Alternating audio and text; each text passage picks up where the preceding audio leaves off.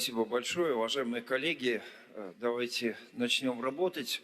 У нас юбилейный 25-й год нашего Петербургского форума и тоже юбилейный 10-й год, 10-й раз мы подводим итоги рейтинга.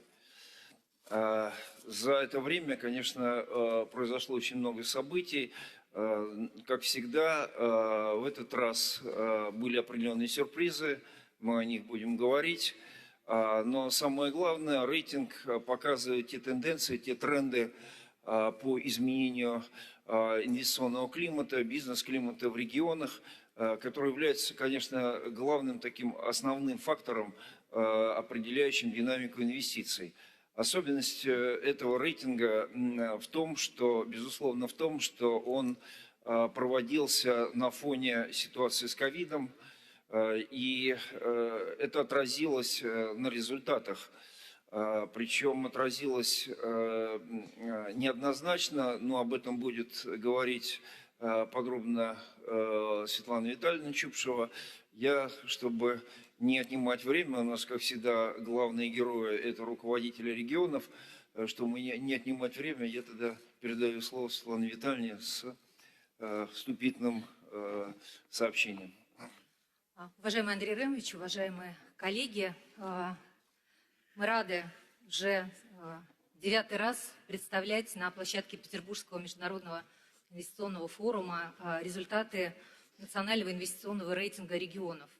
Очень важно, что основная доля показателей, по которой рассчитывается рейтинг, это опросы предпринимателей, инвесторов, которые работают, инвестируют, вкладываются в наши субъекты Российской Федерации. Действительно, эти 2 года были непростые, и тяжело было и предпринимателям, и регионам, и правительству Российской Федерации.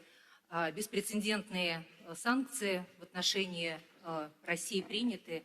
И мы, конечно, тоже думали, какие результаты мы получим, опять же, о чем скажут предприниматели нам, какая обратная связь будет от бизнеса. Хочу сказать, что методология рейтинга построена таким образом, что мы оцениваем регионы не по объему инвестиций, а мы оцениваем эффективность работы региональных команд, руководителей субъектов в части создания благоприятных условий для инвесторов и для инвестиций, минимизации рисков для инвестиционных проектов, создания всех необходимых условий. И хочу сказать, что несмотря, вот еще раз повторюсь, на такие беспрецедентные тяжелые времена для бизнеса и для регионов, общий интегральный индекс за прошлый год вырос на 10 пунктов. На самом деле это очень серьезный прирост.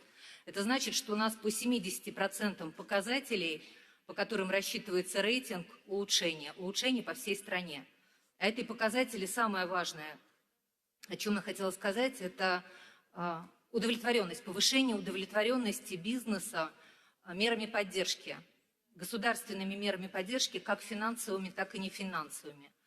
Вот, наверное, благодаря пандемии мы стали быстрее, своевременно, точечно, индивидуально подходить и донастраивать те меры поддержки, которые необходимы бизнесу в текущее время, в текущий момент.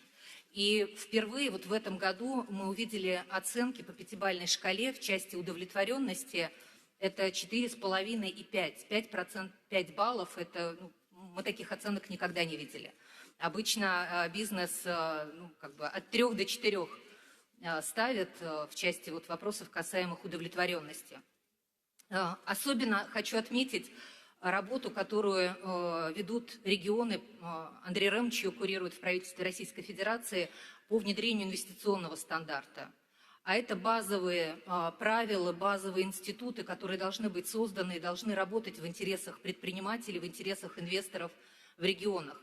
Это касается вопросов, опять же, регионального законодательства, защищающего права инвесторов. Это касается прямого канала связи инвестора, бизнеса с руководителем субъектов, с министрами, принимающими решения по тем или иным важным направлениям для запуска проекта. Это касается вопросов работы, эффективности работы инвестиционных советов, которые созданы у нас во всех субъектах Российской Федерации и которые возглавляют руководители субъектов. И в рамках этих советов регулярно встречаются как с крупными инвесторами, так и с малым, средним бизнесом. И оперативно решают все вопросы, которые на повестку ставят предприниматели. Отдельно хотела бы тоже одна из таких серьезных, мне кажется, новостей, результатов рейтинга – это все, что касается инфраструктуры. Инфраструктуры для бизнеса – это дороги. У нас больше 50% дорог, отмечу, что это не федеральные, это регионального значения, местного значения, межмуниципальные дороги, которые соответствуют сегодня требованиям нормативов. И самое главное, что мы видим 5 последних лет, у нас растет удовлетворенность бизнесом транспортной инфраструктурой. За 5 лет на 15%. Растет удовлетворенность телекоммуникационными услугами. Здесь прирост чуть меньше, 6%, но опять же положительная тенденция ежегодно, каждый год. По сравнению с прошлым годом также мы отмечаем рост. Все, что касается инфраструктуры для бизнеса, это особые экономические зоны, индустриальные парки, технопарки. Мы также видим высокий рост удовлетворенности, эффективности работы таких механизмов, создания такой региональной инфраструктуры, которую отмечают предприниматели. И самое главное, там, где предприниматели ставят высокие оценки за эффективность работы таких площадок, там мы видим прирост инвестиций. То есть мы уже в таких качественных показателях, как рост объема инвестиций, он также присутствует. Из тоже таких серьезных новостей это снижение административного давления. 2020 год у нас мы впервые за все время проведения рейтинга отметили такую положительную динамику, потому что ежегодно на протяжении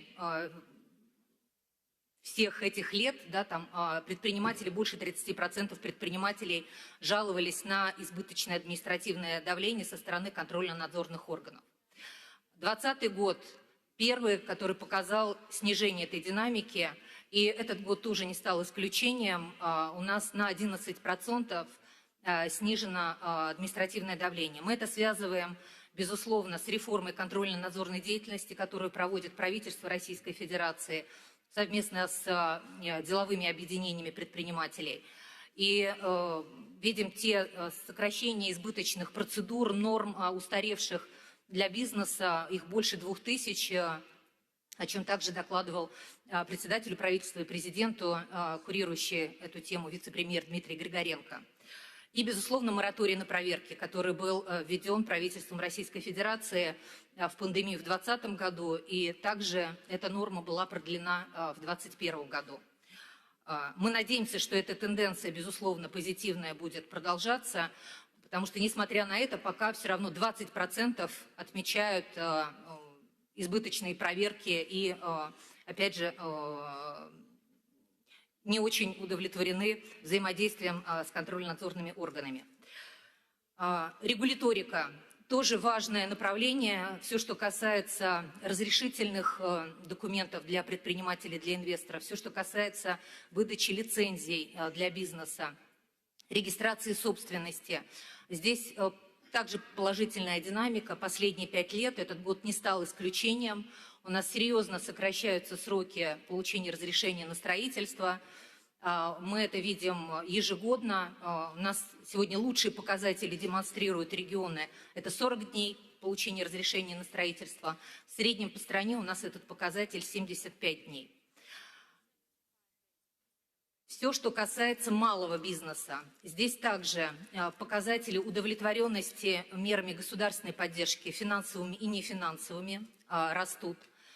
Доступ к арендным площадям, удовлетворенность малого бизнеса растет, консультационным услугам, всевозможным как федеральным, так и региональным мерам поддержки. Это ключевые, наверное, позитивные тенденции, позитивные факторы, которые отмечаем в целом по всем регионам Российской Федерации. Из таких минусов, их немного, но я бы хотела отметить. Несмотря на улучшение и сокращение сроков в части регуляторики, я бы хотела отметить обратную тенденцию впервые в этом году в части энергетики, подключения к электросетям. Увеличение в целом по стране сроков на 11 дней. И мы посмотрели в разрезе, опять же, всех субъектов Российской Федерации, там, где присутствуют Россети, это в среднем показатель 81 день, там, где другие организации, да, там обеспечивают, и здесь тоже принимать соответствующие решения, как нам все-таки вернуться к той динамике, которую Россети демонстрировали как лучшую практику в целом по стране. У нас были несколько показателей в части доступа и подключения к инфраструктуре, которые были у нас 5 лет, на протяжении 5 лет вне рейтинга. Это значит, что мы их не учитывали в расчетах. Это подключение к газу, к воде, это вопросы, касаемые аренды земельных участков и ввода в эксплуатацию. Так вот, это те показатели, которые не были под контролем, по сути, не мониторировались руководителями субъектов, региональными командами, по ним увеличение сроков. Серьезное увеличение сроков, по газу, например, на месяц, на 2, мы видим, да, там, то есть динамика, а по остальным там, показателям чуть меньше. В этом году эти показатели включены в расчет рейтинга, и мы надеемся, что здесь они также будут в сфере внимания там, руководства и организаций, которые обеспечивают подключение, и нам удастся все-таки вместе с бизнес-объединениями, с руководителями, принимающими решения, здесь также оптимизировать и процедуры, и сроки для предпринимателей. Впервые в этом году мы включили по поручению президента Российской Федерации по инициативе деловых объединений показатели силового давления. Это взаимодействие бизнеса с правоохранительными органами. В этом году впервые был проведен такой опрос и расчет. В целом по стране у нас 8% предпринимателей жалуются на взаимодействие с правоохранителями. И в отдельных регионах этот показатель достигает 25-30%. Здесь тоже мы договорились, всю эту информацию в разрезе каждого субъекта мы представим руководителям правоохранительных органов, это МВД, Следственный комитет, Генпрокуратура и ФСБ. Надеюсь, что тоже вместе в рамках инвестиционных советов, вместе с правоохранительными органами, с бизнес-объединениями отработаем с руководителями субъектов, как сделать так, чтобы у нас было меньше жалоб на силовое давление бизнеса. И несмотря на, опять же говорю, серьезную тенденцию, положительную динамику удовлетворенности мерами поддержки, бизнес отмечает недостаток и невозможность получить кредитные ресурсы. Это высокие ставки процентные и высокие залоги. Это тоже сфера, которая требует здесь до настройки, чтобы предприниматели имели возможность сегодня пополнять средства, в том числе на оборотные средства, и инвестировать, запускать новые проекты. Хотела бы отметить, прежде чем перейти к освещению общих результатов рейтинга, хотела бы отметить лидеров в отдельных номинациях. У нас в части регуляторной среды лидирующие позиции занимают Тульская область, Московская область, Нижегородская область, Кемеровская область, Тамбовская область. Все, что касается институтов для бизнеса, это инвестиционный стандарт, это вопросы, которые как раз обеспечивают взаимодействие, прямой канал связи с инвесторами. Смоленская область, Сахалинская область, Республика Татарстан, Москва, Республика Карелия. Инфраструктура и ресурсы. Москва, Челябинская область, Калининградская область, Тюменская область, Магаданская область. Поддержка малого и среднего предпринимательства. Республика Татарстан, Москва, Ленинградская область, Севастополь, Новосибирская область. И отдельно тоже хотела бы отметить регионы с наибольшей динамикой интегрального индекса. Это Курганская область, Алтайский край, Пермский край, Вологодская область, Мурманская область, Севастополь, Хабаровский край. А теперь, если позволите, внимание на экран, и мы, как всегда, представим результаты интегрального инвестиционного рейтинга по всей стране.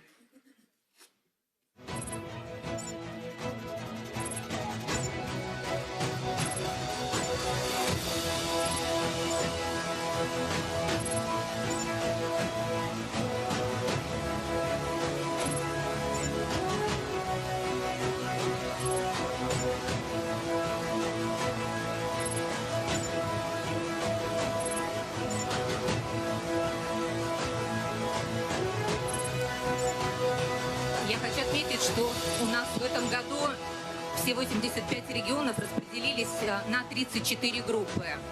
Как можете увидеть, что по отдельным местам у нас несколько регионов заняли эти места, позиции.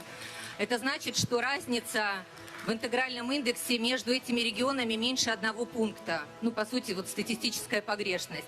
Поэтому рады поздравить руководителей субъектов, региональные команды, бизнес, мне кажется, с очень хорошим, достойным результатом. Несмотря, еще раз повторюсь, на 2 тяжелых года нам удалось сохранить высокий темп по созданию среды для благоприятного инвестиционного климата для инвесторов. И, Андрей Рамович, если позволите, я хотела бы сказать, что в конце заседания мы руководителям субъектов вот такие конверты передадим с QR-кодом.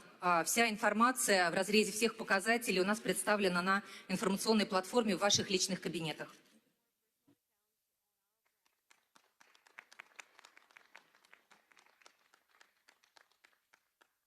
Спасибо большое, Светлана Витальевна. Но я, прежде всего, хочу поздравить руководителей субъектов Российской Федерации с оценками. Мы видим, что на самом деле плотность очень высокая. Тем не менее, Москва 4-й раз подряд занимает 1-е место. Это не случайно.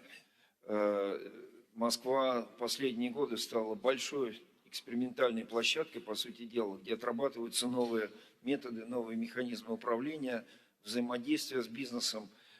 И не только в инвестиционном рейтинге Москва стала лидером, но и в рейтинге качества жизни Агентства стратегических инициатив тоже Москва заняла 1-е место. И могу отметить, что есть известный достаточно рейтинг, индекс городского процветания, ООНовский рейтинг, который отрабатывается по населенным пунктам ООН. Там тоже Москва в 2022 году заняла 1-е место. Несколько цифр хочу привести, просто для того, чтобы мы понимали, что это значит.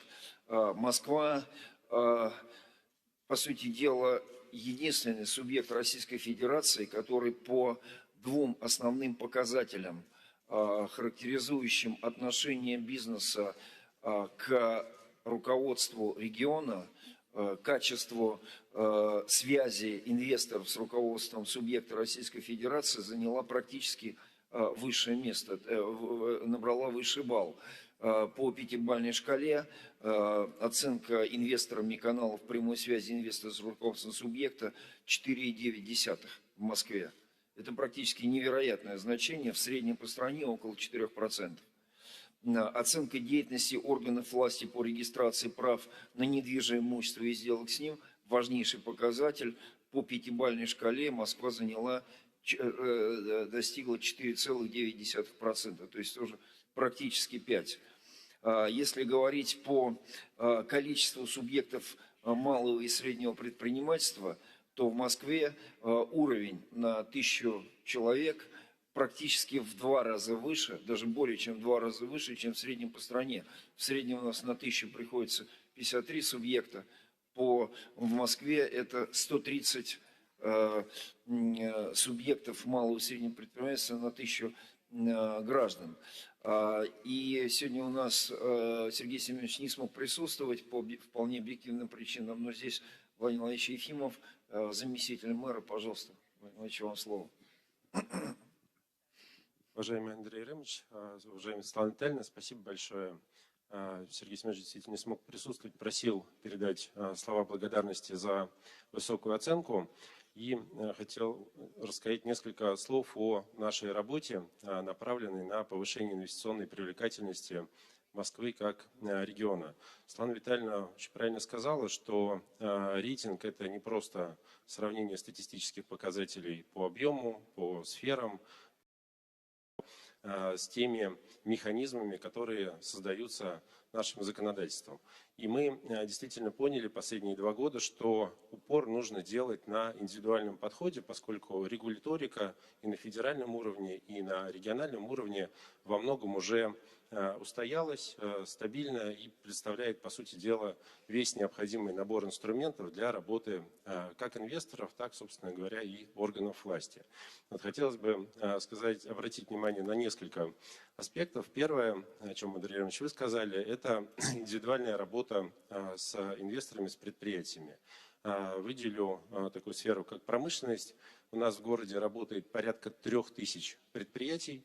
Вот, около 70% из этих предприятий мы объехали лично, с каждым из них проконтактировали, поняли, что практически у каждого в текущей работе, как в инвестиционной, так и производственной, возникают те или иные, порой небольшие сложности, которые нужно решить во взаимодействии с органами власти. Вот, мы в этом году запустили Центр поддержки промышленности, вот, который, по сути дела, является одним окном для наших промышленных предприятий и оказывает, и помогает в решении любых задач, начиная от таких банальных, как там организуем парковку, заканчивая получением любых разрешительных документов в наших органах власти. Ну и, конечно же, с учетом текущей ситуации, это центр, где мы консультируем по существующим и введенным в рамках антисанкционных мерам поддержки, льготное кредитование, предоставление земельных участков, получение субсидий, грантов по импортозамещению. Второй аспект – это, безусловно, малый бизнес. Малый бизнес у нас динамично развивается, доля его как в доходах бюджета города Москвы, так и в объеме инвестиций, которые осуществляются на территории города Москвы, последние годы постоянно увеличивается. В доходах малый бизнес у нас на сегодняшний момент составляет уже 20%. В инвестициях чуть поменьше, около 18%, но тоже цифра очень существенная. Вот, поэтому для малого бизнеса, безусловно, мы создаем целую палитру возможностей, начиная от льготного кредитования. Нашей программой мы дополняем очень хорошую программу федерального правительства по субсидированию процентных ставок. Также мы предоставляем субсидии и гранты на импортозамещение, на приобретение оборудования, на приобретение оборудования в лизинг. Вот, и целый набор консультационных услуг и обучающих программ для субъектов малого предпринимательства. Это офсетные контракты и контракты жизненного цикла. Вот, мы в 2017 году первые заключили офсетный контракт на поставку медикаментов. Вот, помимо того, что мы на сегодняшний момент уже получили крупный завод, вновь построенный на территории нашей особой экономической зоны, мы получили еще и снижение по цене почти в 2 раза. Вот, в рамках контракта жизненного цикла аналогичную ситуацию мы там впервые применили по медицинскому оборудованию, тоже получили снижение порядка 40%. На сегодняшний момент, если взять полный круг всех офсетных контрактов, контрактов жизненного цикла, концессионных соглашений, у нас сумма таких соглашений с бизнесом превышает 1 триллион рублей, около 1 100 000 000. Вот, мы очень благодарны за те изменения, которые сейчас приняты в 3-м чтении Государственной Думой в части регулирования офсетных контрактов. У нас появляется возможность более плотного взаимодействия с регионами, снижен объем инвестиций, которые требуются для заключения офсетного контракта. Это очень важно, особенно сейчас, когда уже существующему производству не нужно больших инвестиций на то, чтобы там создать это новое производство. И в многих регионах есть производства, которым требуется небольшое доинвестирование для импортозамещения тех или иных процессов, либо производства каких-то компонентов. Мы сейчас с коллегами активно работаем из регионов и уверен, что в ближайшее время те законодательные инициативы, которые обсуждаются сейчас уже в Совете Федерации, надеемся, будут приняты, вот, заработают. Это только увеличит инвестиционную привлекательность нашего города и, безусловно, регионов Российской Федерации. Спасибо. Спасибо большое.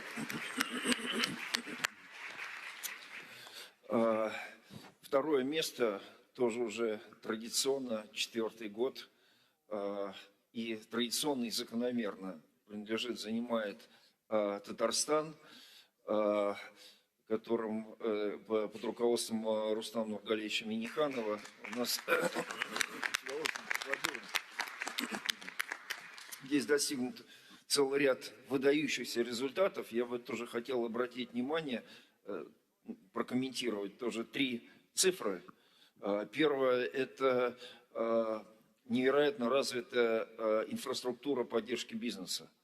Доля рабочих мест в промпарках, технопарках, бизнес-инкубаторах, в общем числе занятых на малых и средних предприятиях в Татарстане почти в 10 раз выше, чем в среднем по стране.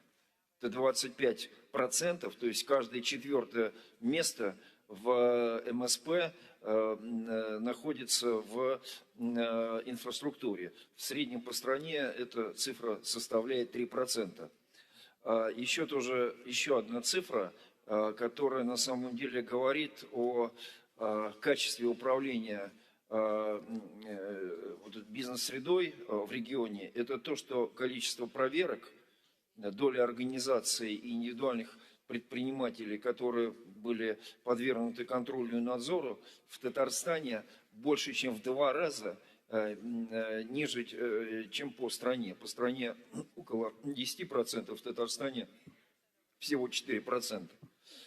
И еще одна тоже очень важная цифра, не могу о ней не сказать, это качество регионального законодательства по оценке инвесторов. А вот здесь я просто хочу вас поздравить, Рустам Нургалевич, вы достигли максимума. 4,9. Большое спасибо. На самом деле мы очень внимательно смотрим каждый год, где мы находимся, где наши резервы. И в первую очередь хотел поздравить нашу столицу Москву. Мы много у вас учимся, поаплодируем нашим коллегам. На самом деле Москва во многом показывает нам пример. Ну и системная работа с ОСЕ, все вот интересные решения, практики, мы их у себя используем. Пользуясь моментом, хотел бы, во-первых, поблагодарить федеральный штаб, Андрей Иванович, вас. У нас тоже в регионе наш штаб, в муниципалитетах. Быстро все решения принимаются. И конечно же, многие все проекты, они под контролем. Это нам дает возможность оперативно реагировать и принимать решения. Вот даже последнее решение по льготным кредитам, системные предприятия получили 50 миллиардов уже с лишним. Малые и средние получили 35 миллиардов. И вот большая поддержка, порядка 150 тысяч наших предприятий имеют возможность по страховым взносам воспользоваться этой льготой. Второе, вы сказали, административные барьеры, мы выглядели не очень красиво, мы попадали в зону критики. Это мы выстроили работу с контрольно-ревизионными, контрольно-надзорными органами, но и здесь огромные слова благодарности прокуратуре. Совместно с прокуратурой эту работу систематизировали, на самом деле это настроение бизнеса, и это очень важно. Ну и, конечно же, чтобы бизнес развивался, надо создавать условия. Мы сумели и федеральную поддержку получить, сейчас и частный бизнес идет, более 100 наших площадок, индустриальных, там разных, IT, значит, 52 тысячи человек у нас работает на этих площадках.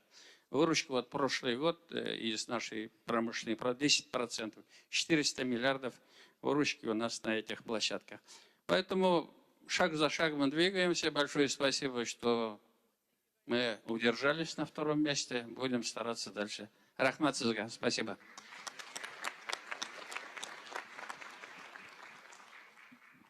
Я хочу обратить внимание, что сколько лет рейтингу, столько он подвергался критике из-за включения этого показателя по проверкам.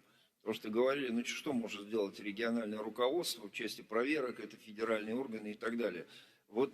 Оказалось, что может. И пример Татарстана, это как раз яркий пример того, что губернатор, здесь руководители регионов могут на самом деле, честно скажу, я считаю, что это просто сенсация нашего рейтинга. Это попадание Московской области в тройку лидеров.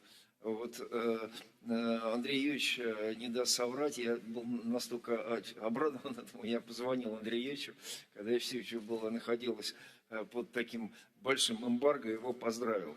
А попала Московская область туда с 7-го места. В прошлом году это было 7-е место, в этом году 3-е. И такой прорыв, не побоюсь этого слова, связан прежде всего со сдвигами в части регуляторики.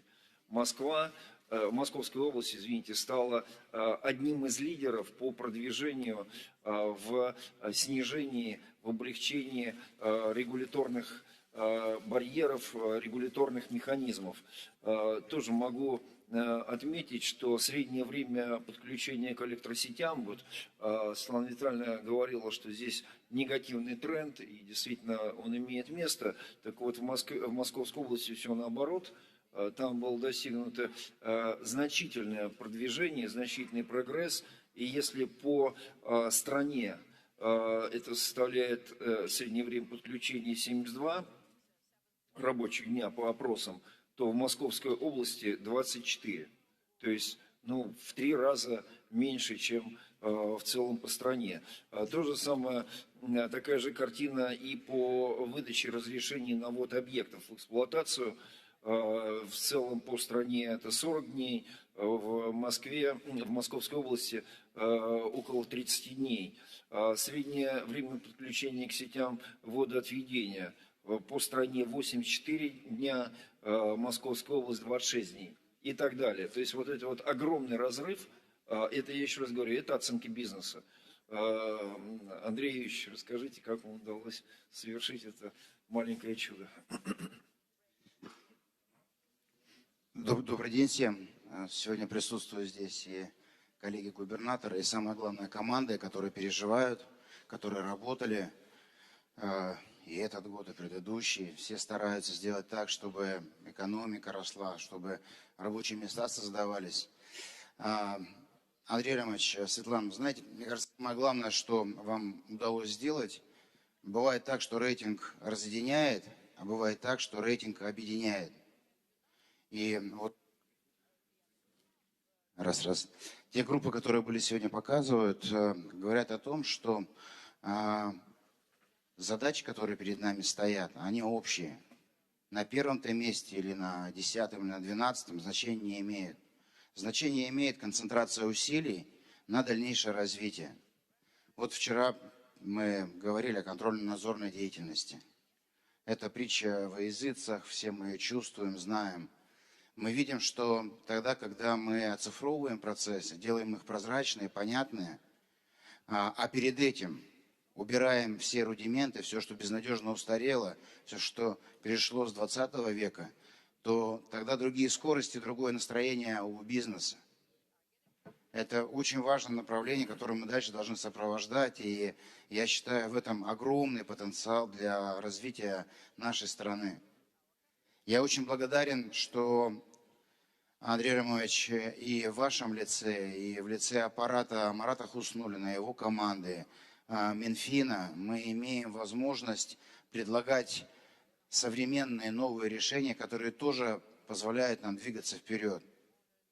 Если бы было наоборот, если бы вы нас не слышали, то никаких скоростей бы не было.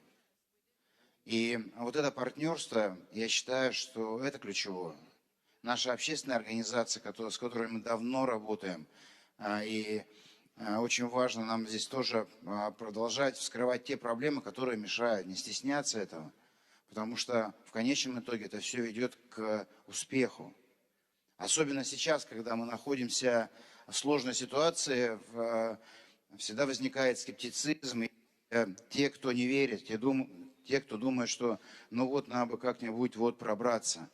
А что, если по-другому посмотреть на ситуацию и поставить амбициозную цель? Где-то это импортозамещение, где-то это технологические прорывы. И мы, Андрей Романович, готовы регионы в этом участвовать. Мы тоже хотим быть частью большой стратегии, которая позволит нам обеспечить прорывы в очень важных областях, которые все знают: авиастроение, судостроение, логистические проекты. Мы очень много общаемся с губернаторами, и за кем бы столом мы ни сидели, мы всегда ищем способы что-то новое узнать друг от друга. Свет, это стало возможно благодаря команде вашей оси, потому что вы предлагаете и даете возможность реализовывать очень интересные проекты не только в экономике, но и качество жизни, о чем Андрей Ремович говорил. Это тоже важно. Какие там способы, как с умом качественно сделать услугу в социальной сфере, Там огромные ресурсы, и там тоже должна быть и душа, и вместе с тем эффективность. Поэтому не случайно на секции собирается такое большое количество коллег, которые участвуют во всех этих процессах. Самое главное, чтобы каждая следующая наша встреча позволяла нам видеть прогресс в экономике, в государственном управлении. И я очень надеюсь, что единой командой нам это удастся и дальше. Спасибо вам.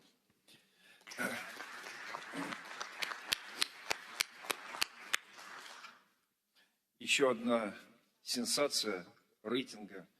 Сенсация, связанная related не с not местом, to a а с... location, but Я здесь просто предлагаю поаплодировать. you know, let's just applaud here that we have a region where in a year the amount of investments grew by more than 25% in comparable prices. This is Tula region.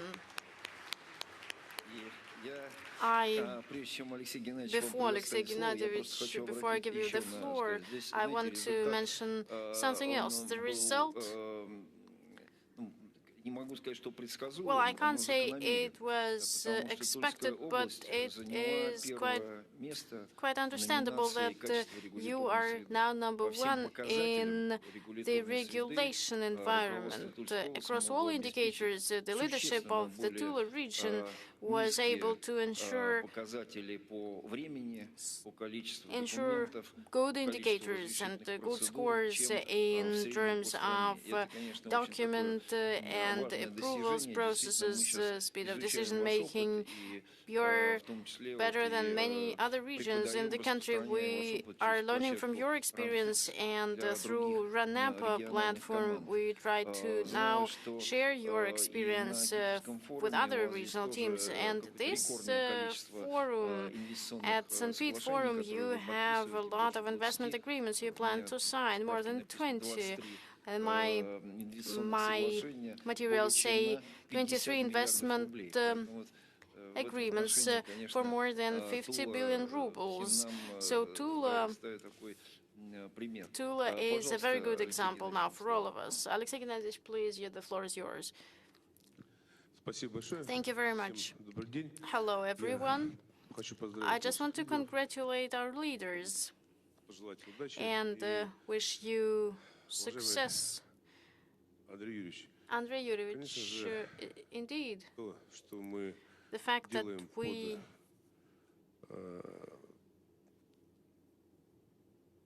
are working under Andrei Removich's control and the Agency of Strategic Initiatives, this makes our team better, and taking the third place, we can say that that's not the most important thing of all.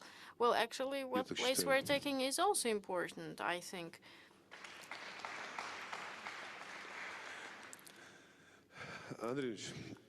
Andrei Removich, you know, we can say a lot, but first of all, I should say thank you very much to people who are working and achieve real successes. This is my economic team and my deputies and the large team who is in charge of this work. And over the recent year, quite challenging one, we were focusing on municipal locations where we restarted, reappointed people who are in charge of their matters, and they should be as efficient as the federal government. Well, we are making a lot of things. I'm not going to delve into details into how we are working specifically. That'll take too much time. But I would like to say thank you very much for new standards developed under your control regional investment rating. That is a really very efficient instrument. And of course, it is very important to share and learn from practices from our colleagues. Almost every representative of regions present here today, we are learning from them, and we do not hesitate to take best cases and apply them in our work, and we also share our experience and our practices. But there is one point, and probably it is too simple to mention, but I would like to anyway focus on it. It is very important when many investors, and sometimes you see them after working on all the things in our economic team, you see them for the first time when you're signing documents. But it is very important that we just interact with people on personal level. For them, these things are very important. This is a motivation for them, a stimulus when the leader of a region, of a constituent entity, irrespective of what amount we have in our agreement, investments come from 150 million rubles up to 15 billion rubles. And such person-to-person, face-to-face interaction, not discussing specific plans for the region with them, but just simple interaction across various themes helps a lot. People can see that leaders of regions are in the fields. They know what is around, and they start trusting you. And I see that after such meetings, informal meetings, just after a period of time, 5 other partners come with this person, with this businessman, because they see how the leader of the region and the economic bloc team, how they work and how they can personally interact with other people, with investors, to create a cozy atmosphere for people. And this creates new results, and that's also very important. So we have a lot of tasks, much work to do. There is federal agenda, and there are tasks that are so serious and are so important that going to remote locations of a municipal district, 150 kilometers off the main city, to start a project and lay the first brick. Well, yes, it takes time, but it bears fruits. So thank you very much, colleagues, for being so involved into the processes. And of course, such events when you, Andrei Ramovich, arguing with teams and together with Sergei Semyonovich, when we discuss things, when we try to share things, and we see that things are done, problems are solved, and things start working, and that's very important. I think such practice can be used when we are living in softer times, because it gives us results, it gives us good indicators, and it simplifies our work, because results of our work is not only impacted by the measures taken by the region, but it is also important. It is also important that such things should work and create efficiency for our joint work and our joint efforts across indicators we are fighting for and working for. Thank you very much.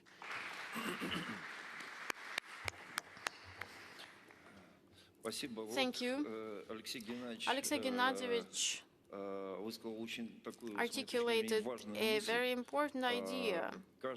Every region, and this is also relevant for leading regions in the rating, has its own specificity of achievements that is showing impact and increases trust among investors. And it is very important that this profile is highlighted, is appreciated, and we need to offer it to other regions for implementation, and thus we improve quality of the business environment. And in this sense, I'm very glad to introduce Bashkortostan, not because Bashkortostan is among the top 5, not for the first time, by the way. нужно But поучиться what we should learn from the leadership of the Republic is how to structure relations with investors. Frankly speaking, I'm very happy to say that Bashkortostan, the Regional Council for Improvement of Investment Climate, the quality of this council is ranked 5 among investors out of the score of 5. In average, across the country, the indicator is around 4. So please, Radi Faritovich, the floor is yours. Esteemed Andrei Yeremovich, Svetlana Vitalyevna, dear colleagues, friends, we are very thankful for your appreciation of our work over the year. Last time we were number 5. I think I will get back home and my people will ask me, how are things? I would say we are high five. We are all A's, and Tatarstan are C. Not as good. But, you know, Andrei Yeremovich, the recent 2 years were very tough for business activities. Just looking at the activities of our managerial teams over the period, it might look like we were trying not to support businesses, but create new barriers for businesses to stop. QR codes, wearing masks regimes, but nevertheless, businesses didn't stop. They were developing, and we see it across the country. And of course, this is a credit to your team, a tribute to your team, because together with experts from the Agency of Strategic Initiatives, we've covered this path together. And speaking about us, we were listening very carefully to what you're saying and the ideas and initiatives you articulated, because you analyze the best practices that we might not see or implement immediately because of getting too deep into routine things. So thank you very much for your ideas and all the initiatives that move us forward. And we're very happy to hear that in this part of the rating we are quite good. Indeed, probably this is just a question of prioritizing what is important for the leader, for the managerial team, management team, and of course for us it is important to attract investments. And I always say that our republic, as many other regions, is a place for investments. You can work here, you can be supported here, you can find understanding and support. Thank you very much for this. Of course, today I would like to also say thank you very much to management team of heads of regions, because, well, rating might create competition. Yes, competition is quite tough, but the rating allows us to learn from each other, because all these practices and cases we take from our colleagues from Moscow. The Moscow regional traditionally that always generates great ideas, and Tatarstan also. I've already mentioned them. We cannot do anything without them. We cannot move forward without them, and they cannot move forward without us. So thank you very much. Thank you very much to all the teams. Wish you success. And to conclude, I would like to say that if we have C or B, 4 or 3, we're not offended. We'll go forward. Thank you very much. You know, thank you very much, colleagues. At every session, especially morning session, you know, we are having a busy day in front of us, and we should create an intrigue now. And now I'm giving the floor to a person, a leader of a region who are not prepared probably to speak now. We didn't plan for his speech, but I should give him the floor in the context of what we were discussing now, you know, learning from each other and all that. Nizhny Novgorod region. This region is innovating so heavily, and we need to learn from their experience. Nizhny Novgorod region is also among the top 5, and this is one of the best corporation of development in the country, and the system принципу working одного with окна. businesses Это as калькулятор one-stop строительства. shop, Говорят еще, я не хочу calculator Глеб of Сергеевич, construction projects. готовились, So, Gleb Sergeyevich, I know говорите от you сердца. probably are not prepared, Спасибо. but please speak from your heart. Thank you very much, Andrei Removich. Indeed, 4 years ago, we were number 70, and we could not bear it. Someone said we should not live like this. And at that point of time, I got involved into the rating, and we improved our position over 4 years. Last year, we were number 4, so the achievement was great, and we were so happy. Investors were happy, and also the person in charge of the rights of entrepreneurs thinks that it's his achievement, and he was so glad about that. And colleagues from the agency who helped us at the start were also very happy about our success. So 1 year passed, and I can't say that we stopped our efforts. No, the goals were very ambitious, and we were working harder in terms of investment climate and other rating matters, and we grew +1 position. Why I'm saying all that, the competition at the top and in the country is very tough now in terms of investment climate and so on. And now it is very challenging and hard to surprise people with anything. I think this is an achievement of this rating as an idea of it. The goal was that all regions are balanced, to balance the differences between them, and considering the methodology for creating the groups. You know, at the 5th place, there are 5 of us. We are all together, but I think, Andrei Removich, we are moving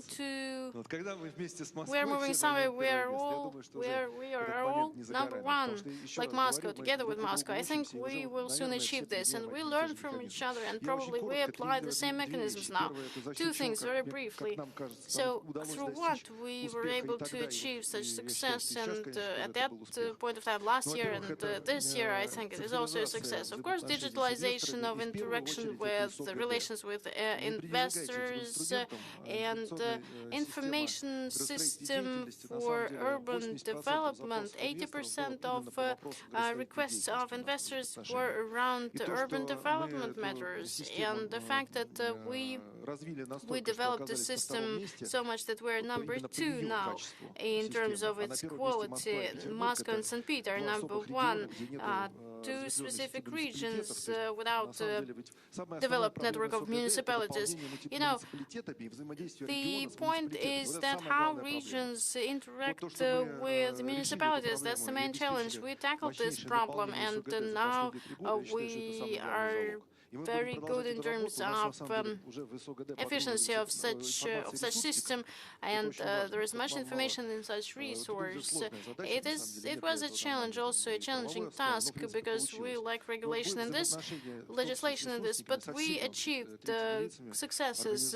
We organized quite good system. Electronic expert is also important thing, but it's number 2. Number 2 is experimental zones operation. First of all, special economic zones. I remember how I looked at Uzlovaya, and I thought that Alabuga is something unachievable. Well, they are leaders, still, but nevertheless, our achievement is the Kulibin zone. It is 80% full now, though it was launched 18 months ago.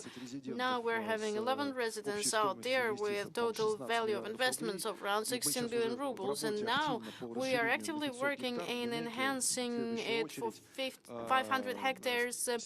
We're talking to the ministry. 17 companies have already signed MOUs. 45 billion will be invested, and the majority of them are not going away despite serious turbulence in the economic environment. And another piece of feedback from investors, point number 3. Of course, we are thinking about investors in 5 in utilities and some other areas. But when our Center for Utilities is well equipped and manned, we can work with investors actively. You know, I just want to offer you a joke. COVID helped us a lot. Actually, during COVID, the distance shortened with even the smallest investors. And yes, now we have new instruments. We are now subsidizing communal payments and salaries, and it is more interesting for them to interact with us now, and this contact is strengthening. So supervision and administrative barriers. All governors, I'm sure, remember when you go from one step to another, and then you have to deal with coronavirus, about those masks not being worn in transport, and then you go over to another room and you do a meeting with Rospotrebnadzor and the audits and all. So actually that's the way to find the right balance. And certainly I think that we can do with our joint effort, and we did it. What are the reserves? As I said, continuing construction of serious construction. It's not 1 year. It's a construction of a single window with all, and we know how to do it. And that's also expansion of special economic zone and implementation. And thank you very much. And as I said, we used fast track of Tatarstan as the best practice, and we have implemented it, and it is operational now. In the Fund of Industry Development, and we want to use this instrument for all the support, and I can advise it to all because it's a very good instrument, and also not to reduce the involvement rate and goal setting, because my goal, to be quite candid, was higher than the one we managed to achieve. But so that's the room for improvement. Thank you very much, Andrei, for the work of your headquarters, and we have fulfilled all your recommendations, and I think it was the prerequisite of in the declaration and the regulatory standard in all, and I would not enumerate them all. And thank you very much, all the panelists here, for your support and help. Thank you. Well, I would like to draw your attention to one thing that Gleb mentioned here about building up effective relations of the entity and municipality, because I think that the distinguishing feature of all the entities and territories in the first places about Tatarstan and Bashkortostan and other regions, I think that's this mechanism availability, and we are looking at it now. I think we treated it sort of arrogantly before, but now we can clearly see that to make up effective business environment, that's the key thing. And indeed, Nizhny Novgorod can provide the best practice and play the role model. And also a very pleasant, sensational thing. So another breakthrough, quite pleasant, is the first place of Sebastopol in the rate of upside growth. We started to rate Sebastopol only since 2016 for reasons quite clear, and Sebastopol and the Crimea were at the end of the rating, somewhere in the last 10, but they've been moving very fast in the recent couple of years, and they are now one of the leaders in the number of additional scores that Sebastopol has accumulated just in almost in all nominations, according to the estimate of the quality of regional legislation. And I would like to give the floor to Michael Razvazhayev for him to share his experience. Thank you very much, dear Andrei Removich and Svetlana Vitalyevna and colleagues. would not like to repeat things that were already mentioned. Of course, we are learning from our senior colleagues, those who have achieved and keep the high indicators. Well, Moscow is the partner which has been helping us from the very first day, and we are trying to do it. So I think that the most important thing is the feedback, to listen and hear the business. COVID has make it close us because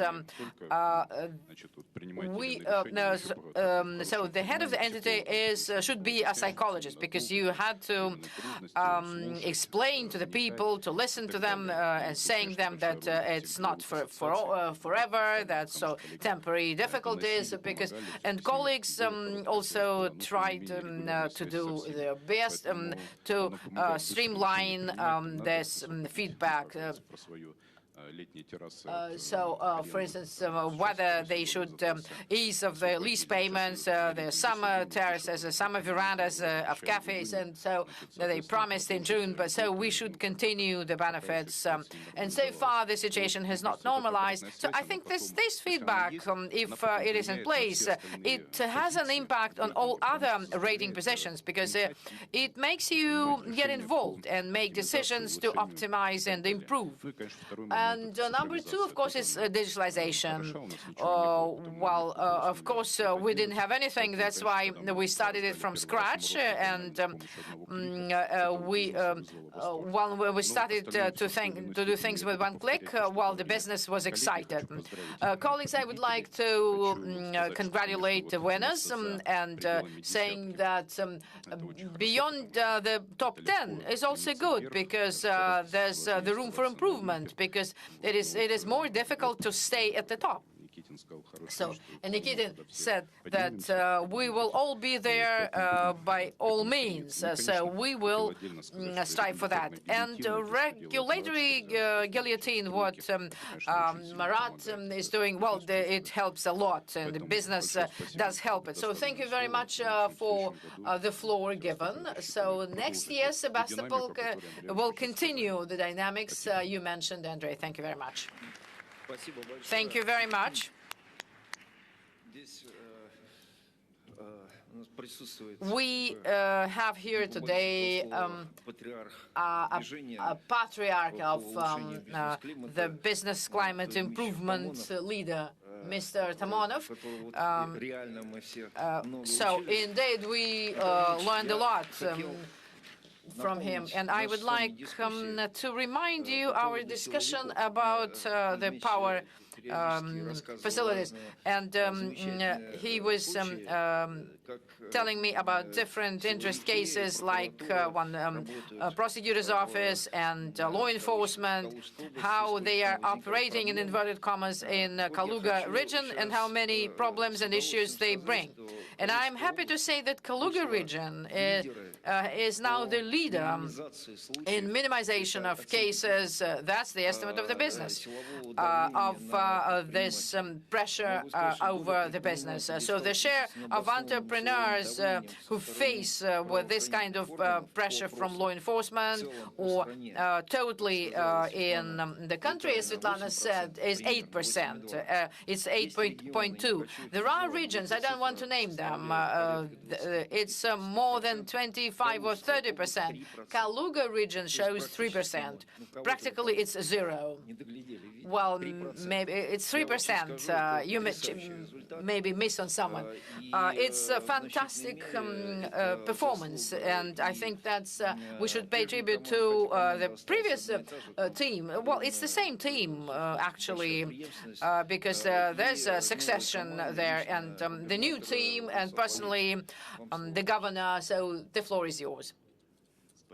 Thank you very much, dear Andrei. So you were absolutely right saying, and you set the tone of our nomination. I would like to say thank you, because that's quite a serious position of the Kaluga region in the rating. And so you also have come to the highest rating steps. And today, the Kaluga region, despite all those efforts of law enforcement, is still very high in the rating. And that's true. And that's a very serious challenge for all our colleagues, for all of us. The questions our colleagues address to the business. Today, it's extremely important for the entrepreneurs to feel safe and calm.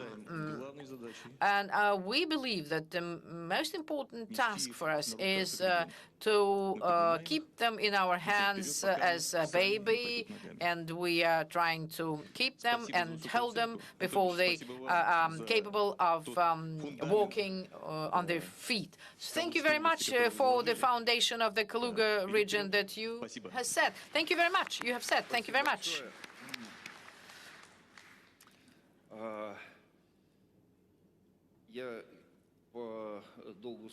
Well, according to my right of the moderator, I am here to recap, but to be quite candid, I would like to give this honorable right to the person who is in the front row, Mr. Limarenko, not only because he's in charge of the Commission of the State Council on Investments, but also because Sakhalin region is also well, recently has become an experimental site where we streamline new methods and mechanisms. And quite deservedly, they are in the top 5. I am not going to enumerate their achievements practically in all indicators, because the indicators are about 1.5, 2 times better in Sakhalin. It's than average over the country. So I better give the floor to Valery to recap. Thank you very much, Andrei and Svetlana. Good morning, colleagues and friends. You know, I am very happy to say thank you to the business, which gave us such a high estimate in Sakhalin and for those who are now leaders. Because the business and not the executives are the ones who estimate and assess, evaluates the indicators. That's very valuable because we have huge challenges. First it was pandemic, then sanctions, and under the conditions we're becoming closer, and all Russian people and we with the business, we are closer now. Our business is very happy now with the performance they have, and because they feel this unity. Look, what happened when sanctions had been introduced? In every investment project, we then gathered together the banks and construction and infrastructure, and every facility was developed, and we are monitoring not to lose anything, and we have not lost any investment project in the meantime. No employment, and we have record indicators, record high indicators in employment. Under the conditions when there's a huge political and economic crisis. This makes Russia stronger.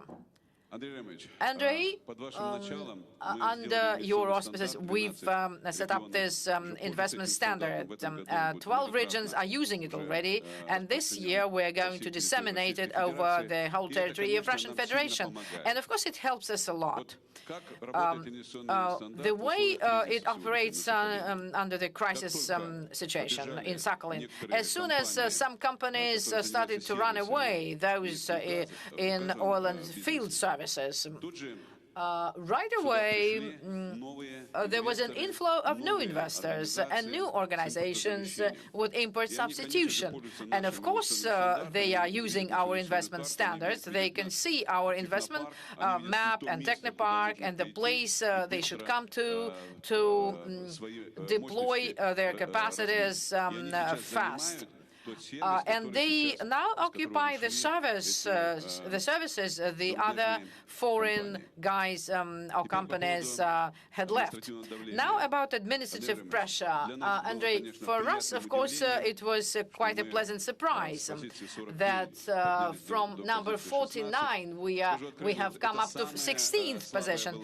That was our weakest point last year, and we were upset that we were so bad. And together with prosecutor's office and the team, and together with the business, we've managed to overcome this problem.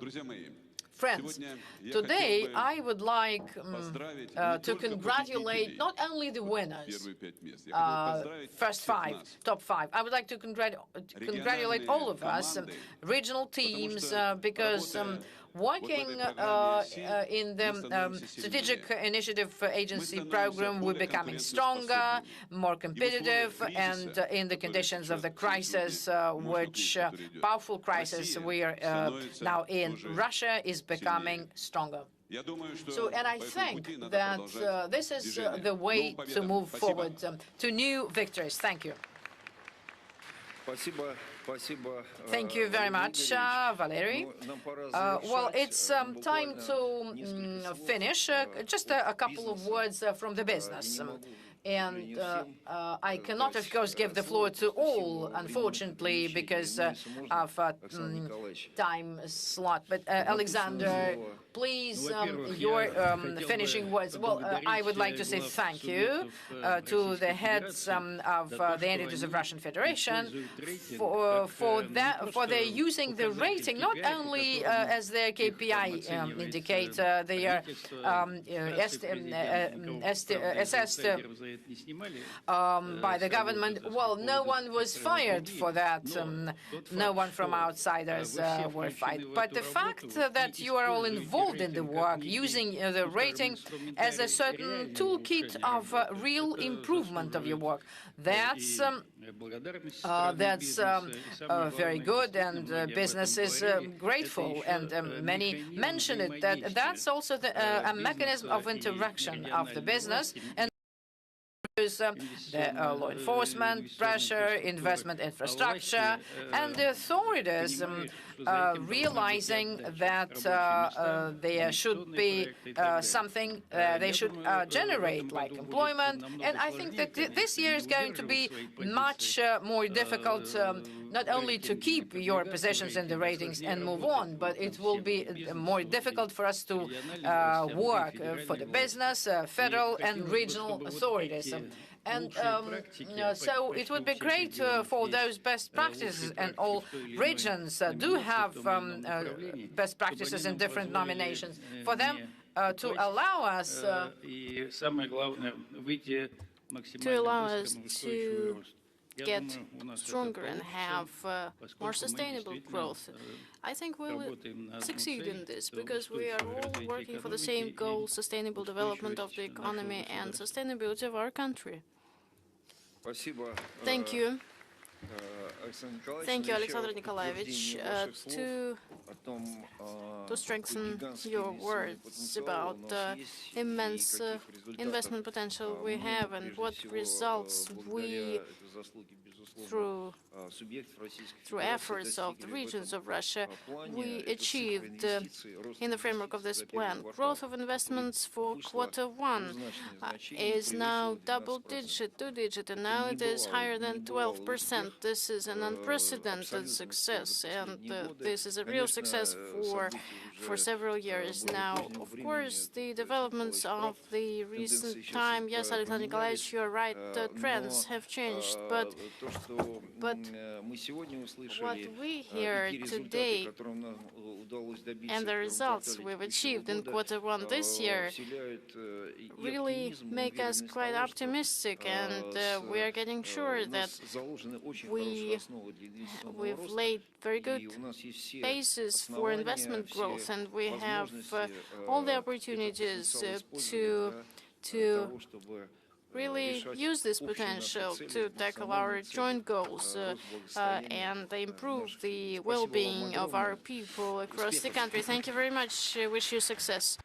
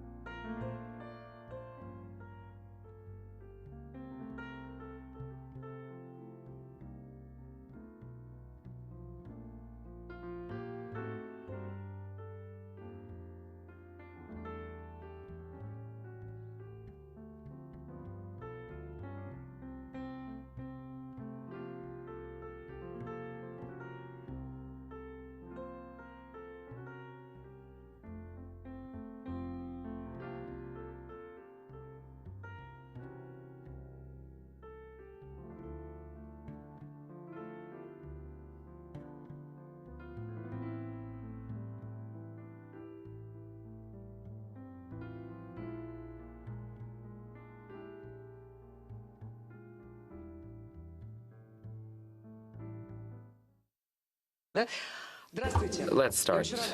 Hello there. I'm happy to welcome all of you. Thank you for coming. We will be now announcing the opening of the VTB session at the St. Petersburg Economic Forum, which is entitled New Realities of the New World, a Game with No Rules. Verily, I think you've noticed, in the recent months there's been a grand-scale transformation of the global order, world order. The rules of the game are changing. And our objective today, together with our speakers who represent key sectors of our life and economic agenda, it's befallen on us to assess the depth of the changes and the consequences of them for Russia. And what we'd like to do right now is to try to formulate the new priorities for the business and the state and the role of the government and the role of the country in the new world which we landed in. Who's going to be setting up the new rules of the game? Our esteemed guests on the panel. Andrei Kostin, the chairman of the VTB Bank, Maxim Oreshkin, the president of the Russian Federation, Valery Sidorenko, first deputy chief of staff of the government of the Russian Federation, Vladimir Kirienko, chief executive officer at VK, Yaroslav Kuzminov, academic supervisor, National Research University High School of Economics, Valery Gergiev, the artistic director of the State Academic Mariinsky Theatre, and Grigory Karasin, in International Affairs at the Committee of State Duma. We have a very short session, that's why I'd like to ask all the speakers to just take 5 or 7 minutes, no more, and I'll be a very rigid timekeeper. Andrei, let's start with you. Mr. Kostin, can you please explain to us why have we chosen that particular topic? And there's a question mark in the end. What does it mean? Does it mean that there's still rules around? Has someone put a question mark? I would have put an exclamation mark myself, because I believe that after the 14th, the 24th of February, we're facing a new Western position, and I think that position is no rules. And even the rules that were set by the West themselves are no longer in operation. Take the WTO, say. Imagine they're introducing trading sanctions with no limits, or when banks are being cut off the SWIFT system. What kind of rules are we talking about? Is it even within the current landscape of rules? The situation is very clear.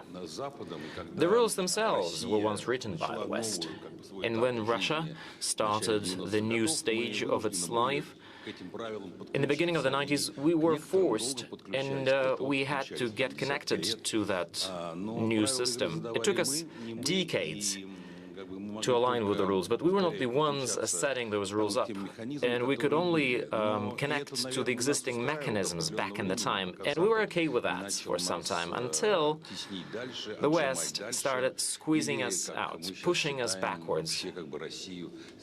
And some of us are even saying that the West was trying to cancel Russia by doing so. Divided to zero. Once I met with an editor-in-chief of a Western magazine, and he said to me, the West has made 3 bigger mistakes. First, when they invited Baltic states to join NATO. Second, when they approximated Georgia to NATO. And the third thing, what happened in Ukraine. And these 3 mistakes left no air for Russia to breathe. Therefore, we said, we are not okay with those rules, and we want a new life. And as soon as all of us will realize that the life has turned into something different, that it's a new life, and as soon as we start restructuring our politics, social life, and even music life, and Valery here is going to talk about that, as soon as we realize that a restructuring is needed, new principles will be formulated, and those principles will be the ones based on which we'll be agreeing with the West, something that will come to place to replace the no-rules rules. Do I get you right that all rules in your sphere have changed? Well, I don't see any rules that would have remained to a larger extent. I don't see that. I think the process is going on for a very long time. You know the 10 Commandments? Yeah. Certain commandments are still in place. thou shalt not kill, for example. Yes, Maxim, I think you've preempted my speech and my intervention. I wanted to ask all the speakers to do a blitz talk to me. What's the most solid rules that you used to have in your sphere that has got cancelled somehow, or that was completely disrupted? Something that was taken for granted. You took me unawares. You caught me there. What stayed and what remained to be solid, it's that every country needs to put its interest above all. This is the rule that most countries are coming to realize, but this is the rule that is still relevant, right? I'm asking what's been cancelled, what's been changed. A reverse rule. That, yeah, you want to change somebody's interests. Grigory? Yeah, call me Grigory. This is the best.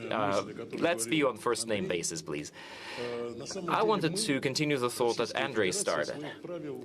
We in Russia never changed our rules. We're still loyal to international law. We believe in the supremacy of law. We are still loyal to the Charter of the UN. We want us to be respected, and that's what we're striving to. We want our proposals for strategic security has been considered and given attention to, and not just fictitiously. So the rules remain the same, and we insist that these rules must be followed. And that's the way our foreign policy will proceed. Grigory used to be our ambassador in London, and he played a significant role and made a great contribution to establish our relations, but now he's sanctioned. He is sanctioned. Yes, that's an interesting turn of events. Yaroslav, what about you? As far as the science is concerned, and as far as education is concerned, we used to have stable and solid rules, like pillars on which we reside. And we all must work for a global cloud of outcomes, of scientific outcomes and scientific achievements. And that cloud must be made available for everyone. It has to be free, and everybody has to promote contacts with people in science and promote access to the knowledge cloud. But for the first time in history, there are attempts being made to exclude Russian and Belarus scientists from that system of contacts, from that general cloud of knowledge. There are attempts being made to exclude our students and to disallow them to see the new knowledge and present their own. I think it's a fundamental change, and I believe that change is of the same scale as attempting to steal or seize somebody's property.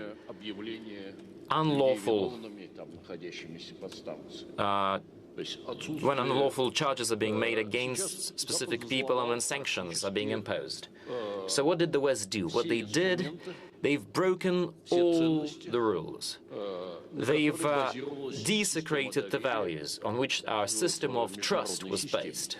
The system of trust towards international institutions, starting from currency and property rights and ending with openness, education, science, and I even think Valery can say the same about art and culture.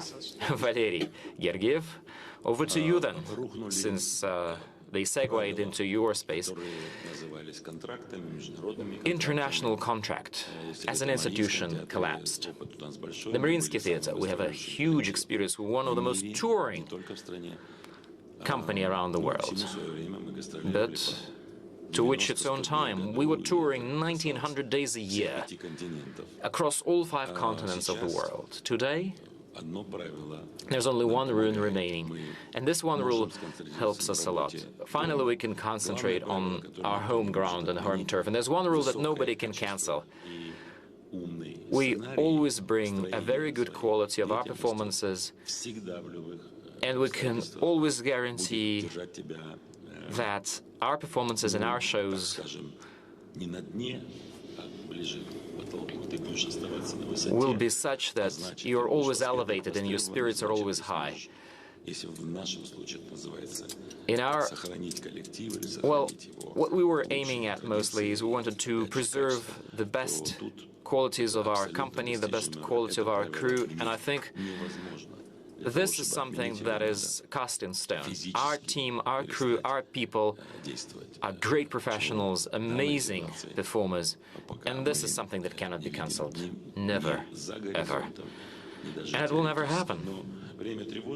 I know that we are living in a time of trouble, but I'm sure that the reconstruction will soon be over.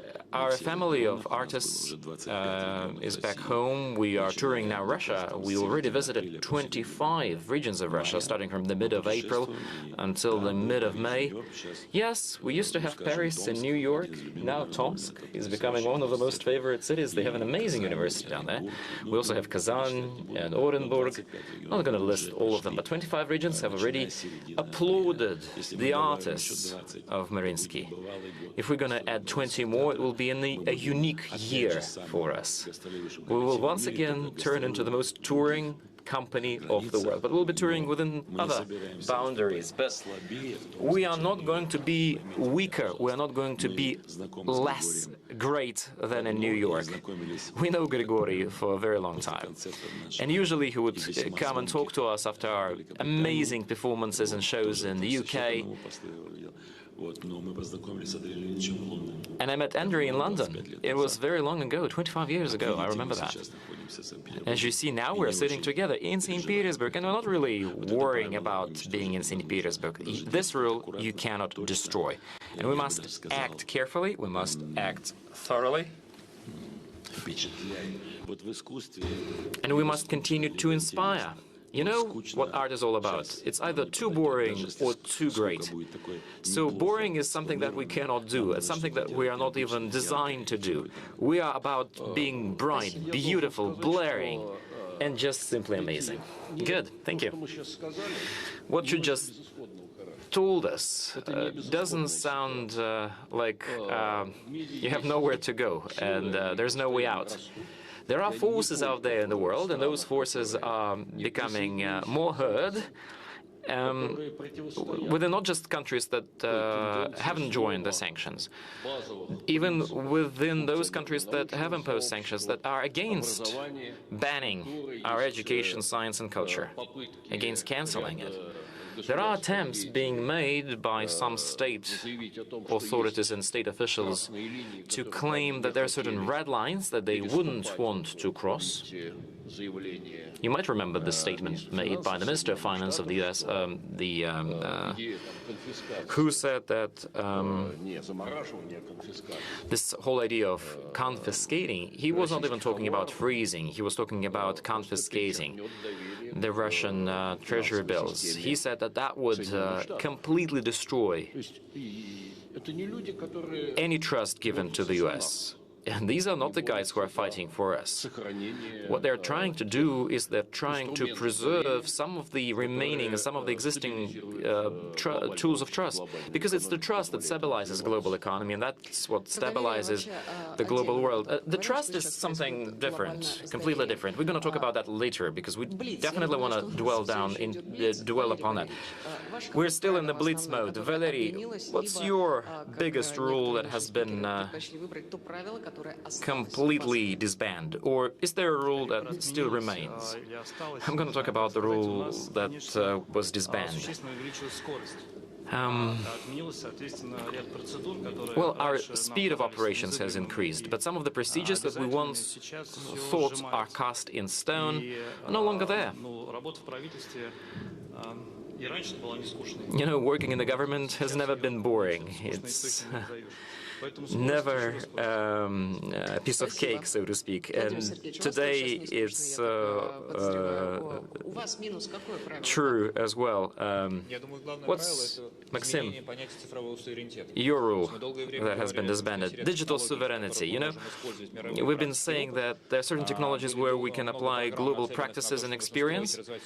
We had a number of programs about developing our own solutions, but the current changes have demonstrated to us that the boundaries of digital sovereignty reality make you feel comfortable only if you develop your own software, or if you do some software within Russia, or it's an open source code. All other alternatives make you dependent, and that state of dependency, well, you can't control the process. Of course, it creates a lot of challenges for the IT industry, but also it creates a lot of opportunities. You can make up your own products that will make you fully independent and sovereign. And these are the new rules that we need to learn to abide by. And of course, new standards are required in order to have those rules on board. Yes, you told us that the banking system in Russia started from the 90s, and it used Western standards to orient itself as a reference point. Now we go beyond that. How will the Russian financial sector adapt to the new world? Which path will it trod? We have one path, and that's it: de-dollarization. And I would add another word, and I don't remember which one, but that doesn't matter. We have a unique country where every babushka checked for the currency exchange rate for a dollar. I don't think any other state does that. I don't think anyone does that. Remember, we used to have apartments bought for dollars. We used to have apartments bought for euro. We all were aware of the currency exchange rate. So I think the time is ripe when there's no other choice. 3/4 of the banking sector is completely cut out. And I'm not talking about the number of banks, but the largest financial institution. I'm talking about the number of assets. I think the top 7 banks in Russia has just one bank, Gazprom Bank, who is yet not under sanctions. All the rest are hit. There's no other choice, and I think it's the matter of life and death to proceed with national account settlements. And of course, using euros and dollars is a universal means of settlements, of payments, because it's easier this way. It's universal. But there's no other choice. Again, we're left with no choice. When that payment vehicle or means becomes a weapon, I don't have anything to say about that. Even our friendly partners, they're not afraid of the nuclear arsenal of the US. They're not afraid of the military might of the US. They're not afraid of the economic sanctions. They're afraid of being stripped of the dollar. The dollar is the strongest weapon that the US has. It allows them to dominate, and that's what makes them a scarecrow. I think there's no other choice for us. Understanding and knowing all the difficulties we will face, knowing that, of course, the road is going to be bumpy, but we must proceed with the non-dollar settlement rules with other countries and payment rules, especially with the biggest trading partners of ours, like China and others. The closest, the near abroad, so to speak, Azerbaijan, Kazakhstan, and India. We know that the trading balance is skewed, and of course there's a lack of import, but I remember when I still was doing private business, I remember the clearing code 245. We still had it back in the 90s. It was a clearing code that we used to do our transactions with India. Why not start using dirhams for the Arab Emirates? It's a very complex process. Not all of our partners will agree to that, but sooner or later they will do it. And of course, all their attitude changes, and of course they're scared as well. And that's the first thing I wanted to mention. The second thing I wanted to mention is what we need to be more focused on the internal market. Yes, this import substitution fashion has come to an end in the banking sector. Our infrastructure has been already ready by the time it all started, and what we now need to do is we need to substitute for our population and for our financial corporations and companies.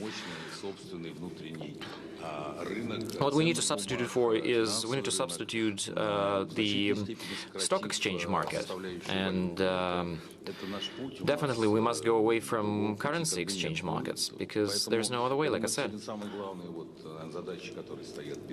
That's the biggest task at hand for us, the banking sector. Maxim, now you. Knowing that we're focusing so much on Russia right now, that we are growing within, can we just say that our economics will stay open, and how will that new openness look like? Will our economy stay open, and how will it look like? Of course, our Western colleagues wanted us to become a closed economy. They think they're doing everything they can to plunge us into that state. They started believing in their own exclusivity. They started believing that their status is not a consequence of an objective reality, it's something given by God, or supernatural powers even. But that status must be supported by trust. It must be supported by the trust towards institutions. You've spoken about the property institution, you've spoken about the trust towards currency, and that currency trust has already been undermined when awful mistakes were made and when the global wave of inflation rolled out in the 20th century. The political system is losing trust as well. The political system in the Western world is currently fragmented, the society is fragmented, and it's not being united. The trust is lost. With the lost trust, the status of uniqueness disappears. They wanted to isolate us, but what they did manage to do is by making everybody trust them less, they are isolating themselves. Fewer and fewer organizations and countries want to do business with them. Yes, Andrew's right, there's dollar. Everybody's used to, I would say that dollar is not a weapon, it's a drug. The drug that the whole world is now using for clearances, for settlements, for payments. Dropping drugs is not an easy thing to do. It's always a very complicated process. But then awareness is the key. Knowing that it's a drug, not a benefit, not a value, it'll make you better. They wanted to isolate us. It didn't work out. Russia will be an open economy. We have lots of partners. And of course, with this new openness, we need to proceed with building the infrastructure for clearances, for logistics, for everything else, a lot of other things, and that's yet to be done. Now we are trying to build this infrastructure. Well, we are talking about the interbank relations, the currency which was at the center. But I think we have to look at the whole story at a new, well, it's a new, or in a new way, and to realize it using new approaches and new technological methods. So our IT companies will help us. I will not go into details and disclose this information, but we have to build up the infrastructure comfortable for all participants and based on new technological solutions, because the new world and the new system should be built on the fair interests and fair relations. Well, if we talk about the ban or refusal of this drug, de-dollarization, refusal of dollars, can you say that we have already passed the most painful, the most critical period for our economy, and now we can, according to the medical protocol, we can, bring our economy of Russia to a more healthy status. Of course, the most difficult, the most painful period was in March. We discussed a lot with Andrei Leonidovich the conditions for VTB, withdrawing of deposits, but now, the bank did well. They are successful and they want to receive profits. With Andrei Vyacheslamovich, we also discussed it a lot. He came to Russia and at that time, he declared his very clear position, but it was his first response, his first understanding what he would do later, and now he is implementing his plans. There is a great number of concerts in Russia. And that is why, the most difficult, the most challenging period was March. And if we consider every section of work, all the private companies were also stressful, but they managed to overcome it. They found a way out. Culture, science, people, they managed to overcome these stressful situations. Of course, there are too many issues to overcome, and we have to do a lot in order to reach this stable pathway, but now you see the signs of a stable remission. At this moment, it's a stabilization, it's overcoming shocks, and it is an ongoing work striving to bring back the positive dynamics. What's in the current conditions? How is it possible achievement of the national development projects? Modern national development goal is striving to improve the lifestyle of the population. It is the fight against poverty, and we have to reach this goal. We have to achieve these goals. We cannot refuse any of our indicators and goals. We have to guarantee all our social obligations that have been announced, and we have to continue to build schools and hospitals and to do everything possible to achieve these goals despite all the challenges and difficulties. If we will not reduce our efforts, and there are no signs for reduction of these efforts, I would say that we have to increase our efforts. Of course, we will achieve our goals, but no doubt, to have resources, we need to strengthen our work and to guarantee our economic sovereignty. We need additional economic activity. As it was mentioned, we've stabilized, but we need to increase our incomes, we need to increase our production. And what needs to be done to achieve these goals? These challenges, they determine some tasks which are dealt by the government with. It is the expansion of, it's the overcoming of the transportation blockade, it is technologies, exports and imports of goods, trade restrictions, and what we were talking about today, it is the restrictions related to the global financial system. What is being done? In the government, we have a unique governmental plan. It is like our ABC, and we work according to these rules. So the government is working dynamically and takes anti-crisis additional measures, and there were like 10 packages of such measures embracing more than 300 measures. But these measures, mainly they are short-term and they are relative to the situation, which cannot be avoided at that moment. But by the end of the year, when we understand more stable rules of the game, we will have to adopt new goals, not replacing the old ones, but probably there will be additional goals. And we will have to formulate a new vision of our development so that to achieve the economic sovereignty. Well, excuse me, the state has such a reserve as a great number of enterprises, companies with their own capital. Or is it planned to use them somehow?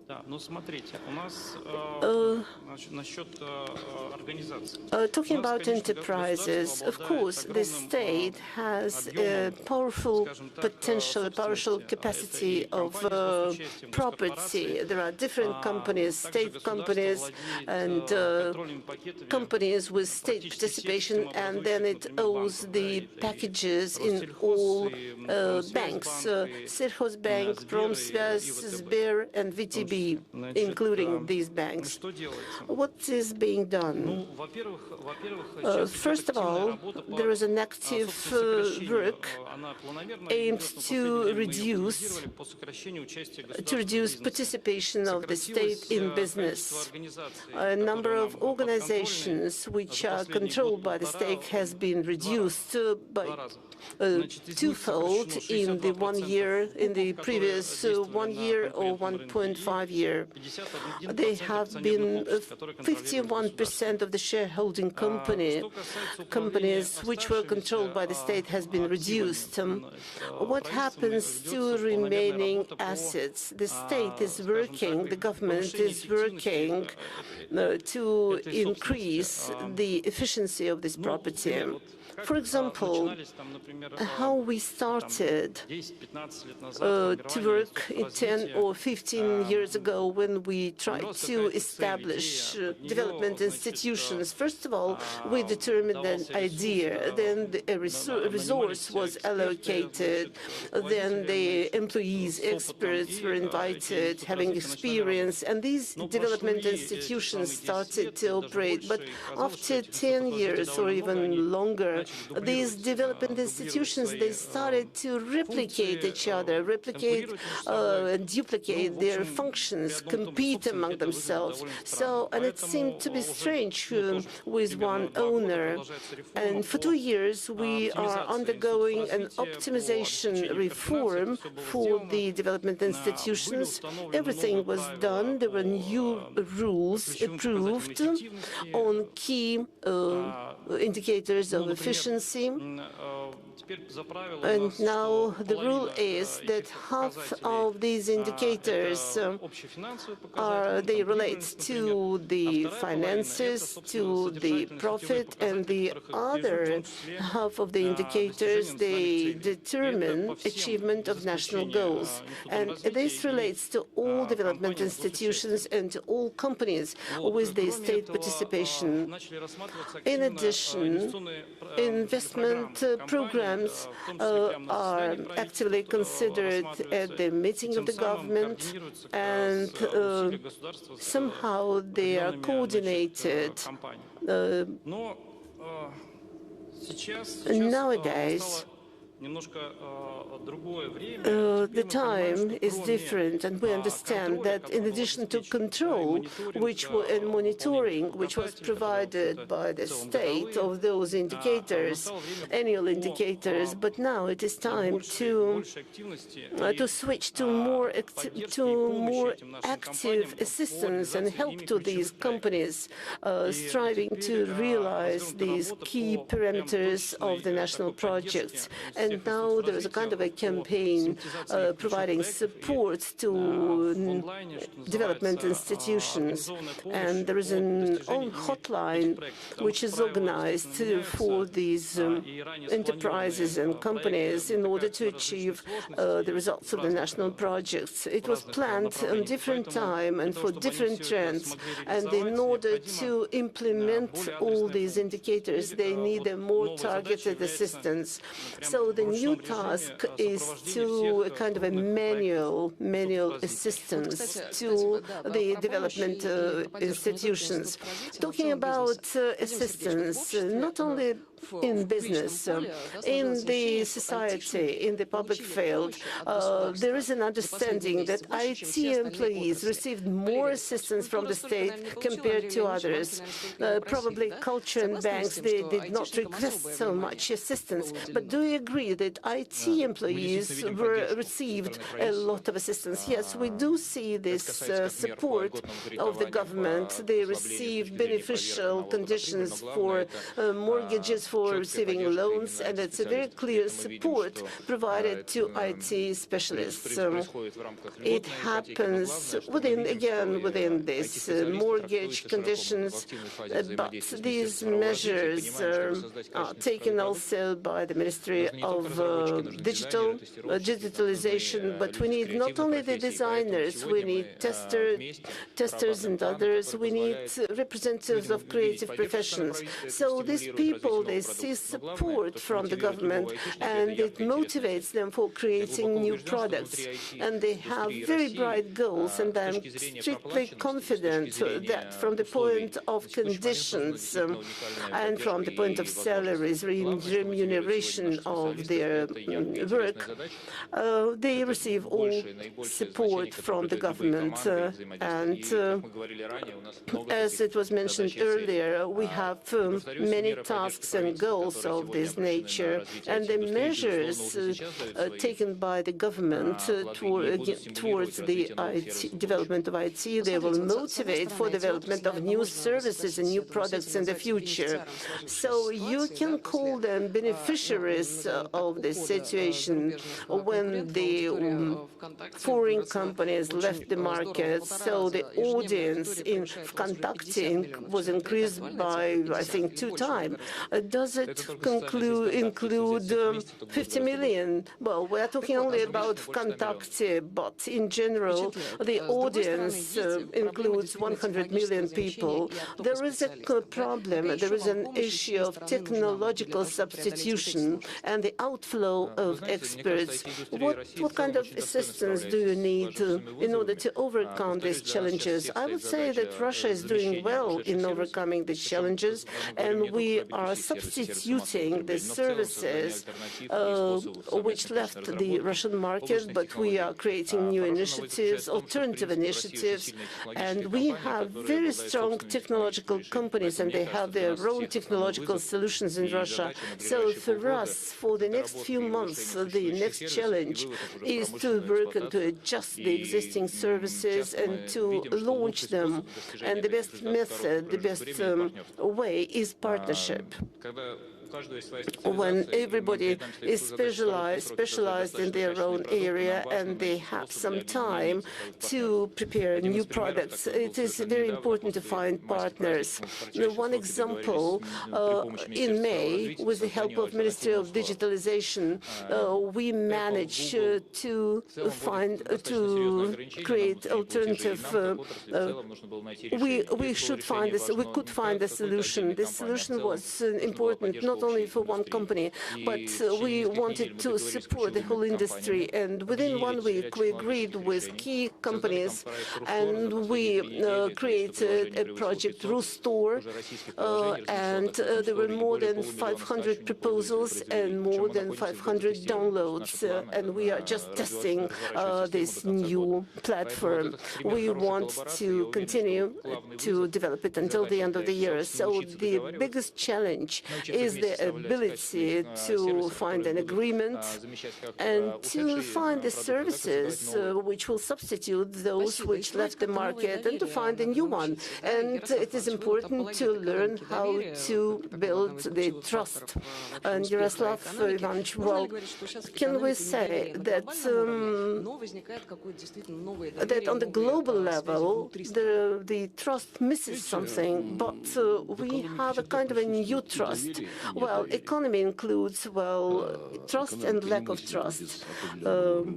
Economy cannot be thinkable without a certain level of trust, because this is the orientation, whether it concerns the currency or the property or international trade rules.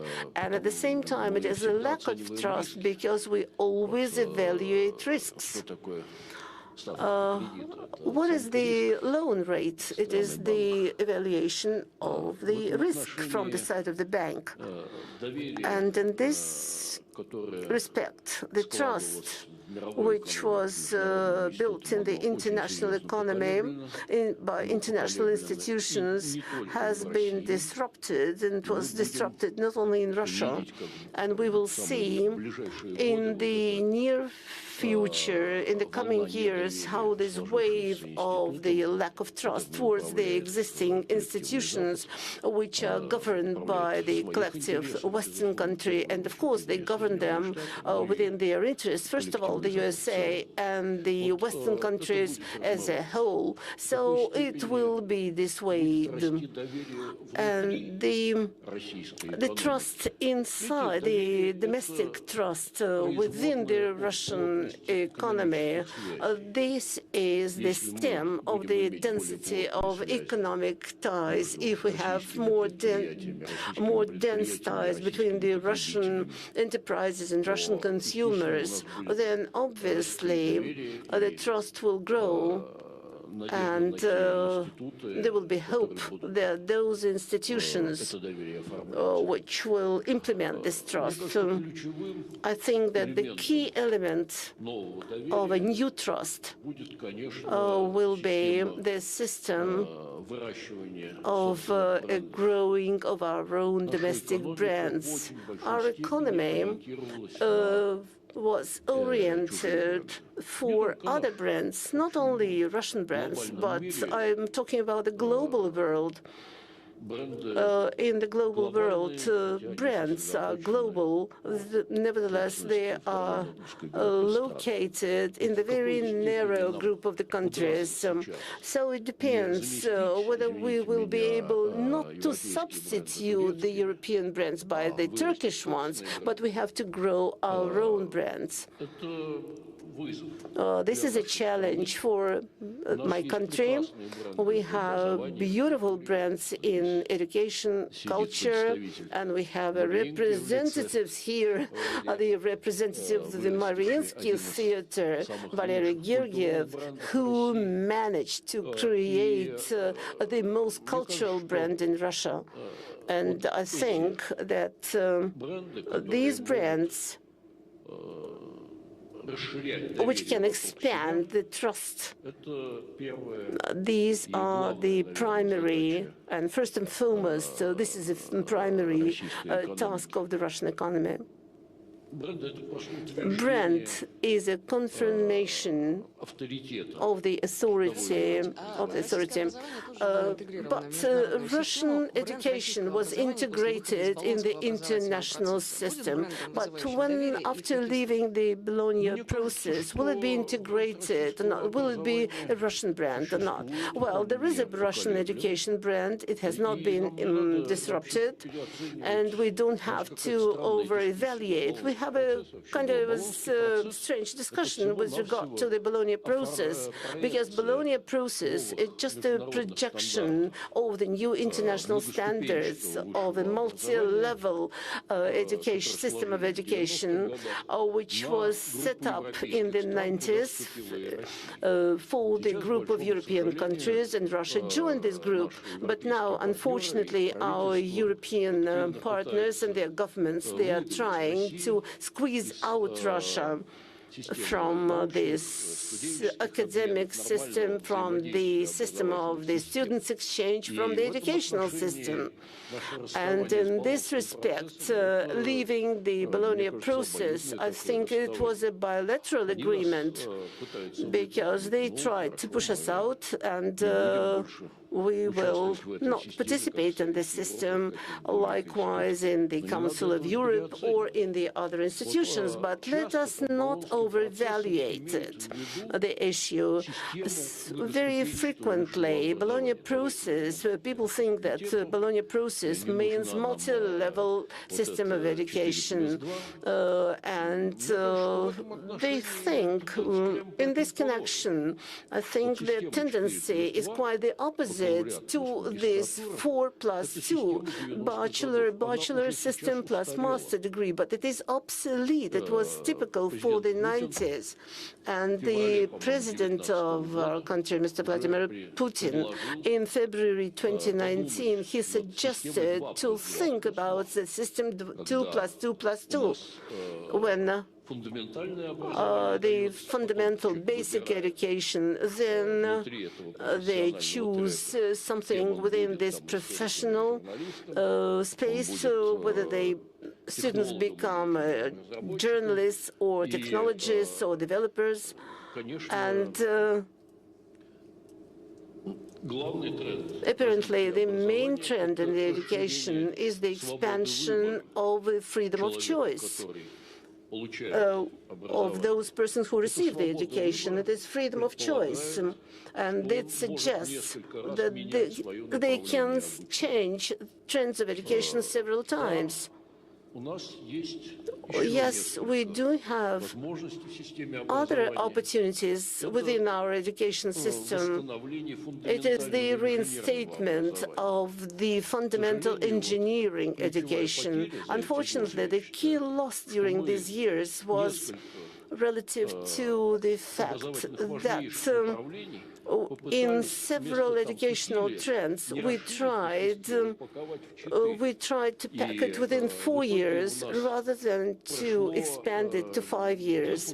And as a result, what we faced was the defundamentalization in the preparation of engineers, technologists, and definitely we have to go back to the 5-year cycle of preparation. Likewise, I am confident that it relates to the preparation of attorneys or those who work in the legal field. And Higher School of Economists, they have a bachelor's program, 5 years program, and we introduced it on our own initiative because it is not prepared. It is not possible to prepare specialists in the East for 4 years. Grigory, you disallowed me to call you Grigory Borisovich using the patronymic. That's why we're in first-name basis, Grigory. On this international arena, does Russia have any elements of trust? Do we have something that is still in place, and what are our priorities today? A lot can be said about that, but I'll be brief. And what I'm about to say is that the recent course of events, that full-front massive attack on our country definitely resonated with our international partners. In the recent months, many of our Oriental partners, Asia-Pacific partners, Middle Asia partners, Africa, Latin America, all of them say that the West has degraded. The West has announced a total war on Russia. And I have reasons to believe that the sanctions attack was planned long before 24th of February 2022, because the cohesiveness of all sanctions, the nature of them and the speed leaves me with an impression that our military operation was very good, had a very good timing, was a well-timed decision. Because what they did was being planned for 2 or 3 years. They had it ready. Today, there is definitely a lot of interest on the international arena towards what Russia does and what the government of Russia does to make ourselves more economic aware and more economically active. So everybody is interested to learn what we can do in such circumstances. And I like SPIEF because we have a very constructive dialogue. That's the very good show of the fact that Russia, after shaking off the first initial shock, has everything it needs to stay strong. Will there be possibilities for dialogue? There will always be possibilities for dialogue, but I think we've made our conclusions and we've learned our lessons. Valery Gergiev, can I quote Cicero? When weapons rattle, laws are silent. For long, it's been believed that with other nations and with other countries, it's easier to agree by using the language of art rather than the language of cannons. Is that true, or has that dialogue been stopped? Ironically, but on the 23rd of February, I was conducting the first performance, the Queen of Spades by Piotr Tchaikovsky in La Scala Theatre in Milano. And it was a first night, and it was a raving success. And of course, there was some of our share. We had most of our company was from St. Petersburg Mariinsky Theatre. There were a couple of Muscovites. We knew that we can rely on Tchaikovsky, and we hoped not to fail Tchaikovsky, and that was what we focused on. And of course, it was a raving success. I can't really say that we celebrated that success with our Italian friends, but there were many European Europeans during the celebratory events. And it took us some time to celebrate. Yes, so we had to burn our midnight oil because everybody was overwhelmed with this feeling of joy. Thanks to Tchaikovsky, yes, we had an amazing Italian choir and orchestra, beautiful Russian singers. Yes, decoration and costumes were otherworldly, and it was a triumph. 2 years earlier, 2 years before, similar success, same theater. We staged Havanshina by Mussorgsky. These are the two most powerful Russian pieces, and it's a coincidence. I'm not talking about the end of February, and I'm not trying to adjust my story to the end of February events. And at that time, I couldn't say that there was at least one person in Italy who would find it beneficial to oppose Russia. If I say so, it would be a very bold statement, and it would be a complete fake news. But recently, just recently, what they did in Italy, they were criticizing some of the decisions that were made in our art sphere, some of the decisions that were proposed in the art circle. Some of those decisions targeted me, mostly. But now I wanted to speak about the power of Russian music and the power of Russian art. We will never agree to being boring and being gray, being invisible, transparent. And we're never going to say Verdi and Mozart stands no chance right now. And okay, let's also put Berlioz and Bach in the blacklist. Our kids will never be growing, listening to just a narrow list of musical pieces. You know how bottlenecks look like, right? We're never going to apply the bottleneck principle to the music we will give to our kids. I'm sorry for keeping too long. This water is most probably made in Russia. This bottle, this glass, is probably made in Russia. I hope it's made in Russia, at least. This is Bosch. This is a Bosch equipment. It helps me to be heard. That microphone here is made by the Germans. In the global economy, everything has to become simpler. Our grandfathers and forefathers would have done the same. This is our water, this is their Bosch equipment. How much water do you need? I can give you my water, but give me the equipment. Some are going to say, I'm going to give it to you for 10 million. I say, 10 million is too much. I'm going to sell it for 8 million. I know it sounds primitive. But if we do so,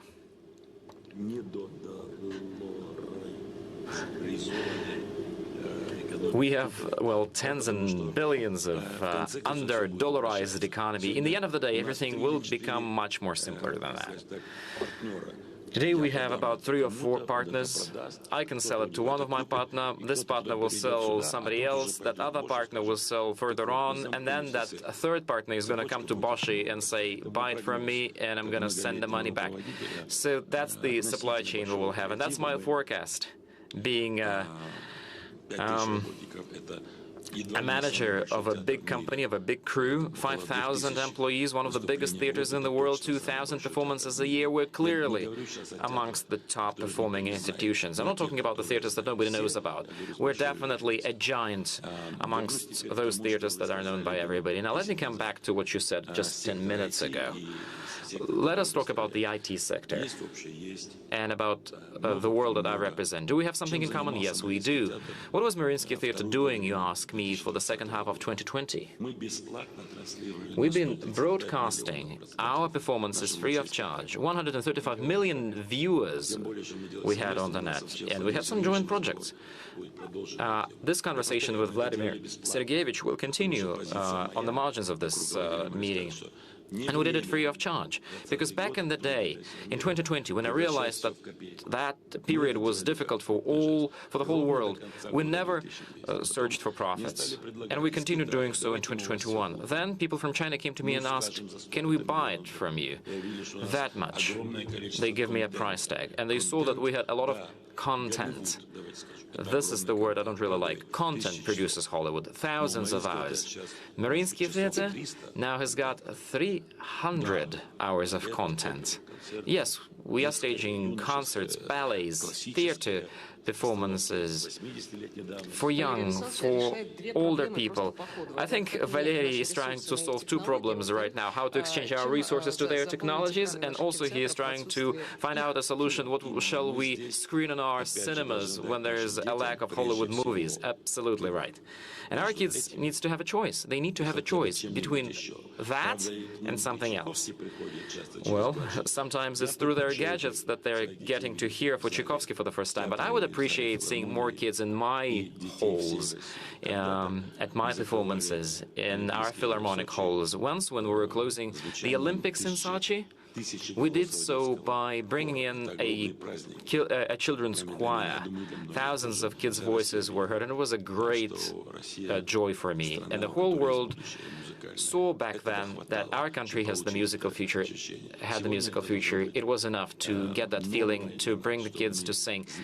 Today it must become a new norm, a new reality for us. We must come together, and we need to make Russia do things, make Russia involved in things that are not dependent on import or export or something else. Do something more spiritual, if you allow. Valery Gergiev, my question to you: does it mean that our culture will now be developing within the closed borders, and will our culture benefit from it? We're not going to stay within our borders. No, no, no.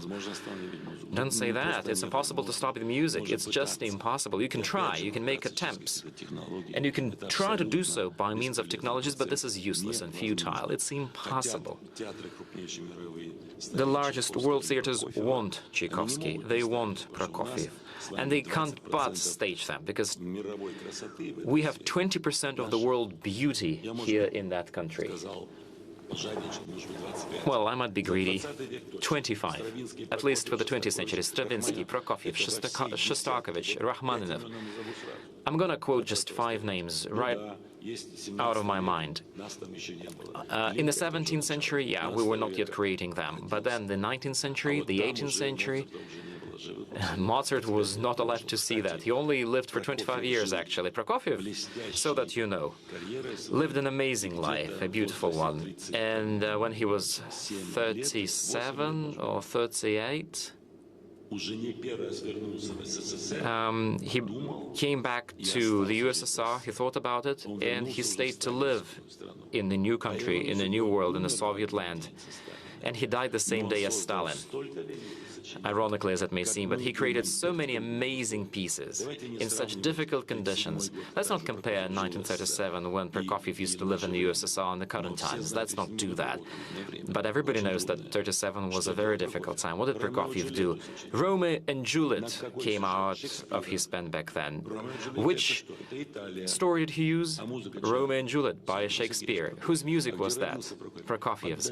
Where was Prokofiev born? Near Donetsk. Again, it's hard. I'm walking on the minefield right now. He lived in a difficult time, but Romeo and Juliet is performed in this world a little rarer than the other ballet, the Nutcracker. The Nutcracker is performed as much as the Swan Lake, which is yet another ballet. And we hear the same name, Tchaikovsky, and Prokofiev. And I can just carry on and on. The Sleeping Beauty, etc., etc. You can't stop the music.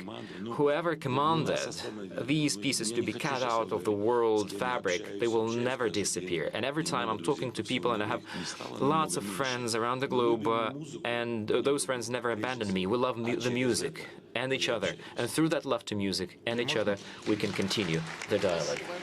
Thank you. I would like to join. When we talk about the social networks and the audience of the social networks, the audience comes to consume content, but the choice they make is a conscientious one. We spoke about our partnership with the Mariinsky Theater. It produced a phenomenal result. Tens of millions of people watched a theater performance, either recorded or live.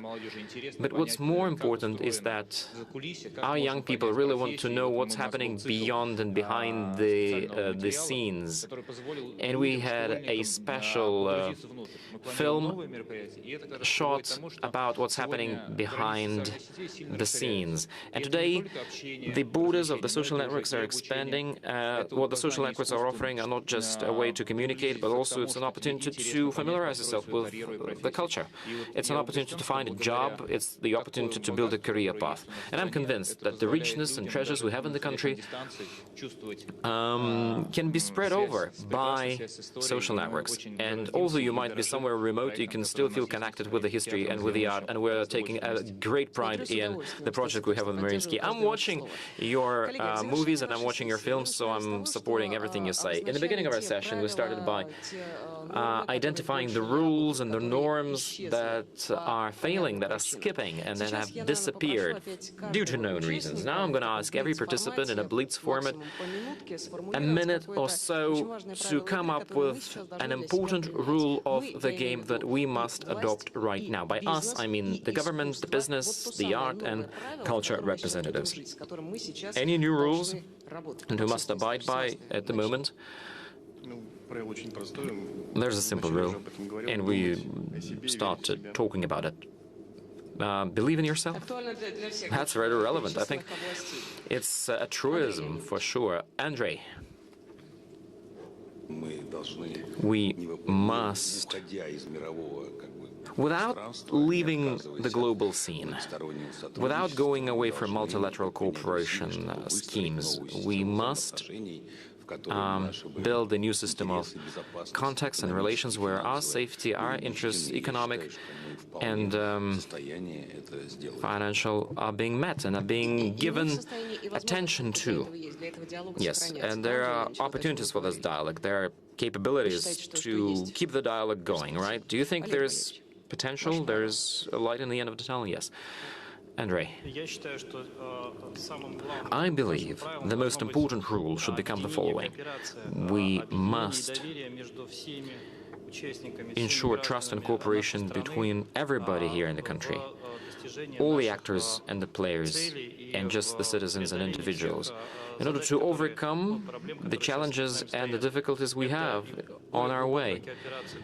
We must ensure a deeper cooperation between the state and the business, definitely, and we must ensure a more active promotion of the rights and interests of our individuals. And I think we just need to put concerted efforts into it. We spoke a lot about trust and the lack of trust, us and the West. There's a good old Soviet joke. Imagine a man going for a business trip to London for 3 days, and he can only spend £10 a day, but then he brings back a whole suitcase of money, and everybody asks, how do you do that? I'm walking along the mall, I see a beautiful building, I see there's a club, and I started playing blackjack, and then the guy asked me, I'm saying, it's a blackjack.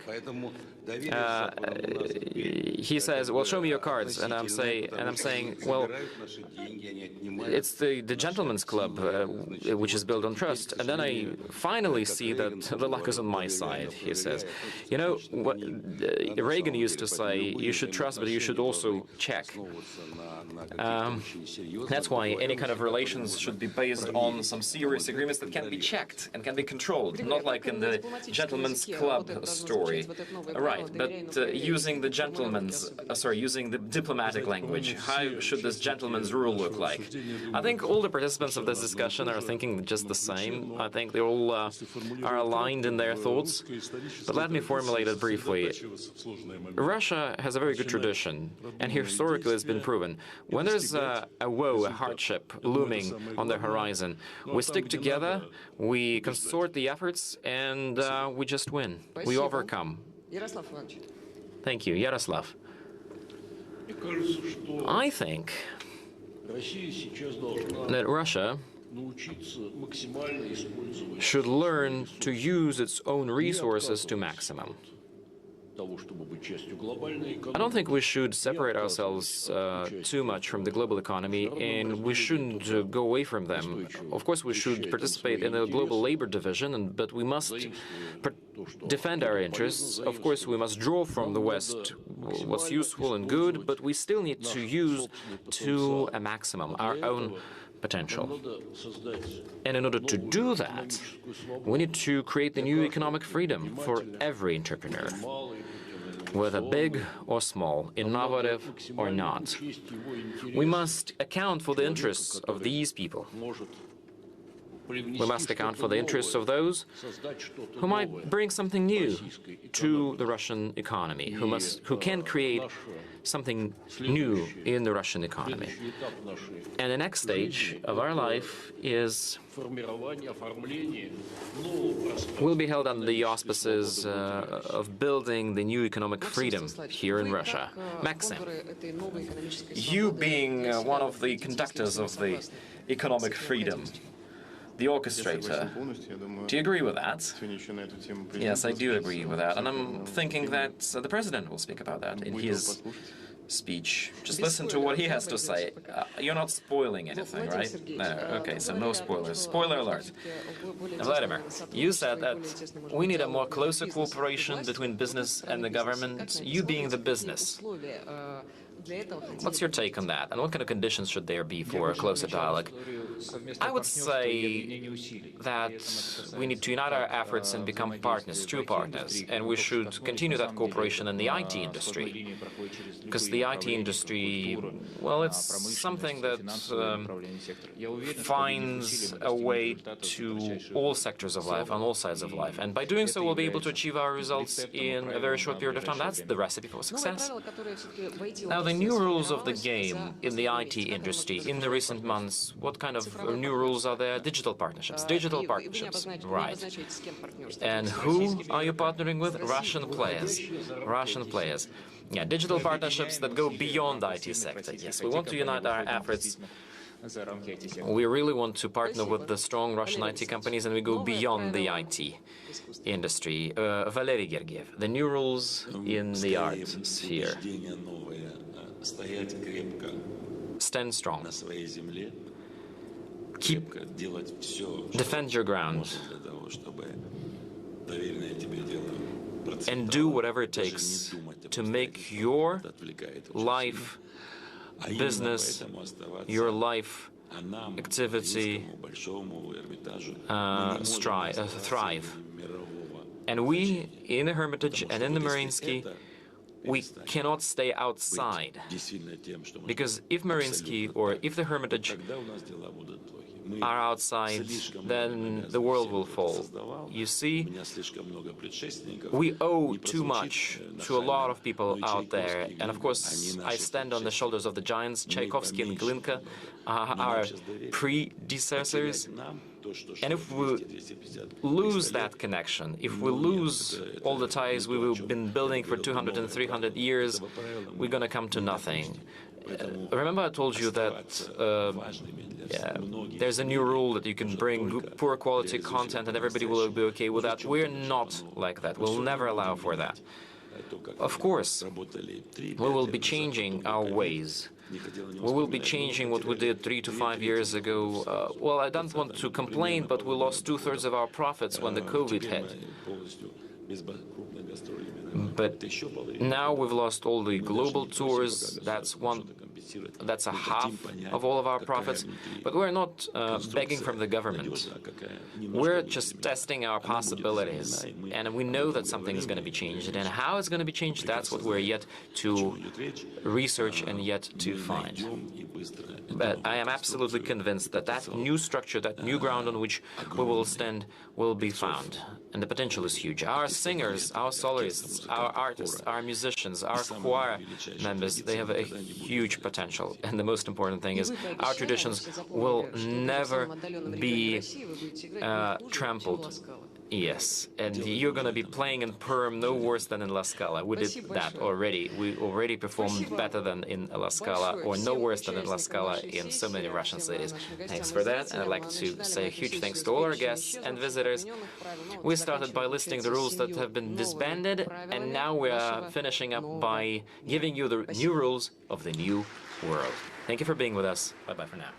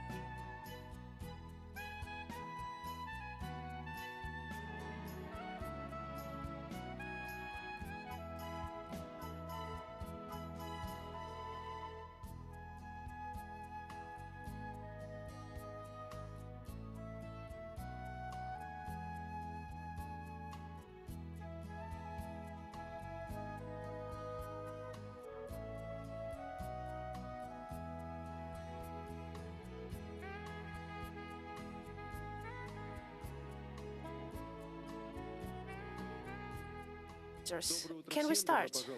Okay. Good morning, dear friends. Welcome to this session. Let me clarify a couple of things.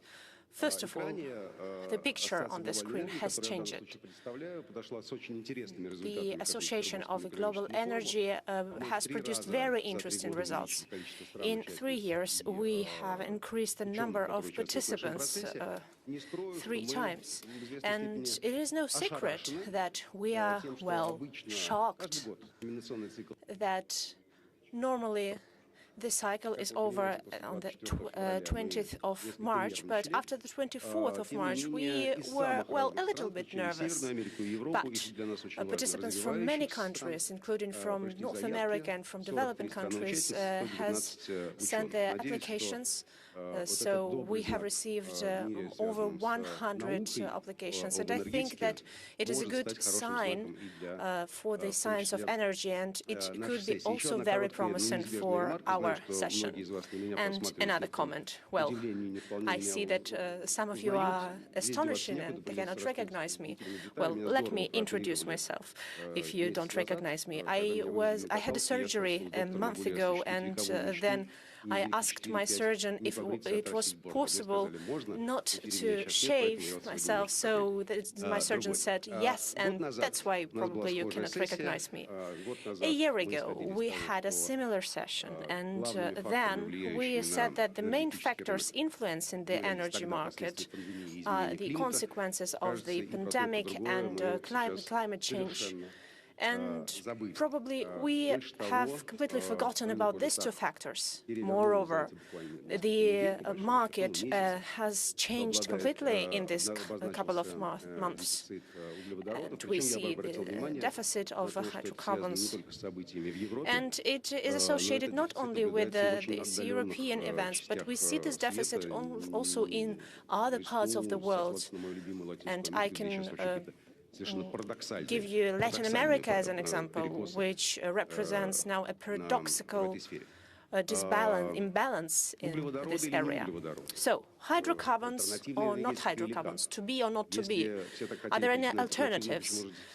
Why should we have this deficit when everybody is so in love with the renewable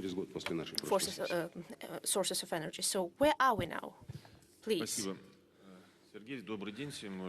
Thank you very much. Let me answer this question. I would like to welcome all participants. And yes, you're absolutely right. Just under a year ago, the situation was different. So what are the main trends? First of all, this year we will celebrate an anniversary of when, after the complete recovery after the pandemic,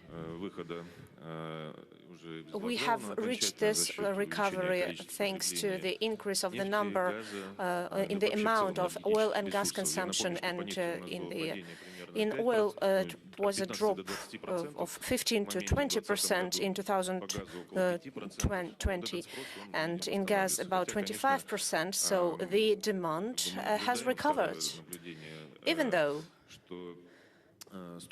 there are some observations. In terms of supply, it is quite turbulent, and there are a lot of things that are not very clear. For example, in China, it's not very clear if they have a lockdown or not. Then some uncertainties regarding recovery of production in Venezuela, Iran, and Libya. Also, the situation is quite turbulent. So there are a lot of uncertainties, and we have to keep them in mind. As for the energy markets, let me say as follows. There are some local deficits because of the increase in competition in different markets. For example, the gas market, if we speak about the competition between Europe and Asia in terms of LNG. And this competition was already there last year. But today we see the decrease of LNG consumption, and this competition switches to Europe. there is a lack of infrastructure that could allow us to use the energy resources completely without having these deficits. As for investments, their trend continues. Investments are still not enough in production facilities. 2019, there was $483 million of investments in traditional production of hydrocarbons. And 2021, it made up only 350 billion. Last year, it was also billion. So that means there is a lack, the lack of supply in the hydrocarbon market, and in particular in the oil market. And the key trend is the gap between traditional logistic chains. And the reason can be, in particular, some limitations and restrictions introduced and imposed against Russia facilities. These are European markets, the US, Canada. So as a result, the situation is quite uncertain and volatile, and that leads to price increase. Speaking about the year results, over this year, prices has increased for all energy resources. For gas, the price increased 4 times, and sometimes the price was as high as 10 much higher. For oil, a price increased by 80% compared with the last year, and coal also has doubled in terms of prices. That means that consumers have to bear this additional price burden in terms of energy. We see local price increase for energy resources, not only for raw materials, but also for power, for utilities. And the European Union and the US demonstrate these trends. Oil products also become more experienced. These are consequences of the tunnel vision demonstrated by some politicians, because we think that some sanctions are not founded in terms of economic, but they are in favor of politics, which causes great risks for energy markets. So their situation has become more uncertain, as I have said, in comparison with the last year. And another observation that I would like to state. The climate agenda was very active last year, and we discussed it a lot. But over this year, the green agenda has lost its attractiveness, so it's not so green anymore. Maybe it's like khaki colored. Probably it will become green again after we will see that these uncertainties should drop. But decarbonization and investments in this area, and in general, the implementation of CDG and climate agenda goals are not so much in trend anymore, even though this trend still continues. But given the current situation in the energy markets, probably it is not the matter of the highest priority and relevance. We have checked the energy mix in terms of different energy sources.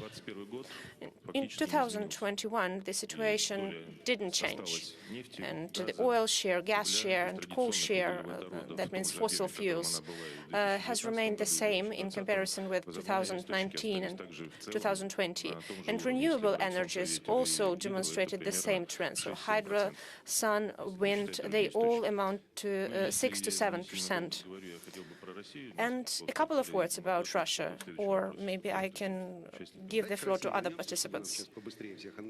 Yes, I think we will speak about this a little bit later. Probably you all have seen these small brochures, and let me explain it. There is a third report dedicated to the topic of disruptive ideas in the area of energy. We prepared this report in collaboration with the best scientists in the world. So last year, most of these disruptive ideas were linked to cleaner utilization, cleaner recycling, but they were related to fossil fuels still, because the developments demonstrated that fossil fuels and traditional energy, that also includes atomic energy, is something that you can rely on. And no other colors like emerald green, khaki will not replace them now. And oil records and gas records in consumption demonstrate the same trend. Over the last 3 years, the trend is a little bit different because the European countries try to find an alternative for the Russian gas, and there are negotiations with Qatar, with Algeria. So my question for Mr. Mohammed Hamid, who represents the will be the price for 1 cubic meter by the end of this year. Well, thank you very much. It's great to be back in St. Petersburg. The last time I visited this beautiful city was on the occasion of an OPEC Plus ministerial meeting hosted by His Excellency Alexander Novak. Great to meet you again. To answer your question, in fact, I was asked the same question early March, and my answer then was that no country or a group of countries can fully replace Russian exports to the EU. And my response today is the same. And the reason is very simple, is the sheer size of the gas exports to European Union. On average, 150 BCM exports by pipeline, and also around 16 BCM as LNG, or 20% of the EU imports. So the volumes are quite significant, huge. And there is indeed limited availability of non-Russian additional supply by pipeline, as well as divertible LNG. And also there is a limited and unevenly distributed regasification capacities in the EU.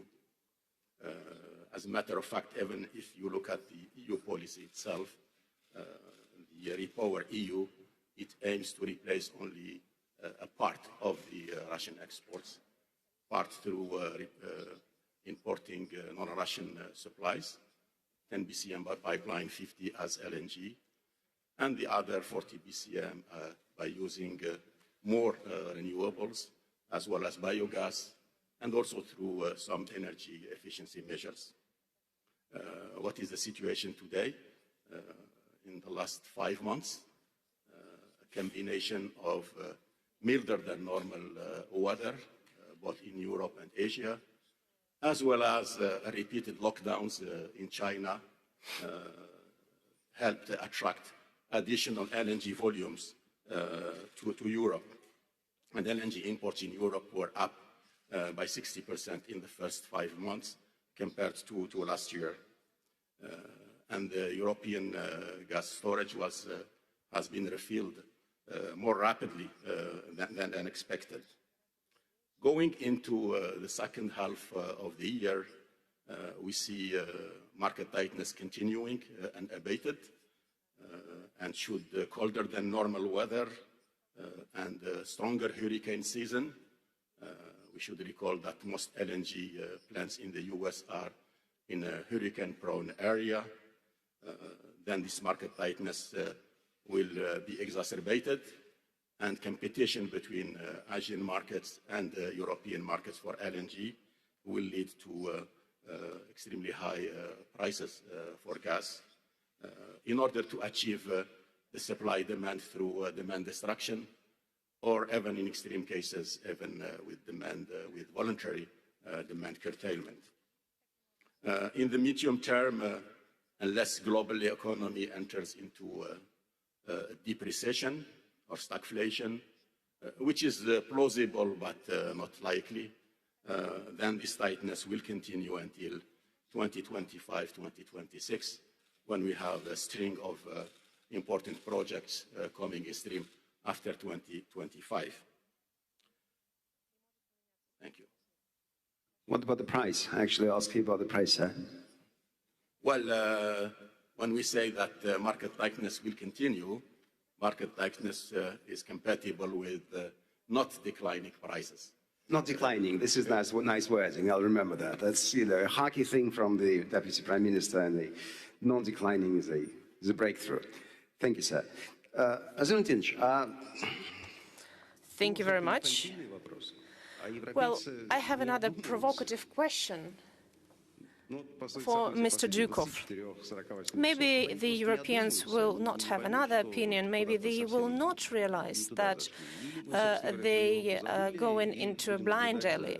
Or what shall we do? We should forget about Europe and should just observe LNG tankers along the Northern Sea route towards Asia. What is our plan? Actually, I share the point of view of Mr. Hamel.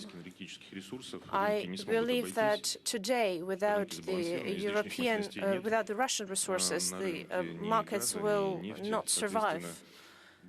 They don't have their own oil and gas resources in enough capacity. Yes, they can make some redistribution of supply chains, but it is a long-term process. It is an ongoing process. So I think they also lack the infrastructure to overcome this challenge in a short time.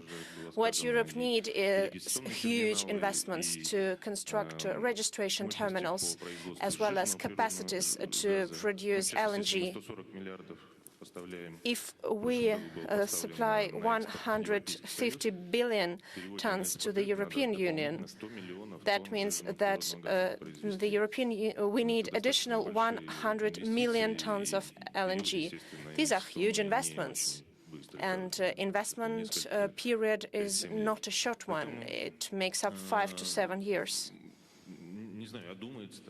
So I don't know if Europe will change its opinion, because politics prevail currently over the economy, and at the end of the day, these are consumers who suffer the most. These are the European consumers who pay significantly more for Russian resources that could have been supplied with a lower cost.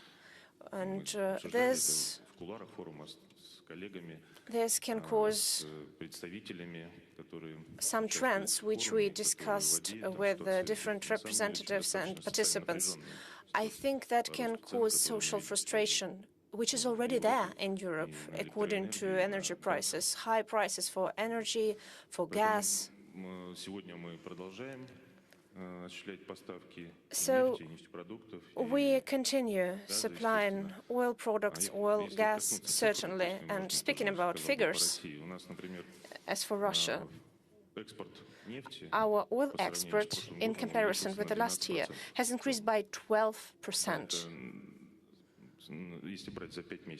Speaking about these 5 months, and currently export is higher than in the same period last year. It has to do with the reduction of reconfiguration of our refinery plants, but that means that our oil products, petroleum products, are very demanded in the world. As a result of these unfounded sanctions related to the supply of Russian energy resources, we have some discount on them in the world. But this discount will be reduced when the new logistic chains will be developed, and they are currently developed to other markets. As regards gas, we have a slight reduction in terms of extraction by 45%. However, last year we saw 862 billion. So 5% out of this amount means that we will still have between 730 and 750. Those are the figures that we have. Of course, we now need to adjust our strategies, and we have been tasked to do so by the President and the Prime Minister. We will be guided by the infrastructure development of new markets and emerging markets. We will be more proactive in implementing the objectives related to construction of new LNG plants, because those are the opportunities that we expect to be in high demand over time. If today we have only 30 million tons of LNG that Russia produces, and I think that other speakers will give more detail on that, well, over time we can achieve as much as 100 million tons. And where will we find technologies for that? I know that Novatek, for example, has already developed some Russian-made technologies, so we perhaps will use their technology. I believe, though, that the current and already available Russian technologies can also provide good volumes and quantities, of course, if we make some efforts. On behalf of the government of the Russian Federation, the Prime Minister agreed on the initiative, adopted the initiative of the development of technologies related to LNG production. They will secure appropriate investment for this program to be implemented, and there is no complication on our path there. So I think it can be easily implemented using the technologies that the whole planet uses, but those technologies will be Russian. Thank you very much. While we speak, RIA Novosti says that starting from July 15, France will not receive Russian gas through pipelines. The French operator of gas shipment facilities says that the physical flow between France and Germany caused the situation. So starting from July 15, gas flows will stop between Russia and France. What does it mean? That there are some people on the border who stop it physically to happen, or there are other causes? Well, we need to look carefully at the causes and reasons. Perhaps it will create a local deficit on the European market. Is it due also to the refurbishment of facilities in Canada, or is it due to all the factors combined? I think we need to look at other causes, because as for now, Europe is still our major consumer, and it has to refill its storage facilities. And to do that, we need gas to be shipped through pipelines. And of course, they also need LNG supplies. All right, we have already touched upon the Northern Sea route. And on one hand, I would need now to ask the question to Andrei Ryumin, who is a member of the Global Energy Association. On the other hand, without Rosatom, we cannot fancy this Northern Sea route. So I will perhaps change the order of speeches, and I would like to ask the question to Mr. Likachev. Mr. Likachev, when we are redirecting the routes, and when we speak about the Northern Sea route, perhaps not only about icebreaker fleet, but about securing energy supplies to the coasts. Well, we spoke in February in Dubai, right? Right, it was in February. And we spoke about the prospects of those transport facilities. We spoke about the Arctic, the northern parts. So what are your prospects in those terms? I mean, energy supply to the north, to the Arctic. Or, by the way, do you know what is the cause of the incident on the French and German border? Well, I will still present my viewpoint as a member of the nuclear sector, and I would like to add two important factors. First, Russia has already beaten the record of energy supply. It's now higher than 222 kilowatt-hour of nuclear energy without increasing our capacities. And second, the second important point, by the end of last year and the beginning of this year, we have launched the construction of 12 new NPPs. 4 of them are Chinese projects and 8 remaining are Rosatom projects.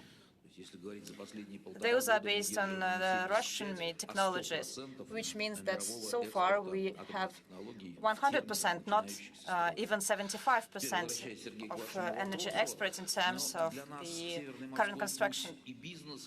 Well, returning to your question, the Northern Sea route, the President's task and the confidence and some and some rights already given to us by the government, such as, for example, the right to manage all the icebreaker fleet, and the right to organize and manage the whole international transit. Of course, thanks to all that, we are not only the captains of the navigation there, but we are the unified transport operator. I mean, we are going to cooperate with Roscosmos and other major actors on this route. We can offer nuclear energy and a large choice of small capacity NPPs, I mean floating NPPs, that have 2 reactors of 105 megawatts, which means that excluding the auxiliary consumption, it's still more than 100 megawatts. And we have received an order to build another 4 floating NPPs to provide energy to mining facilities. Some of them will come to Kuchul's extraction area, and now we are negotiating with the investor, which is the government of Yakutia. Now we are talking about the format of this future project. The project is increasing its scale, and perhaps we will have 2 blocked NPPs, already 2 module NPPs there. Perhaps we will provide smaller scale facilities, 7 to 8 megawatts. There are some analogs already in the world that are operating. We have some technologies that allow us to do that, and we already have some major clients. Of course, when we decrease the capacity, we increase the demand, because they are in a very high demand. We are also talking about even smaller capacity, 1 to 1.5 megawatts. Of course, our best sellers are NPPs supplying between 100 and 1,000 and 1,200 megawatts. And another bestseller is the NPP producing between 600 and 700 megawatts. Owing to our floating reactors, we can actually cover all the demand of the area. I mean, we can offer between 1 and 1,200 megawatts, the whole range of available capacity. So now you only need to work, right?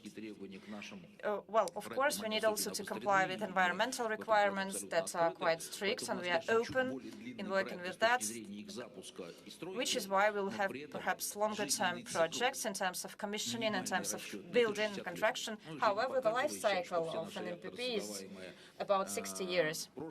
And according to our experience, MPPs and reactors that we have created in the past have a longer life cycle, 10 to 15 years longer.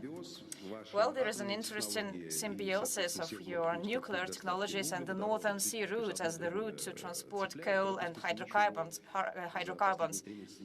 It's an interesting combination that hasn't changed over the last 3 months.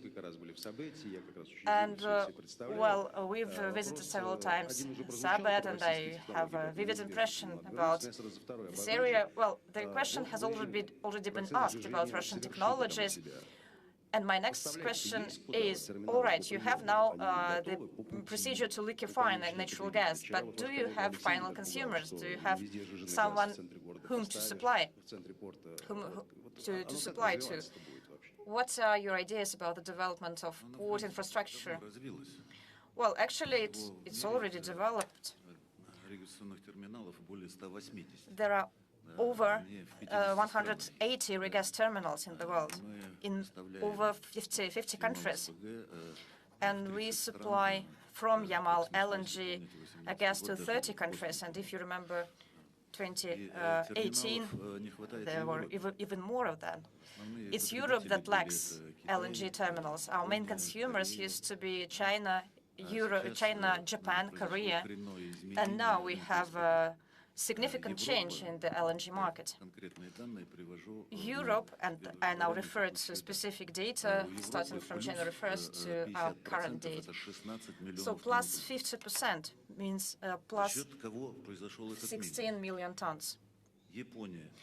So what is the cause of this decrease? Japan, minus 3%. India, minus 15%, 1.5 million. And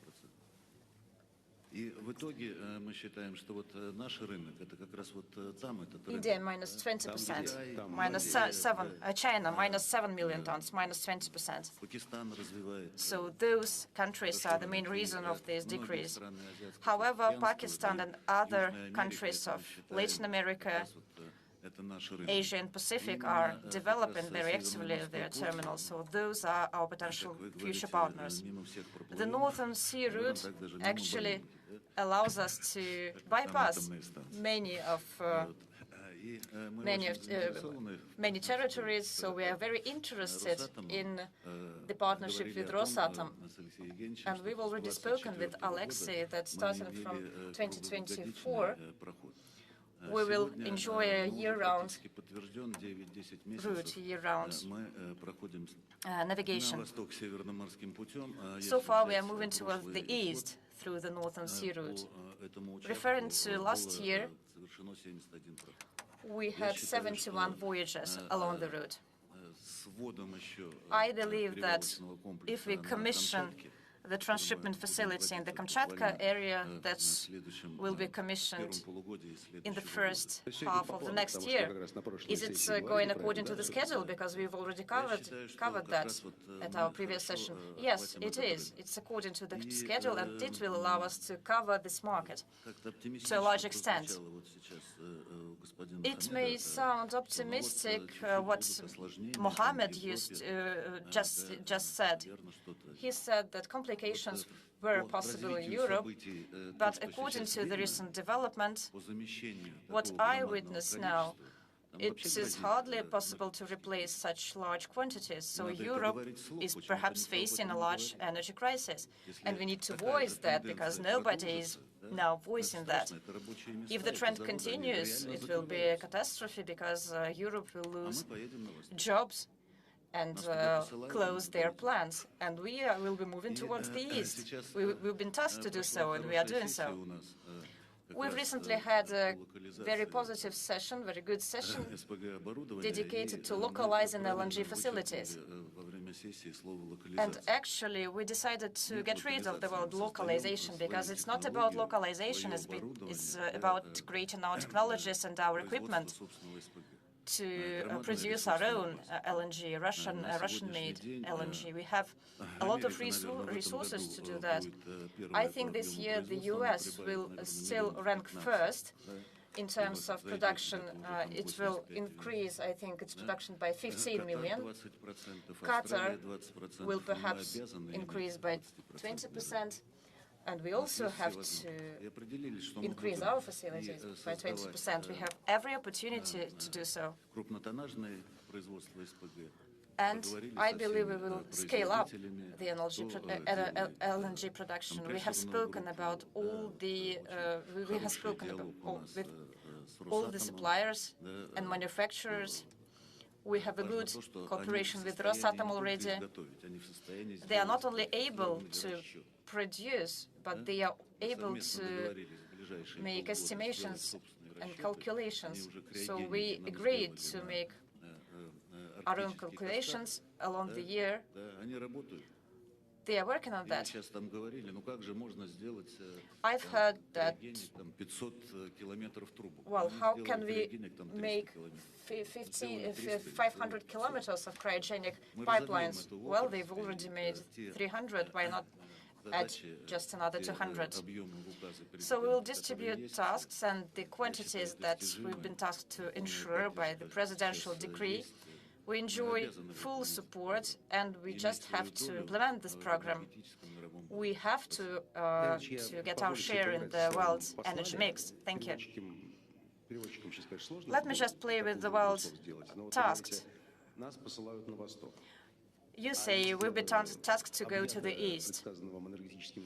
And if the Europe, for example, imagine that Europe contacts you for supplies, will you also send it to the east, or will you sell something to it? Well, interestingly enough, you say that gas supply to France will soon stop. However, in France, in the energy mix, nuclear facilities amount at 55%, and now they try to also make nuclear facilities greener. They're discussing that. 2 weeks ago, it was discussed in Brussels, and they also intend to make gas greener. I don't believe that gas wasn't included in the taxonomy in June and July, and perhaps it will be included very soon, which will make it even greener. We now see that the pressure on banks is very high, and that resulted in what it resulted. The results, we see them already. So in answering to your question, yes, we will supply. Of course, the final decision has to be made by the government, but, well, the energy crisis is an emergency, and we need to respond to it. You've touched upon the subject of EU taxonomy related to gas and other energies. There was a proposal to include those energy sources in the taxonomy. However, I think it was yesterday or the day before, so the parliament decided to refuse to do that, which means it was a political decision, not an economic one. So far, the taxonomy won't have those energy sources. However, I will emphasize once again that it can lead to a very serious and severe energy crisis. I think by July this year, we will be able to add hydroelectricity. However, I was intrigued by the debate in the European Parliament that they said that artificial reservoirs emit a lot of methane, which was surprising for me. We decided to get into more detail with the researchers. We visited Sayano-Shushenskaya hydroelectric plant and another one. And when we tried to understand that in detail, well, we actually discovered that a lot of research that were commissioned by the companies that have zero hydroelectric plants, well, they're interested in selling and using solar plants. So I think we need more objectivity in that, and we need a little bit less politics involved. Well, Mr. Novak has already covered the subject of renewable energy that is not going as expected and it's as scheduled, both this year and last year. So according to you, where will we be moving now? We just, for example, if Europeans are still looking forward at using solar plants or wind plants, or will it not work? Thank you very much for your question. We always speak about conventional energy and renewable energy. It is being largely debated now, and I think there is no clear answer. Well, we cannot deny scientific progress. We cannot say that new technologies don't open new opportunities in the energy sector. Of course, they do. However, we also see in Europe that a unilateral approach to wind or solar energy that they have currently, it didn't actually meet the expectations. On the contrary, it led to an increase in risk. So we need to change this unilateral approach. Currently, if we speak about renewables, I'm certain that without conventional energy, those renewable systems just cannot ensure a reliable energy supply. I'm sure of that by 100%. And speaking about the renewable energies, we have to remember that switching over to solar panels, wind plants, they will require a lot of investments from other energy systems. Like our net complex should spend huge amount of money on the construction of chains and nets. It should be exponential if they want to achieve any results, so that the renewable energies could be used extensively. Moreover, there should be also the development of the infrastructure for energy accumulation. Without this, energy security, power security is just impossible. And this is a huge amount of money. If we make all these calculations for expenditures for construction, for nets, for accumulation facilities, given all that, the economy will not just function. Then let's not forget about the issues of recycling. So the question of prime cost is very relevant and unanswered yet. As for us, this all concerns us, but there are other options, like as for the transshipment of energy over a long distance. Last year, we completed the biggest project for the last 7 to 8 years. That is over 1,000 kilometers of 1,100 kilometers of energy transit to St. Petersburg. And environmental issues are also in question, because atomic energy, nuclear energy, power plants and solar energies, all these energy sources and energy accumulated from these sources was transferred over 1,100 kilometers from the north to St. Petersburg and to the Republic of Karelia. So Mr. Novak is absolutely right. We need not a political approach, but an economic approach. It is a mathematical problem that requires a comprehensive vision and comprehensive approach. And it is wrong to rely on just one agenda. Mr. Dukov. I'm sorry, Mr. Rumen, you have mentioned the topic of accumulation, and from the report of the Ministry of Trade and Industry, we found out that Argentina and Chile stopped supplying Russia with lithium. It's only Bolivia who continues this supply, and our production is still in the beginning of its development. So how long will it take before we will produce our own lithium? Because it is a very relevant issue, I think. Yes, we have some plans here, but I don't want to give them away right now. But as for the presence and the availability of lithium in Russia, we have lithium here. Like the Kovitkinsk deposit. We know that under this deposit there are big reservoirs of lithium, and Gazprom participates in the development of this field. So this topic is relevant, and we have some solutions. Okay, Alexander Valerievich, I suggest that we speak a little bit about oil. Can Europe really manage without Russian oil? What's your take on this? Is it possible? And if it is, if Europe does manage without, can you switch to East completely? Is it feasible for you? Well, allegedly, yes, but the question is about the price. What's the price for this? I mean, the price that Europeans will pay. Certainly, it was a very complicated decision. It was a challenge. And the vivid argument for that is the discussion of the sixth package of sanctions. and the fact that these sanctions will be postponed.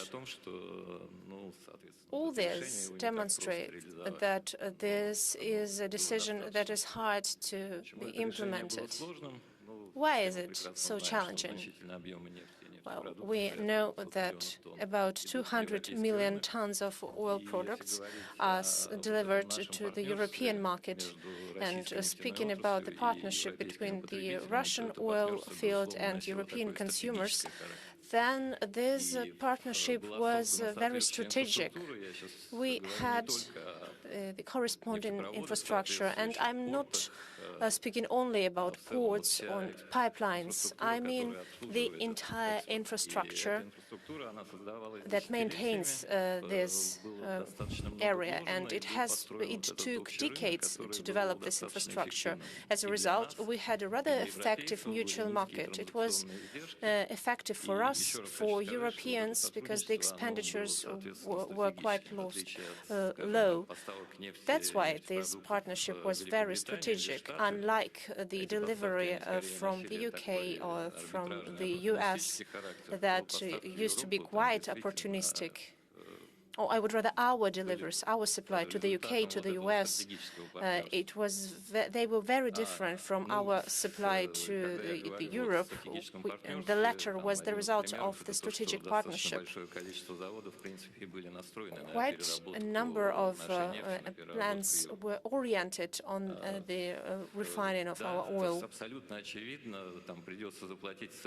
That's obvious. Europe will have to pay out of its pocket, and it's hard to say what amount of money should be paid until we have the final end games, because these rules, the game rules, change every day.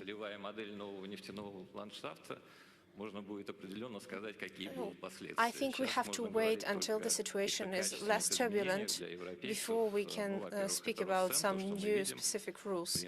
As for the current trends, we can mention price increase for Europeans, and the embargo is not even there yet. It will be imposed later, but the prices increase already. So there is an imbalance between supply and demand.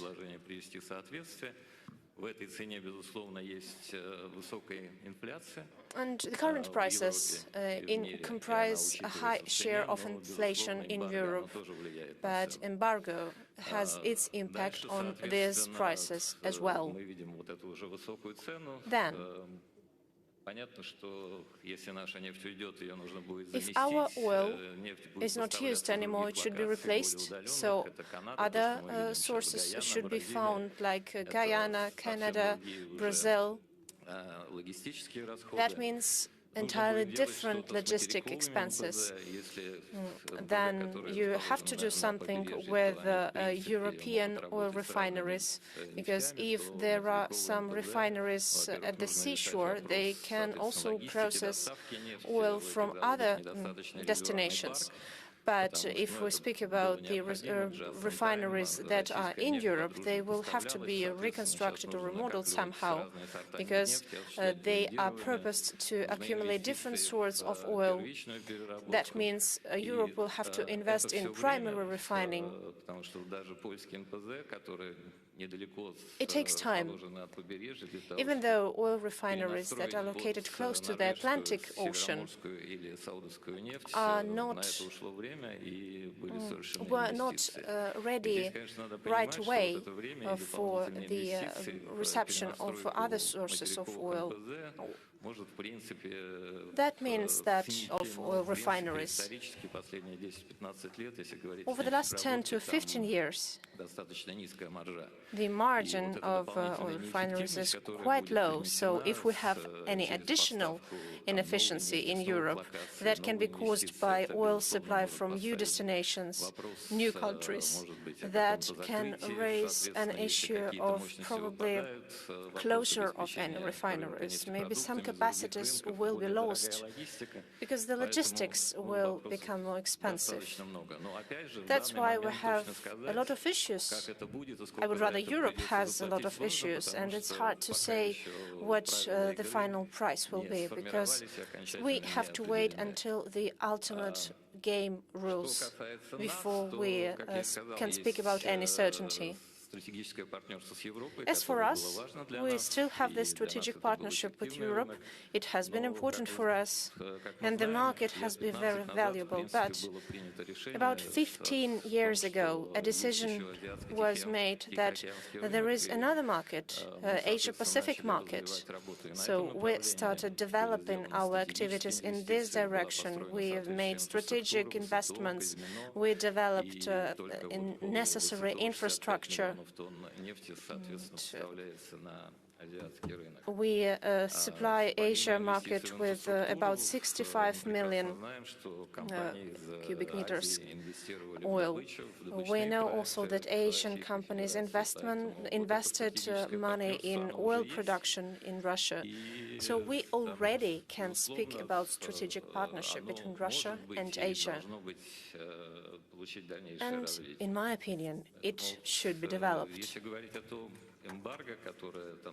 Speaking about the embargo that will probably be put in place, that will mean just one thing for us. We have to be very quick in reorienting our supply from Europe to Asia. What do we mean for that? We have to fine-tune our export infrastructure and orient it to the Asia. These are reservoirs, these are ports. This is the availability of tanker fleet and necessary trade and security mechanisms, financing of trading operations and traders, certainly, who are necessary for the effective life of the market. So the infrastructure that already exists and that will be developed within the nearest future gives us hope. In the beginning of the year, 3/4 of our oil was delivered to Europe, and now over 50% of our exports goes to Asia. So this resettlement requires a lot of investments. Certainly, we will have some expenditures, but Russian oil products are very demanded. The market in Asia requires them. So for this new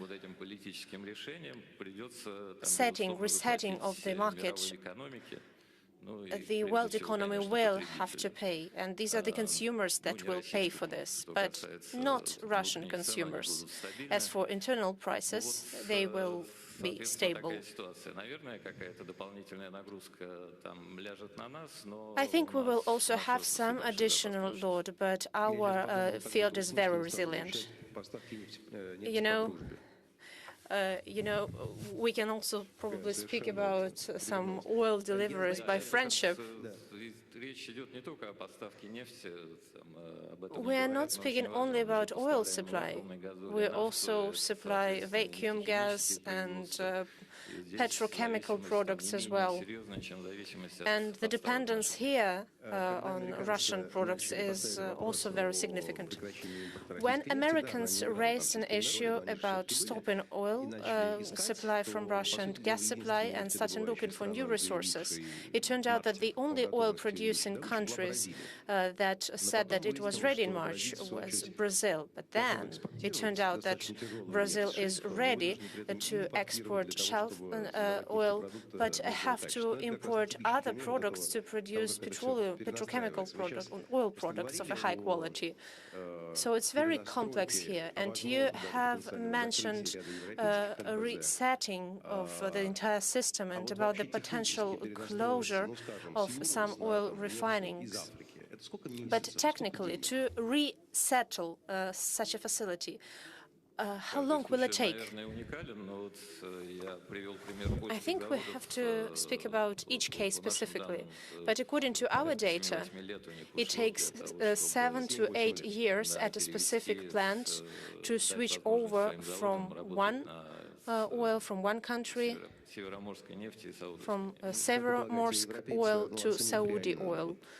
Okay, so when Europeans rely on this, Do you think that Europeans can reconsider this embargo and can postpone it for another 6 months and then to another 6 months? What do you think? Well, the decision is already there, but the Commission is postponed. Probably it may happen. Okay, thank you. Let me clarify one thing. You have mentioned the first concrete. I visited El Alto, 4,000 meters above the sea level in Bolivia. And everything is good there because politically it is not forbidden. But your initiatives in Europe, can they be forbidden? Because the signals are different. The signals are different indeed, but just trust me here. Every day my partners and I speak about this. Well, let me give you the entire picture here. There is a world atomic field and projects that are implemented globally. First of all, we're speaking about a project in France, ITER, that is related to thermonuclear energy. But we have to understand that this project, which is the biggest project in the world, cannot be implemented without Russia. Then, there are other projects that we construct on the territory of the European Union, namely one specific project in Hungary, and we have received 2 new licenses over the last weeks for the preparation of the construction site, and we engage in collaboration with our Hungarian partners. No bad news here, apart from usual challenges. And I don't see any specific influence of the European Commission, because the Hungarian project is confirmed in Euratom.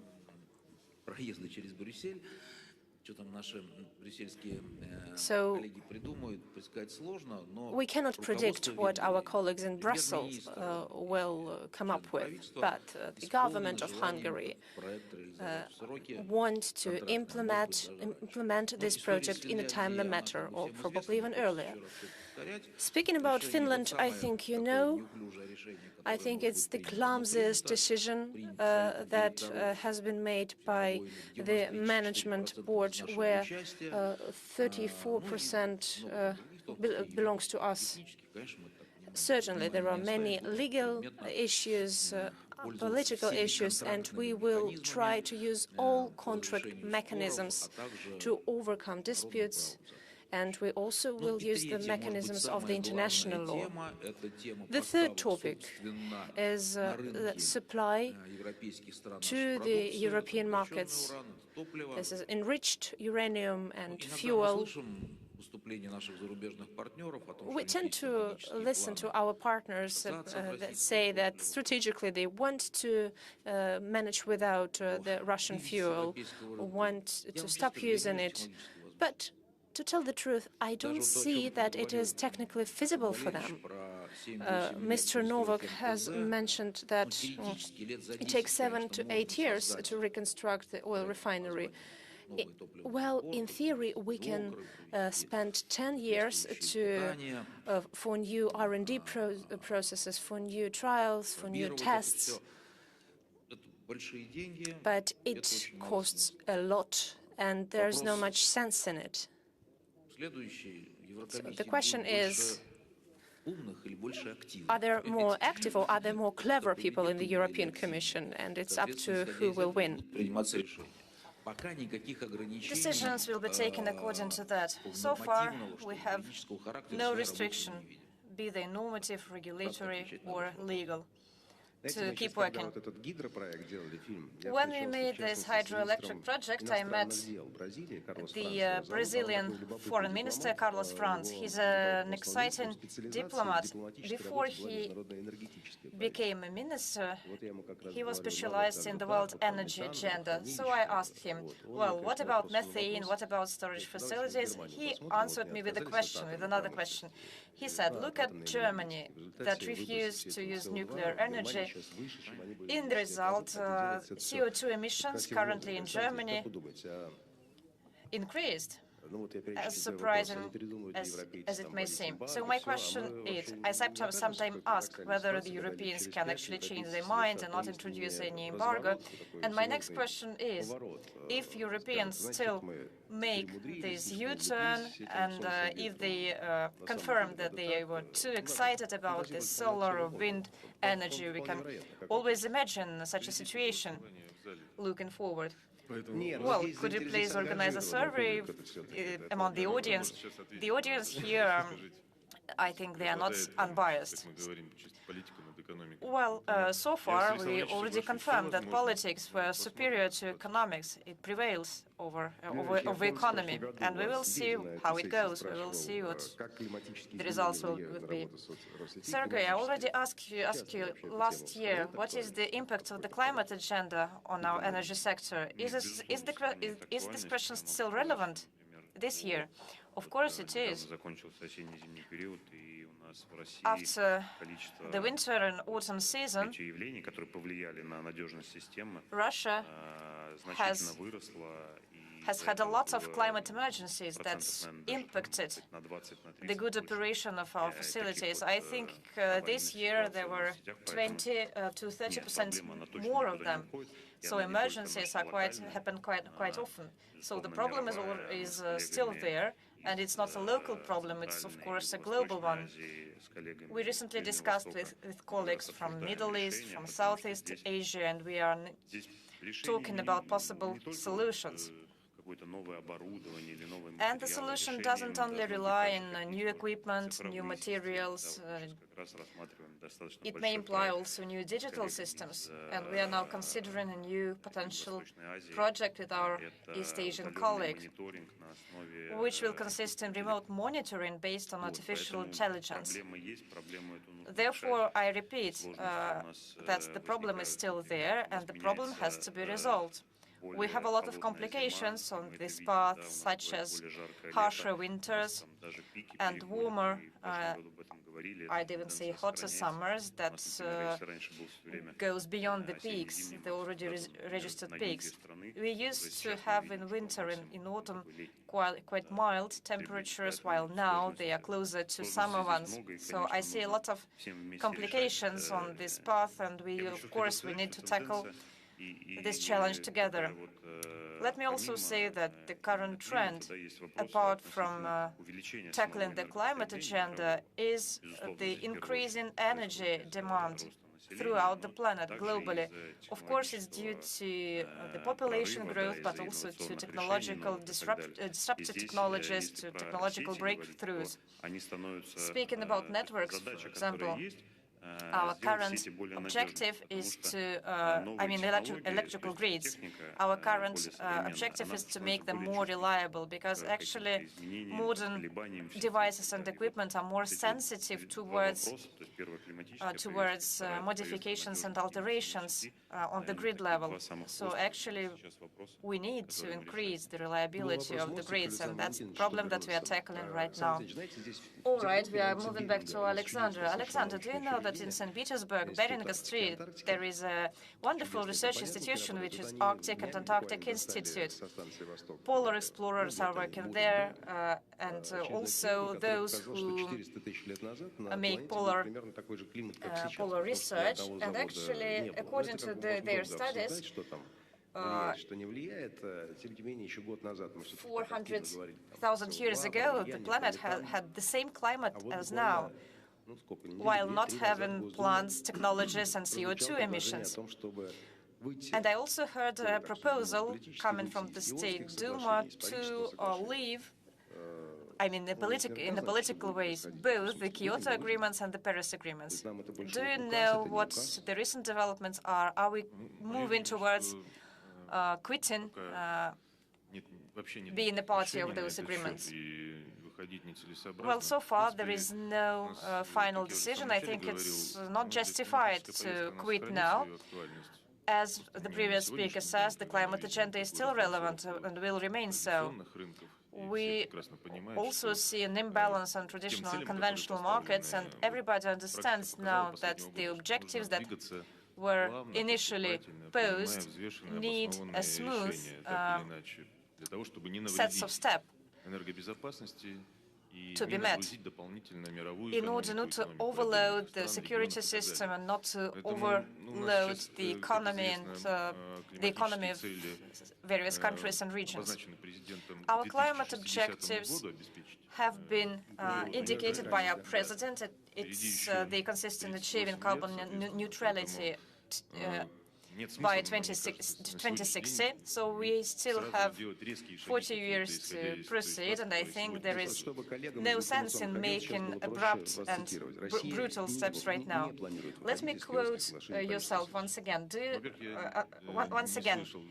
you confirm that Russia doesn't intend to quit the Paris and Kyoto agreements?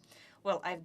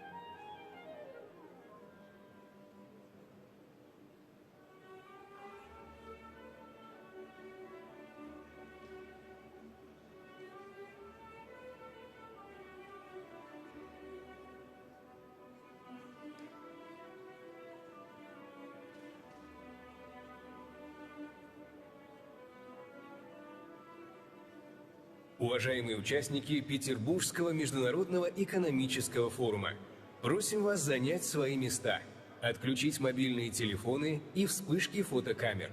Пленарное заседание начинается. Dear participants of the St. Petersburg International Economic Forum, you are kindly requested to take your seats, switch off your mobile phones, and disable the flash on your cameras. The plenary session is starting now.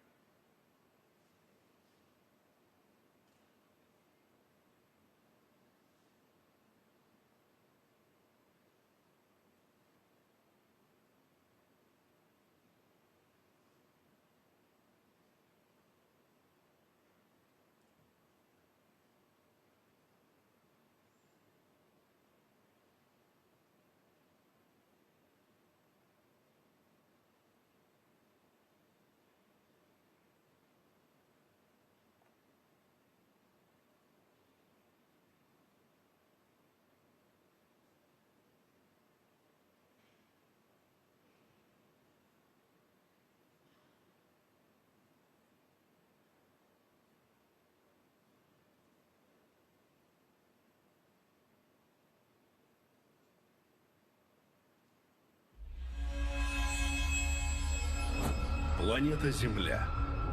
Миллионы лет ей управляли стихии. Planet Earth, for millions of years, it was managed by elements. Earth, air, water changed landscape, and they changed with the eras. Nature provided life to everything that is alive on Earth, including mankind. But at the beginning of the 21st century, mankind brought the planet to the brink of an abyss. Life emerged from water, which is thoroughly lacking. To avoid wars for this precious resource, to make access equitable is our objective. Right now the world is afire with injustice. The old world order is bursting at the seams, but it cannot go on. The paradigm for the new world order and the future economy should be based upon opportunities for everyone. The global consumption system has landed us in the worst sense of the word. Our souls have been brought hollow and we forgot about why we live. And only looking into the abyss, many were gripped by true fear, but there is still a chance to save the world. As the humanity requires compromises, the world can no longer be divided into coalitions, into them and us. We need to listen to one another and have the courage to take unpopular but important decisions. Russia is open to global changes. We are a territory that brings together the West and the East. We're a bridge for economies and cultures, a bridge for the future. We offer new opportunities to emerge from the crisis, from wars and conflicts. We can do that if we really want it.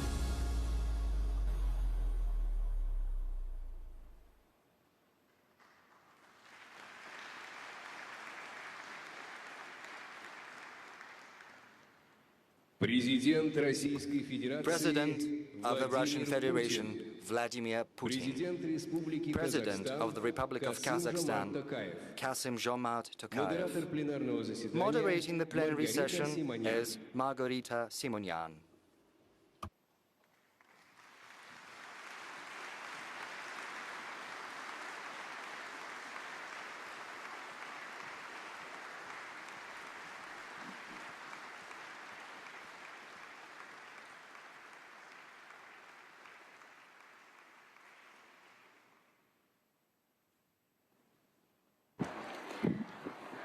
Добрый день.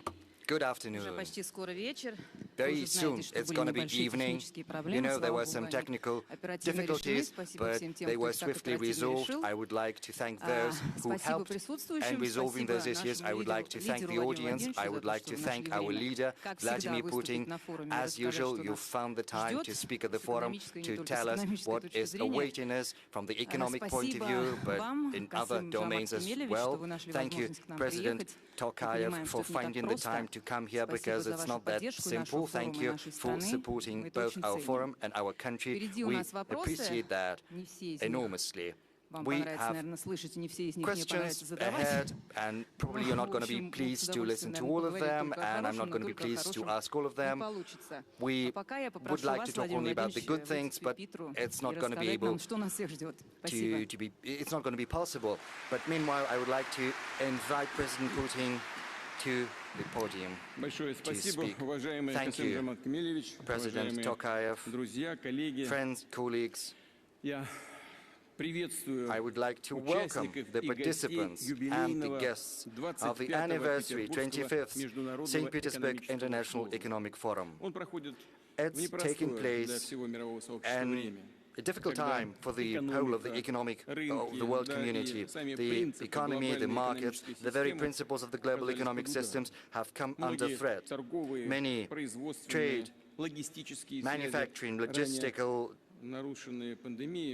ties earlier disrupted by the pandemic are being tested yet again. Moreover, such key business notions as the goodwill, the sacrosanct nature of property and trust in world currencies have been significantly undermined, unfortunately, by our colleagues in the West, and it was done deliberately for the sake of ambitions to preserve outdated geopolitical illusions. Today, I would like to expound on my view, on the view of the global leadership about the current state of affairs in the global economy. I'm going to dwell on how Russia is acting amid these conditions and how we plan our development in this constantly shifting situation. 18 months ago, I spoke at the Davos Forum and I emphasized once again that the unipolar world order era was over.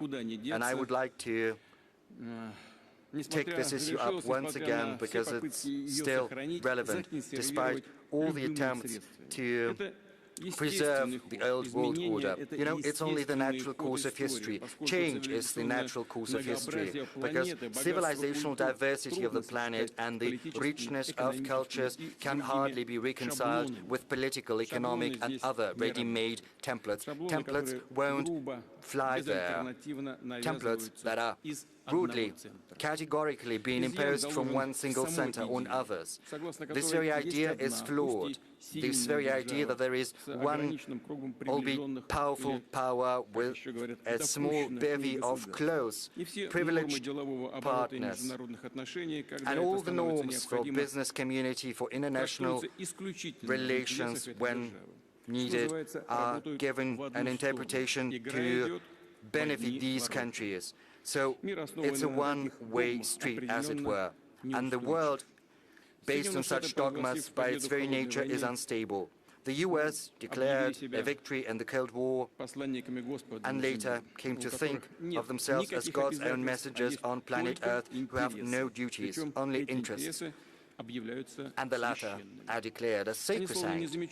It's as if they choose to ignore that over the recent decade, the planet has seen the emergence and increasing prominence of new powerful centers. Each and every center is developing its own political systems, social institutions, implementing their own economic growth models, and certainly they have the right to protect them and to ensure their national sovereignty. I'm talking about objective processes, about truly revolutionary tectonic shifts in geopolitics, global economy, and in technology, and the very system of international relations, which are seeing a growing role of dynamic, promising countries and regions whose interests it's no longer possible to ignore. I reiterate, these are fundamental, truly revolutionary and inexorable changes. It would be a mistake to think that during these tumultuous changes you can simply sit it out, beating your time, that everything is going to get back to its circuits, that everything is going to be as it was. It won't. And yet, it seems as if the ruling elites of certain Western countries are laboring under precisely these very illusions, choosing to ignore the obvious, persistently clinging to the ghosts of the past. In particular, they think that the domination of the West in global politics and economics is a constant, but nothing is peremptory, nothing is eternal. Moreover, our colleagues are not simply denying the reality, they are trying to oppose the course of history, thinking in the past categories, laboring under their own delusions about countries that live outside the so-called golden billion. They think that the rest of the world is periphery, their own backyard, and they still treat those countries as their colonies, and people who live there, well, they are considered to be second-rate because they think of themselves as exclusive, as something first-rate, and that's why they have this irrepressible desire to economically crush those who break the mold, who refuses to blindly follow. They rudely and brazenly obtrude their ethics, cultural and historical views, sometimes call into question the sovereignty and integrity of countries and threaten their own existence. Suffice it to remember what happened to Yugoslavia, Syria. Iraq, and if they fail to keep these rebels, so to speak, in check, they try to isolate them, and a council, they use everything, sport, the Olympic movement, bans on culture and art masterpieces, due to the sole reason that their authors have their own origins. And this is the nature of the current bout of Russophobia in the West, as well as the reckless sanctions against Russia. I would say reckless and insane sanctions. The number and the rate at which these sanctions are rubber-stamped, well, it's unprecedented.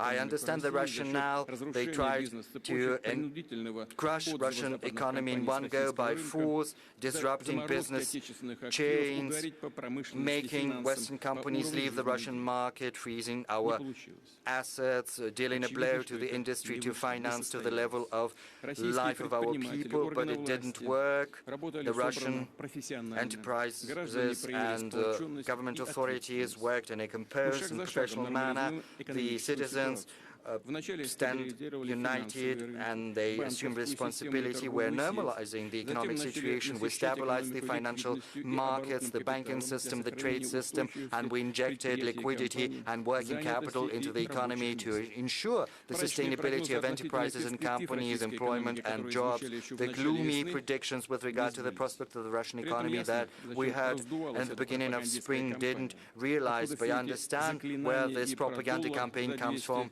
where these mantras about the dollar at 200 rubles and the inevitable and rapid collapse of our economy. This is a tool of information warfare, a factor of psychological influence on our society and on our business circles. Incidentally, some of our experts fell victim to this external pressure, and their calculation and estimates, they assumed that our GDP would inevitably plummet and ruble would depreciate critically, but the life itself proved wrong, these predictions. But I would like to emphasize that in order to be successful, we need to be frank and realistic in our assessment of the situation. We have to be independent in drawing our conclusions and believe in ourselves. We're a strong nation, strong people, and we are up to any challenge, and as our forefathers we can find a solution to any task, and this is proved by the 1,000 years of history of Russia.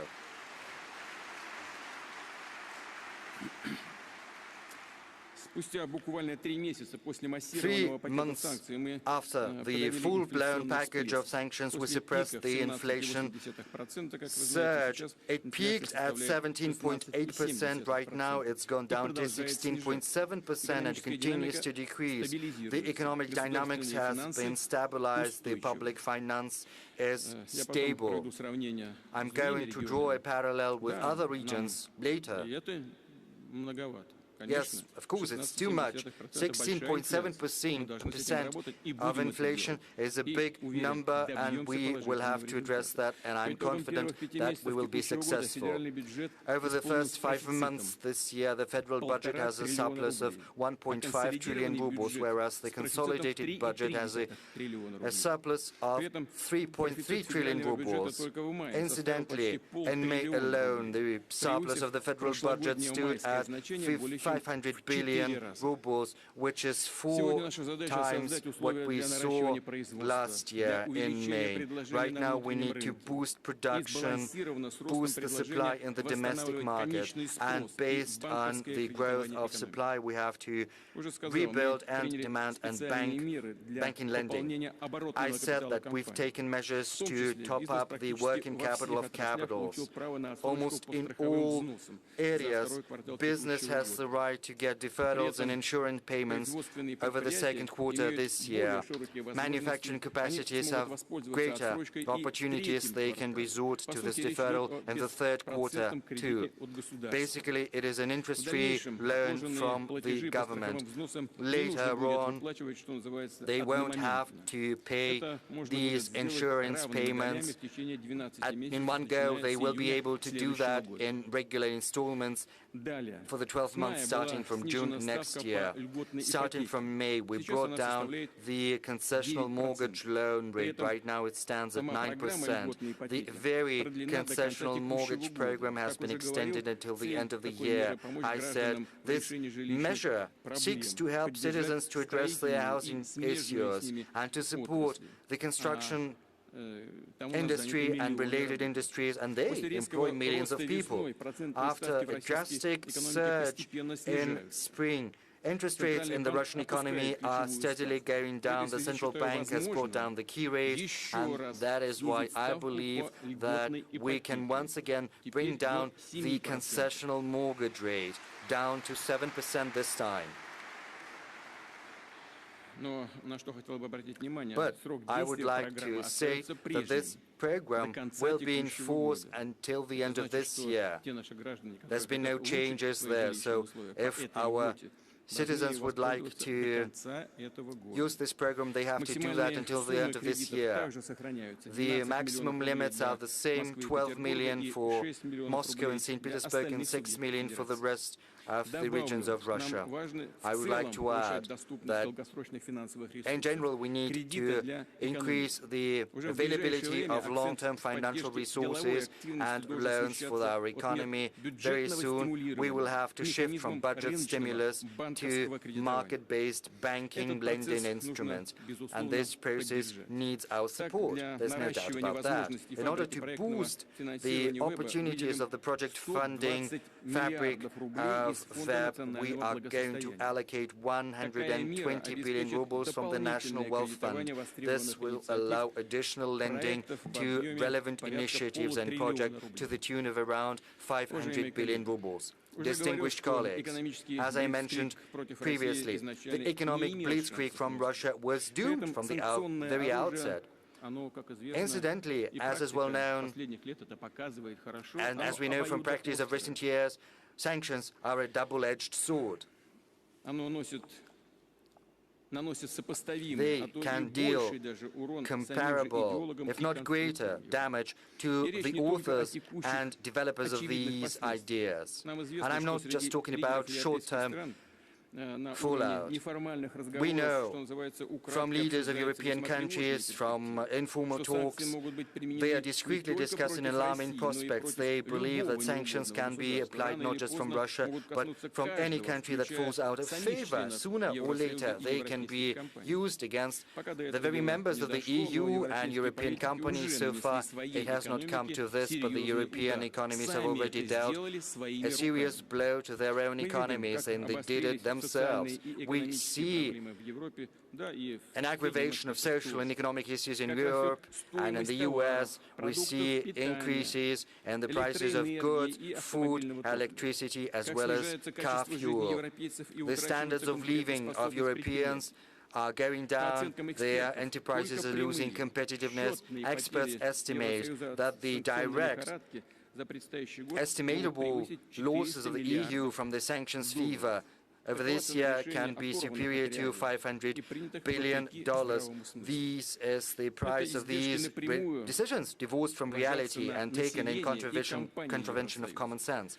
These losses are going to be incurred by the population and companies of the EU. Inflation in certain countries is already superior to 20%. I've mentioned our inflation rate. But the EU countries are not pursuing any special military operations, whereas inflation over there has grown up to 20%. It's the highest record over the last 4 decades. So far, inflation in Russia is still in 2-digit numbers, but we've already indexed social benefits and pensions, brought up the minimum wages as well as the subsistence level, thereby protecting the lowest income citizens, whereas high interest rates have allowed us to preserve the savings in Russian banks. Yes, business understands that high interest rate can suppress the economy, but for citizens mostly it's an advantage. And a lot of money has been brought back to the banks at a high interest rate. And this is the main difference from the European countries, where inflation results in loss of real income. It eats away at their savings, and the current crisis become a burden for low-income citizens. The costs of European companies are going up, and this will have long-term consequences. They lose the Russian market, they will lose global competitiveness, and there's going to be a systemic slowdown in growth rates in the European economy for many years to come. This only exacerbates the profound issues within Western societies. We have problems of our own, that's true, but this is something we have to say, because they're only constantly pointing a finger at us, and they've got problems of their own, and this is something I spoke about in Davos. European politicians and the developments of this year will result directly in deeper inequality in these countries. This will drive a wedge even further into their societies, and it's not just about the wealth, but also differences in values between different groups in these societies. So far, these controversies are suppressed and swept under the carpet. Democratic procedures and elections in Europe, you know, sometimes I watch at what's happening there, who arrives in power.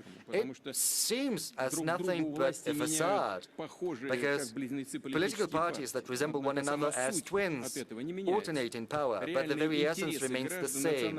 Real interests of their citizens and national businesses are relegated even further to the background. This loss of touch with reality, with the needs of society, will inevitably result in a recrudescence of populism and a surge in extreme radical movement, as well as social, economic and political changes, as well as degradation and change in elite. You see, traditional parties are constantly losing in elections. New entities emerge, but if they are hardly different from traditional parties, they do not have many chances of success. All attempts at putting a brave face on a sorry business, all discussions about acceptable losses for the sake of fake unity cannot hide one single fact. The European Union has completely lost its sovereignty, whereas its bureaucratic elites are dancing to someone else's tunes, taking everything what's being dictated to them, dealing harm to their population, to their businesses, to their economy. What is also important is that the deteriorating economic situation is not happening over the recent months. I believe this to be of great importance. This is not a result of what happened over the recent months, nor is it the result of the special military operation pursued by Russia in Donbass. Whoever says that is blatantly and deliberately twisting the facts. A strong spike in inflation in commodity markets and goods markets happened long before this year's developments. The world had long been following this path over the recent years due to the reckless macroeconomic policies pursued by the G7 countries. I refer in particular to unbridled emission and accumulation of unsecured debts. And these processes have only accelerated once the pandemic of COVID-19 started back in 2020.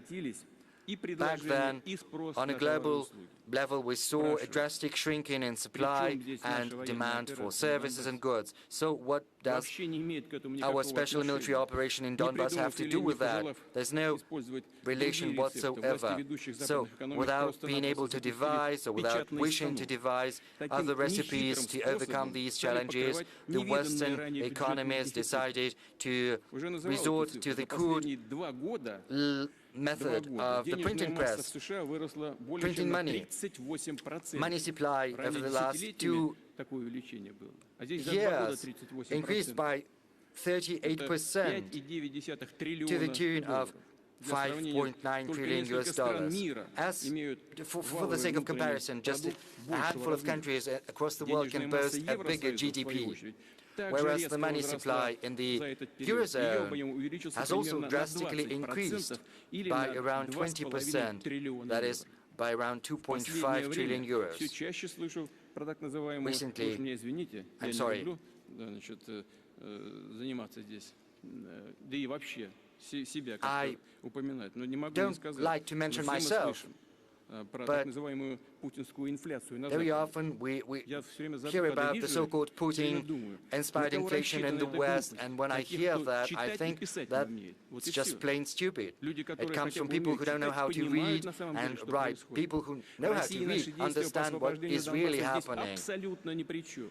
Our Сегодняшний actions рост to цен, liberate Donbass have инфляция, nothing to проблемы do с with that. продовольствием и топливом, бензином, Right в now, энергетике there в are целом. Это problems in результат energy, системных ошибок and в this экономической is due to политике the действующей systemic администрации mistakes in США the и economic европейской бюрократии. politics Вот of the две current причины. US administration and European politicians. This is the only reason for that inflation. A couple of words about our operation. Maybe it had some impact, but still the root cause is inflation. And this is a golden opportunity for them because they can pin the blame on Russia for all of their failures. But anyone who studied at school understands where the situation comes from. They printed a whole load of money. And where did this money go into? Obviously, in particular, this money was used to procure goods and services outside Western countries. That's where this money went into. They started to clean out global markets without a single thought to boot. In late 2019, U.S. import stood at around $250 billion per month, whereas by now it has increased to $350 billion.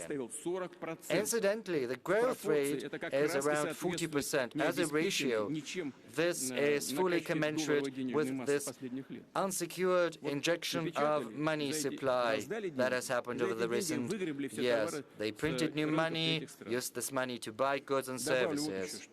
I would also like to add the following. For a long period of time, the US was a big supplier in the food market, and quite justifiably, they were proud of that. They were proud of their agriculture, farming traditions. It was a good example for many, us included. But right now, the role of America is drastically changed. It used to be a net exporter of food, and right now it's a net importer. In other words, they print money and they divert goods flows to their benefit, buying food from across the world. Even higher rates of import growth can be seen in the EU. Yes, this increase in demand, which is not secured by the supply of goods, has set off a wave of global inflation. That's where it comes from. Over the last 2 years, everything in the world has become pricier. Commodities, consumer goods, and food, and these countries continue to import. But right now, the mismatch between import and export is different. Right now, import is by 17 billion or so more than export. According to the UN, in February this year, the food price index stood at 50% more than May 2020, whereas the aggregate commodity price index doubled over the same period of time. Amid this inflationary storm, many developing countries are asking the only reasonable question: why change goods for dollars and euros that are depreciating in front of us? The conclusion begs itself. The economy of simulacra is inevitably going to be replaced by the economy of real assets and values. The IMF estimates that the world currency reserves currently have $7.1 trillion and 2.5 trillion euros, and this money is depreciating at the rate of around 8% per year. Moreover, this money can be seized and stolen if the US doesn't like something about the policies pursued by this or that country, and this has become a reality for many countries that still have their currencies in foreign currencies. Experts estimate, and this is just objective analysis, in the next years, global reserves will start to be converted. Well, given the deficit, they will be converted from depreciating currencies into real resources. And the countries will pursue this path. I refer to such real resources as food and energy, and this process will only push forth the dollar inflation. Regarding Europe, the rising prices are further exacerbated by their fiascos in the energy policy they pursue.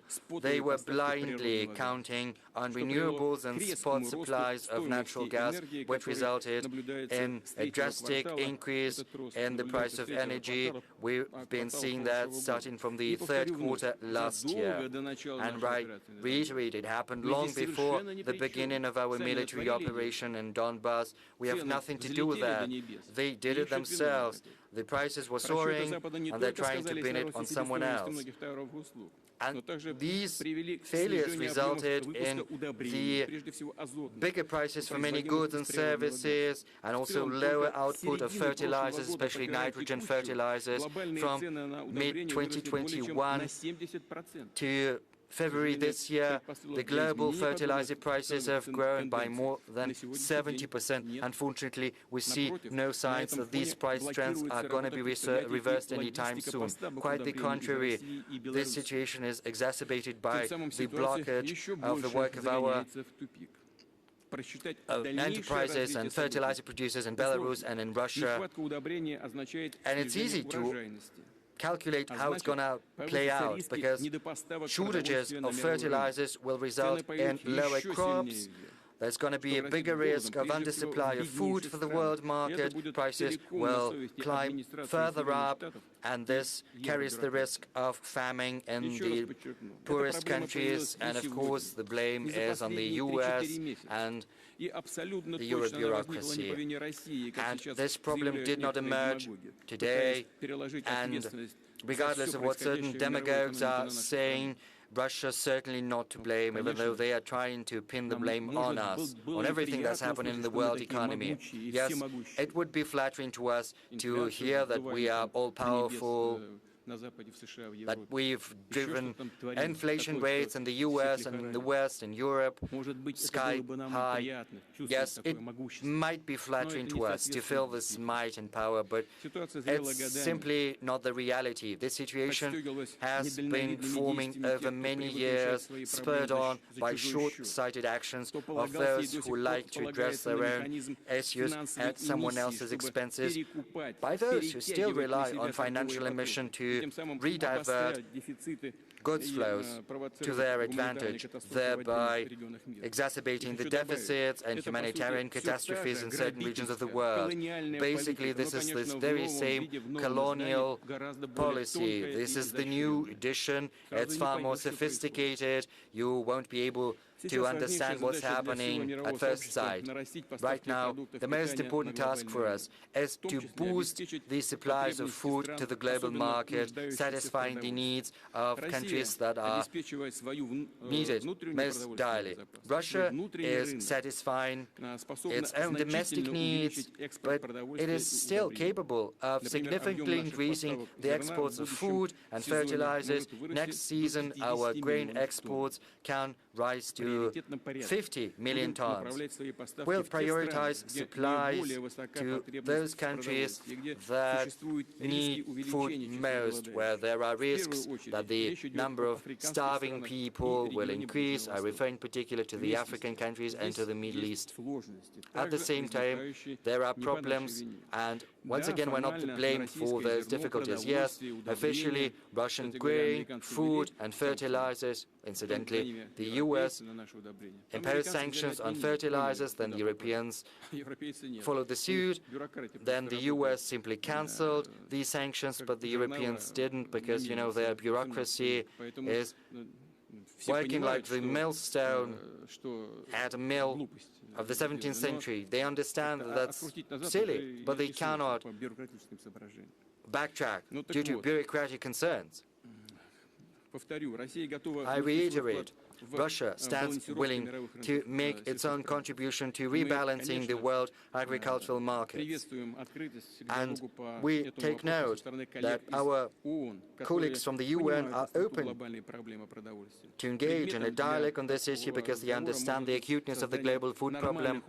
We could talk in the course of this discussion about creating normal conditions from the point of view of logistics, finance and transport to boost Russian exports of food and fertilizers. Unfortunately, there are many speculations about other matter, about Ukrainian supplies of food to the world markets. We're not preventing these supplies because we were not the ones to plant mines around their Black Sea ports. They can demine that and we will ensure the security of these vessels. No doubt about that. But the US Department of Agriculture estimates that it's 6 million tons of wheat. We believe it's 5 million, another 7 tons of corn. But, you know, 800 million tons of wheat is produced across the world, so 5 million is a drop in the bucket. Moreover, there are opportunities to export that. You can do that through the Black Sea ports, through Belarus, through Poland, through Romania. There are paths, there are 5 or 6 routes that can be used. So we are not the ones to blame. It's about how reasonable the people sitting in Kyiv are. It's up to them to decide. And they shouldn't listen to their foreign masters from the other side of the ocean. But there is another threat that it's going to be exacerbated. Colleagues, the world right now is undergoing fundamental shifts. International institutions are breaking down or malfunctioning. Security guarantees are losing value. The West has categorically refused to implement responsibilities it had assumed in the past, and it was simply impossible. And the current conditions amid the rising risks and threats, Russia's decision to start the special military operation was forced and absolutely necessary, if very difficult. This is a decision which is our sovereign right because it's based on the UN Charter, which says that we have the right to protect our security. This decision seeks to protect citizens of the Donbas republics who for 8 years have been suffering from genocide carried out by the Kyiv regime and neo-Nazis under full protection from the West. The West is trying to project its military power of Ukraine, pumping Ukraine full with arms, weapons and military advisors, and they continue to do so. And as for economic development and the welfare of people who live there, they don't give 2 hoots about that. But they spare no money on creating a NATO springboard in the West against Russia or on fueling aggression, hatred and Russophobia. Right now, our soldiers and officers and the militiamen from Donbas are fighting on their land, protecting Russia's right to free and safe development as a multinational country that determines its future on its own, based on its history, culture and traditions. We reject any attempts at imposing on us fake values of dehumanization and moral depravity. All goals of the special military operation will be accomplished,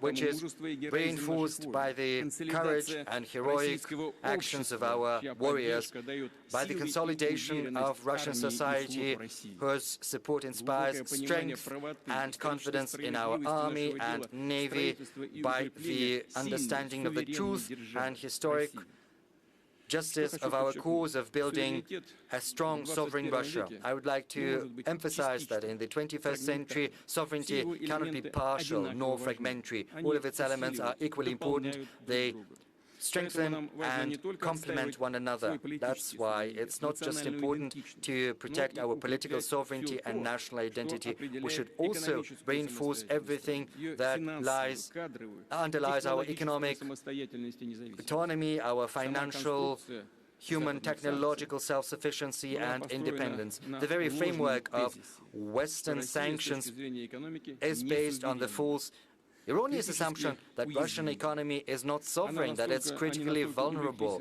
And they were so caught up in spreading the myths about Russia's backwardness and the weakness of our position in the world economy and trade that they came to believe their own inventions. They were simply ignoring real facts. They were ignoring how much our country has changed over the recent years. And these changes were brought about by our careful planning, aimed at building a sustainable macroeconomic environment to ensure food security, implement import substitution, build our own payment system, and so on and so forth. Yes, sanctions and restrictions have put a great number of tasks in front of us. Some enterprises are suffering due to shortages of spare parts. Some technological solutions are no longer available to our companies. Logistics has been disrupted. On the other hand, this is opening up new opportunities to us. It's often said, but it's the truth. This is an incentive to build an economy which can boast true, genuine, technological, manufacturing, human, scientific sovereignty. This comprehensive task cannot be accomplished in one go. We have to work on a systemic basis, oriented into the future, and this is the path Russia has chosen, pursuing long-term plans for the development of economic industries, reinforcing our social security, and the current tests can make some corrections and amendments to these plans, but the strategic direction is going to be the same. I would like to dwell today on the key principles that are going to underlie our country and our economy. The first principle is openness. Truly sovereign countries are always willing to engage in equal partnership and to make a contribution of their own to global development, whereas those who are weak and vulnerable are usually involved in searching for enemies and imposing xenophobia, or they completely lose their identity and autonomy, blindly following in the wake of their sovereign. Russia, even though our Western friends want us to do that desperately, is never going to choose the path of self-isolation altogether. On the contrary, we are going to expand our engagement with everyone who is interested, and there are many who want that. I'm not going to name them, but this is the overwhelming number of people on Earth. I'm not going to name all these countries who want to work with us. Everyone knows them. I'm not going to make a revelation if I say that everyone who wants to work with Russia comes under brazen pressure from the US. Sometimes it comes down to direct threats. But this blackmail is of little import. If we're talking about countries that are headed by true leaders who make a very clear distinction between national interests and interests of other players. And Russia is going to build economic cooperation with these countries, promoting new projects, and we are certainly going to work with Western companies who, despite the unprecedented arm twisting, continue to retain successful presence in the Russian market. International cooperation will develop on the solid and predictable foundation of building a convenient and independent payment infrastructure in national currencies, and to help our companies with logistics and cooperation, we develop transport corridors, increasing the throughput capacity of railroads, the transshipment capacity of ports in the Arctic, in the West and the South, in particular in the Azov and the Black Sea and Caspian basins. They are going to be the most important part of the north-south corridors that is going to create a sustainable channel of communications with the Middle East and South Asia. We hope that the flow of cargo will begin to grow steadily very soon over these corridors. But it's not just international trade that's important. Russia wants and is willing to develop scientific, technological, cultural, humanitarian and sport-based cooperation based on the principle of equality and mutual mutual respect, and we will aspire to responsible leadership in all of these domains. The second principle for our long-term development is reliance on entrepreneurial initiative. Each and every private initiative that seeks to benefit Russia should get maximum support. The pandemic and the current developments have once again demonstrated to us the importance of flexibility and economic liberties. Private business, even amid harsh conditions, has shown that it's willing and ready to compete in the global markets, and they adapt to the shifting environment thanks to private business. We will continue to alleviate administrative pressure. From 2016 to 2018, we had a moratorium on scheduled inspections of small enterprises. It was later extended until the end of 2022. In 2020, this moratorium was expanded to cover mid-sized enterprises, and moreover, the number of surprise inspections was brought down fourfold. We made a step further. In March this year, we've decided to forego planned and scheduled inspections of all entrepreneurs, regardless of the size of their business, with one condition: their activity should not be tied to a high risk of dealing damage and harm to citizens and the environment. And the number of scheduled inspections as compared to last year has decreased 6 times. Why am I talking about that in such detail? Because since the moratorium was introduced, the number of breaches by entrepreneurs, rather than go up, went down. It testifies to the maturity and responsibility of the Russian business. Rather than being compelled to comply with norms and requirements, it should be incentivized to do so. And that means that we can make another radical step. On a permanent basis, we can forego most inspections for the whole of Russian business if its activities are not carrying a high risk of dealing damage.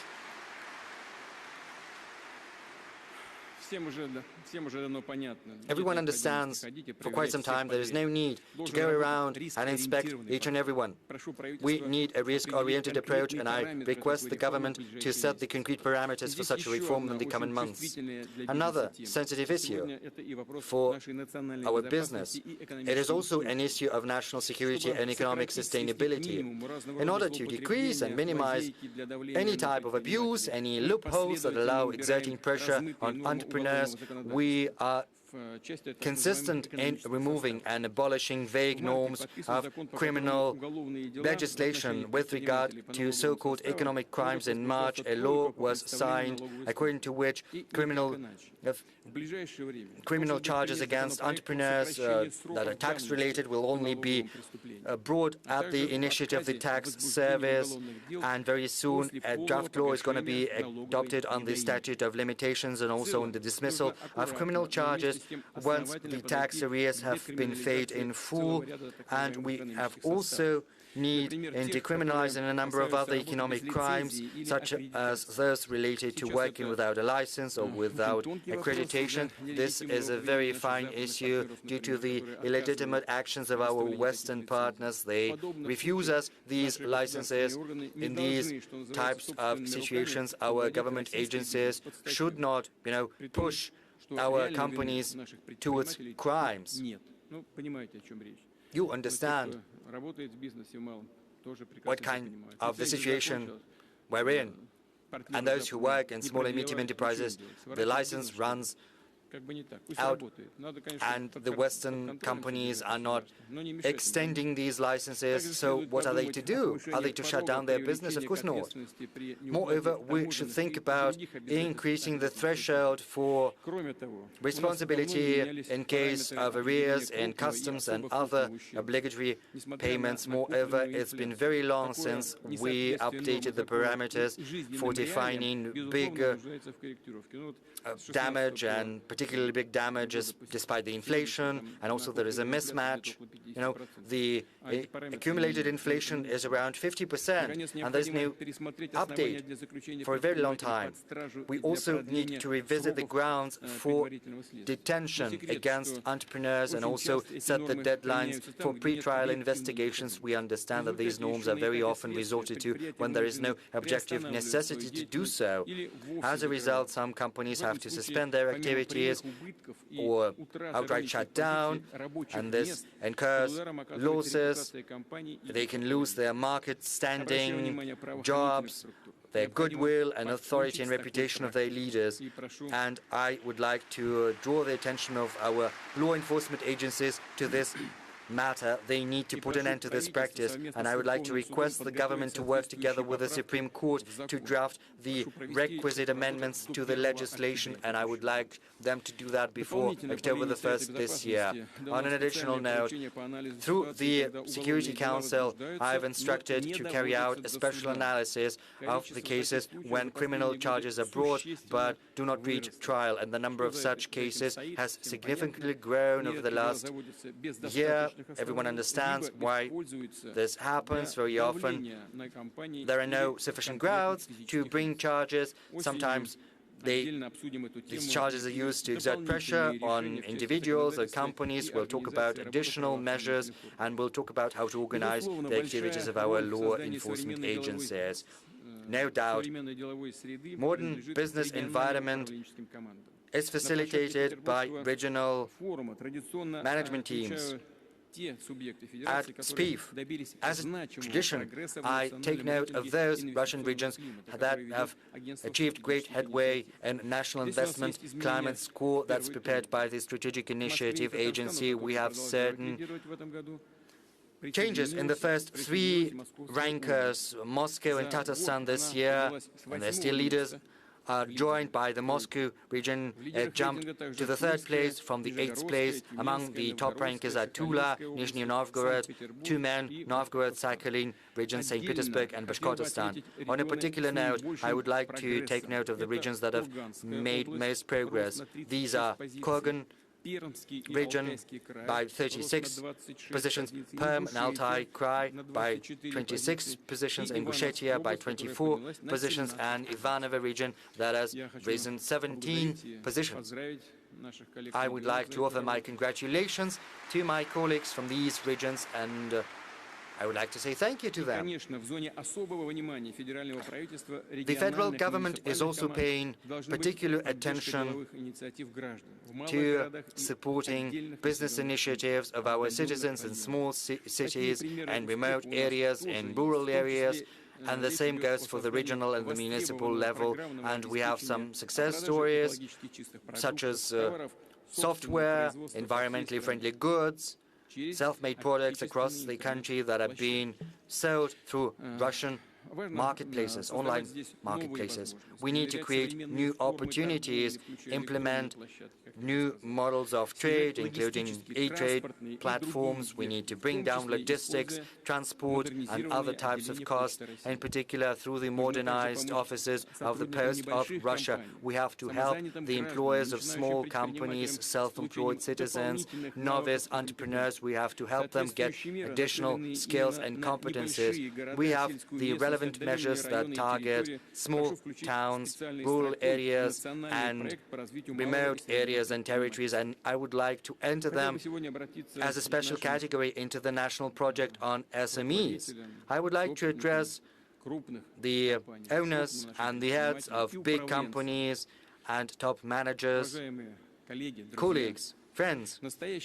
Genuine, solid success, sense of dignity, and self-respect only come when you tie your future and the future of your children to your country, to your homeland.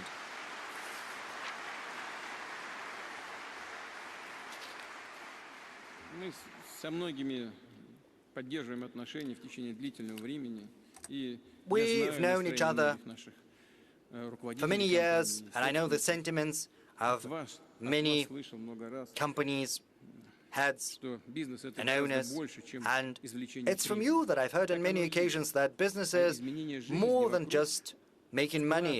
It's about improving the lives around you. It's about contributing to the development of your cities, your regions, your countries, and serving your people and society. This cannot be replaced by anything else. This is the very essence of business. And the recent developments only vindicate that. It's safer home. And those who chose not to listen to this obvious message lost hundreds, if not billions, hundreds of millions, if not billions of dollars in the West. And that's how this safe haven for capital turned out to be. Once again, addressing colleagues who are here in the hall and those who are not here, I would like to call on you not to fall into the same trap again, because our country boasts a huge potential, and there is a host of issues that need to be addressed at home. Invest at home. Invest into new enterprises and jobs and tourist infrastructure, support schools, universities, healthcare, social security system, culture and sport. I know that you are doing that, many of you, but I would like to emphasize that once again. That was the high understanding of their lofty mission by the Bakrushins, Morozovs, Shukins, Brabushinskis, Akhturins, Gailevs, Apanayevs, Matsievs, by Mamontov, Tretyakov, Arsenov, Dadashev, Gajiv, many Russian, Tatar, Buryat, Chechen, Dagestan, Yakutian, Ossetian, Jewish, Armenian, merchant and entrepreneurial families and representatives of other peoples of the multinational Russia. And these people have entered their names into the annals of our history. Incidentally, on a particular note, I would like to highlight the following. For possible successors of the capital, I don't know what's more important, the money they get, the property, or maybe the goodwill, the good name, and the contribution of their forefathers to their country's future. It's not going to be squandered by anyone. Pardon this expression. And the good name is going to be with the descendants. It's going to follow them from many generations to many generations. It's going to be a better support than money and property. Distinguished colleagues, the third principle of our long-term development is a responsible and well-balanced macroeconomic policy. It's precisely this policy that has allowed us to withstand the unprecedented sanction pressure. And this policy is important not just to respond to the current threats, but in the long run as well. We're not going to relive the tragic experience of our Western colleagues who have set off the inflation spiral and thrown their finance into disarray. Our goal is to develop our economy steadily for many years to come, decrease the inflation burden for citizens and business, and achieving the long and mid-term target of inflation. We want 4%. I started with the inflation figures, but the goal is the same. It's 4%. I've already instructed the government to draft proposals on the new fiscal rules that seeks to ensure the predictability of our fiscal policy and to create the most favorable environment to use the external economic conditions to our advantage. We need that to reinforce the foundation of our economic growth, to address infrastructure and technology-related tasks which serve as the basis for the welfare of our citizens. Yes, some companies are committing suicide. You know, we see that some companies have this suicidal sentiment. And it would be senseless to serialize the money supply with their help. But the main principle is to spend how much you earn. And this principle is peremptory. It's always there. The fourth principle is social justice. Economic growth, business initiative, industrial capabilities, scientific and technological potential of Russia should translate into social advancement. And this development should lead to decreasing inequality rather than exacerbating it, as it happens in some countries. We are not champions or the leaders in addressing these tasks. The issue still stands, but still, decreasing poverty and inequality comes through greater demand on domestic produce, through increasing the potential of our regions, through creating new jobs where they're most needed. This is the determining condition for further economic development. The positive dynamics and real wages of our citizens and lower poverty level, these are the main fruits that testify to the efficiency of our government. And we need to improve and to address the objective difficulties. This year, this is the task set forth before the government, and we have to protect the most vulnerable groups, pensioners and families with children, those who found themselves in dire straits. On a yearly basis, pensions are growing at a rate superior to the inflation rate. This year, they were increased twice, and starting from June the 1st by additional 10%. Together with pensions by 10%, we've increased the minimum wages as well as the subsistence level to which many other social benefits and payments are tied, and they will have to increase accordingly, which is going to directly affect for the better the income of around 15 million people. Over the recent years, we have set in place a comprehensive system to support low-income families with children, and women can get support from pregnancy until their children reach 17 years. The welfare of people and their well-being is an important factor of demographic development, given the negative demographic waves that are overlapping. In April this year, fewer than 100,000 children were born. That's by 13% less than in April 2020, and I would like to ask the chairman of the Russian government to personally oversee the development of additional measures to support families with children. They need to be comprehensive and commensurate with the magnitude of these demographic challenges we are up against. The future of Russia lies with families with 2, 3 and more children, so it's not just about direct financial support. We need to target and tie to the needs of these families with children everything, the healthcare system, education system, and the rest that affects our quality of life. And this is precisely the goal pursued by the National Social Initiative, implemented by regional teams and the Agency for Strategic Initiative together. Is the accelerated development of our infrastructure. We've already increased direct budget expenditure on reinforcing our transport network, and starting next year we are going to build the main roads at the federal and regional level. Within 5 years, no less than 85% of these roads should be rebuilt to comply with standards. We are actively employing such a new tool as infrastructure budget loans provided for 15 years at 3% rate, and the demand is running far higher than initially anticipated.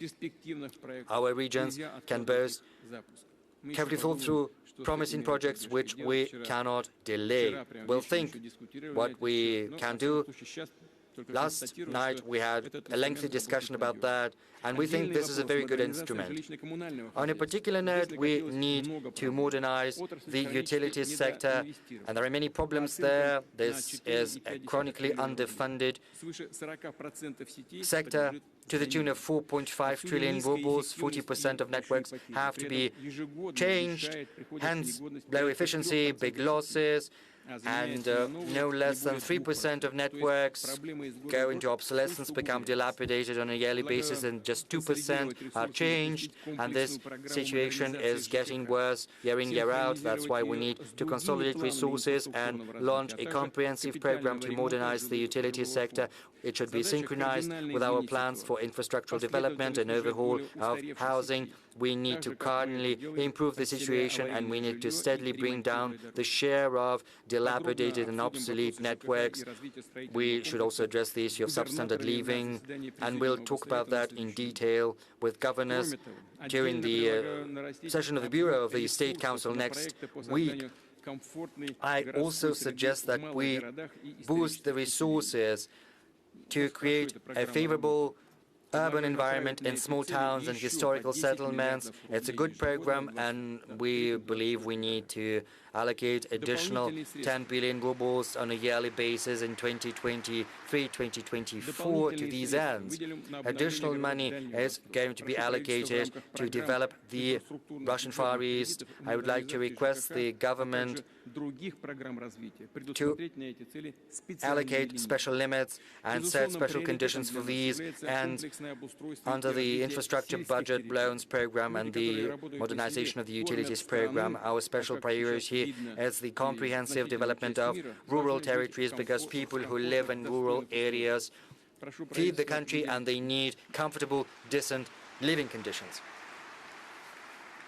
So, I request the government in this regard to allocate additional funds for the relevant state and government program. The financial source for that can come from export fees levied on the sales of agricultural goods.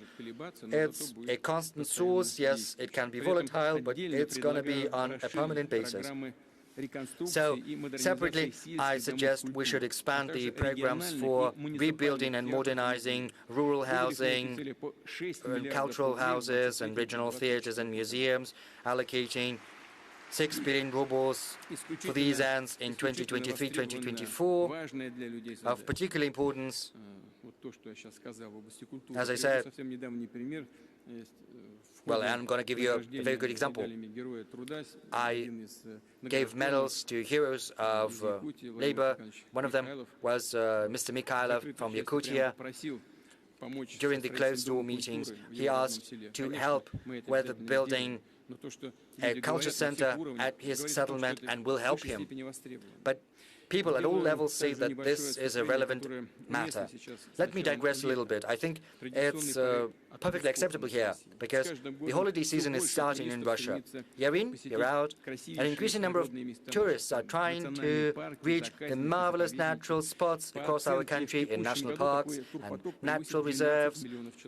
Our estimates say that this year the tourist flow is going to be more than 12 million people, and it's very important that government agencies, businesses, and tourists know what's acceptable, what's not, where tourist facilities can be built, and where it's categorically forbidden because it creates risks for fragile, unique ecosystems. The State Duma is currently considering a draft law which is aimed at regulating the organization of tourism in specially protected territories. We need to create a civilized foundation for such activities, and in this regard, I would like to say that all decisions taken in this domain have to be carefully thought through. They have to be considered very cautiously. On a particular note, I would like to say how important it is to preserve and protect Lake Baikal. And this is precisely the objective of our unique comprehensive development project for the city of Baikal. It should be the example of rational, environmentally friendly economic activity we need, not just to liquidate and neutralize the accumulated damage done by the Baikal paper and pulp factory. We need to elevate the city to a new level of life. It should be the flame bearer of Russian environmental tourism. This project should be based on cutting-edge technologies and environmentally friendly energy sources. We will use clean technologies and environmentally modernize our enterprises, decrease the atmospheric pollution. We need to create circular economy projects, green projects, preserve the climate. And this is something I spoke about at this forum last year. And we also come down to the sixth cross-cutting principle of our development, which is the achievement of technological sovereignty. We need to create an integral system for economic development that is not dependent on foreign institutions. We have to build all spheres of life on a new level of technological quality, and we should not be just belly users. We have to have technological keys to building goods and services of new generations. Over the recent years, we've been paying a great deal of attention to import substitutions, and we've made some great headway in agriculture, in defense, and medicine, and in many other things. We've got many discussions on that. But import substitution is no silver bullet. It's no universal solution. Should we blindly emulate others? Should we try to replace these goods and services with copies, albeit with good ones? We will always be catching up, and we have to be one step ahead. We have to create our own competitive technologies, goods and services, which can set the new world standards. In this regard, I would like to remind you that Sergei Korolev chose not to blindly copy and partially improve on the trophy rockets. He saw into the future, and he came up with a unique package system when building the R-7 rocket, thereby paving the way to outer space for humanity, and he set the standard for many decades to come. And that was the principle of the founders of many Soviet scientific programs who looked ahead. And based on this groundwork, our researchers are treading and striding forth. Thanks to them, Russia boasts hypersonic weapons, and that's unprecedented. No other countries have that. Rosatom still is retaining the leading edge in nuclear-powered technologies and icebreakers. We have cutting-edge solutions in AI and big data, the best in the world. This technological development is the cross-cutting dimension which is going to determine the future of not just the next 10 years, but also the 21st century. And it's in detail that we're going to talk about this techno-economics at the next session of the Soviet on Strategic Development. And of course, we need new managerial solutions to develop engineering, education, the transfer of scientific achievements. They have to translate into real economy. They have to be provided with financial resources. And we'll talk about the cross-cutting foundational technologies as well as about the digital transformation of whole sectors. Of course, we cannot produce everything. It's impossible, and we do not need that. But we need to have the critically important technologies. So should we require it, we should be able to set up our own production of any goods or services on our own basis within a very short time frame. And this is what we did with the coronavirus vaccine, and right now we've done that for many other products and services.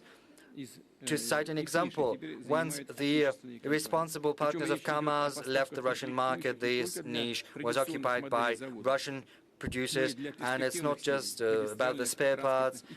There are also very good prospects for line haul, transport, and heavy trucks. I would also like to take note of the MIA payment system, which successfully replaced Visa and MasterCard in the domestic market. It's currently steadily increasing its geographic scope, achieving international recognition. Another example, the St. Petersburg tractor plant, its foreign partner, refused to provide motors and provide technical maintenance. Instead, Yaroslavl and Tutaev motor producers fostered supply chains, and right now in March, April, St. Petersburg tractor plant achieved record highs in production levels. And there are many other positive practices like that, and they are becoming increasingly numerous. I reiterate, Russia boasts human, scientific, and technological foundation to create any products that is particularly relevant, including appliances and construction and industrial and service equipment. Right now we need to boost capacities to set up production lines within a very short time frame, and of course we need prepared production capacities and facilities. So I instruct the government by autumn to present the key parameters for new industrial clusters. In this domain, what's important is funding. In these clusters, entrepreneurs should have access to long-term, affordable loans, up to at least 10 years, and at no more than 7% interest rate in rubles. And we've spoken about that with the economic division of the government. Everyone agrees we'll do that. Secondly, taxation. In these clusters, the semi-fixed taxes should be at a low level, including insurance payments. The third avenue to pursue is supporting production at the earliest stages when building the package of orders, providing subsidies to get the products from these enterprises. It's going to be difficult, but I think subsidies will be required. We have to work this through. Fourth, facilitated administrative regime. There should be no no inspections or little, very few. And the same goes for taxation and customs monitoring should be very light and not cumbersome. Fifth, we need to create guaranteed long-term demand for this innovative production produced and reaching the market. We need a preferential regime for these industrial clusters, and it's going to be in force starting from January the 1st, 2023. I would like to say in this regard that the new poles of growth and the existing one should engage small business, for enterprises, for small organizations. It's important to see where you're going, to see the prospects, and that's why I would like to ask the government to work together with the SMEs Corporation as well as with our biggest companies to launch the tool of long-term contracts with state-sponsored companies and small and medium enterprises, because this will guarantee the demand for the goods produced by these entrepreneurs. This will help them expand their current production capacities or create new ones. We have already decreased the time frames for building industrial facilities. We have removed cumbersome procedures, but there are some margins for improvement, especially if you start from scratch. It takes from 18 months to 3 years, and if you want to buy ready-made industrial facilities, still the interest rates are very high. That's why I suggest we launch a new instrument, namely the industrial mortgage. I am referring to concessional long-term rates loans at 5% on a yearly basis, and not to tarry to hammer out the details with the banking sector so that it takes up as soon as possible in a fully fledged manner. Distinguished friends, the rate and magnitude of changes happening to the global economy, to the finance and to the international relations are growing. Increasingly pronounced is the shift from globalization in favor of a multipolar growth model. The birth of a new world order is an arduous process. We are yet to face many new challenges, risks and factors which it is impossible to predict as of now. But it's evident that the rules, the very essence of the new world order, will be set by strong sovereign nations. Those who are not following in someone else's footsteps. Only strong nations can make contribution to the emergence of this new nascent world order. Otherwise, they will be relegated to the status of a disenfranchised colony of someone else. They need to strive forth, listen to the voice of time, change, And for that end, they should demonstrate national will and resoluteness. Russia is entering this era as a powerful sovereign nation. We are certain to use the colossal opportunities that are currently opening up in front of us. We'll get even stronger. Thank you for your attention.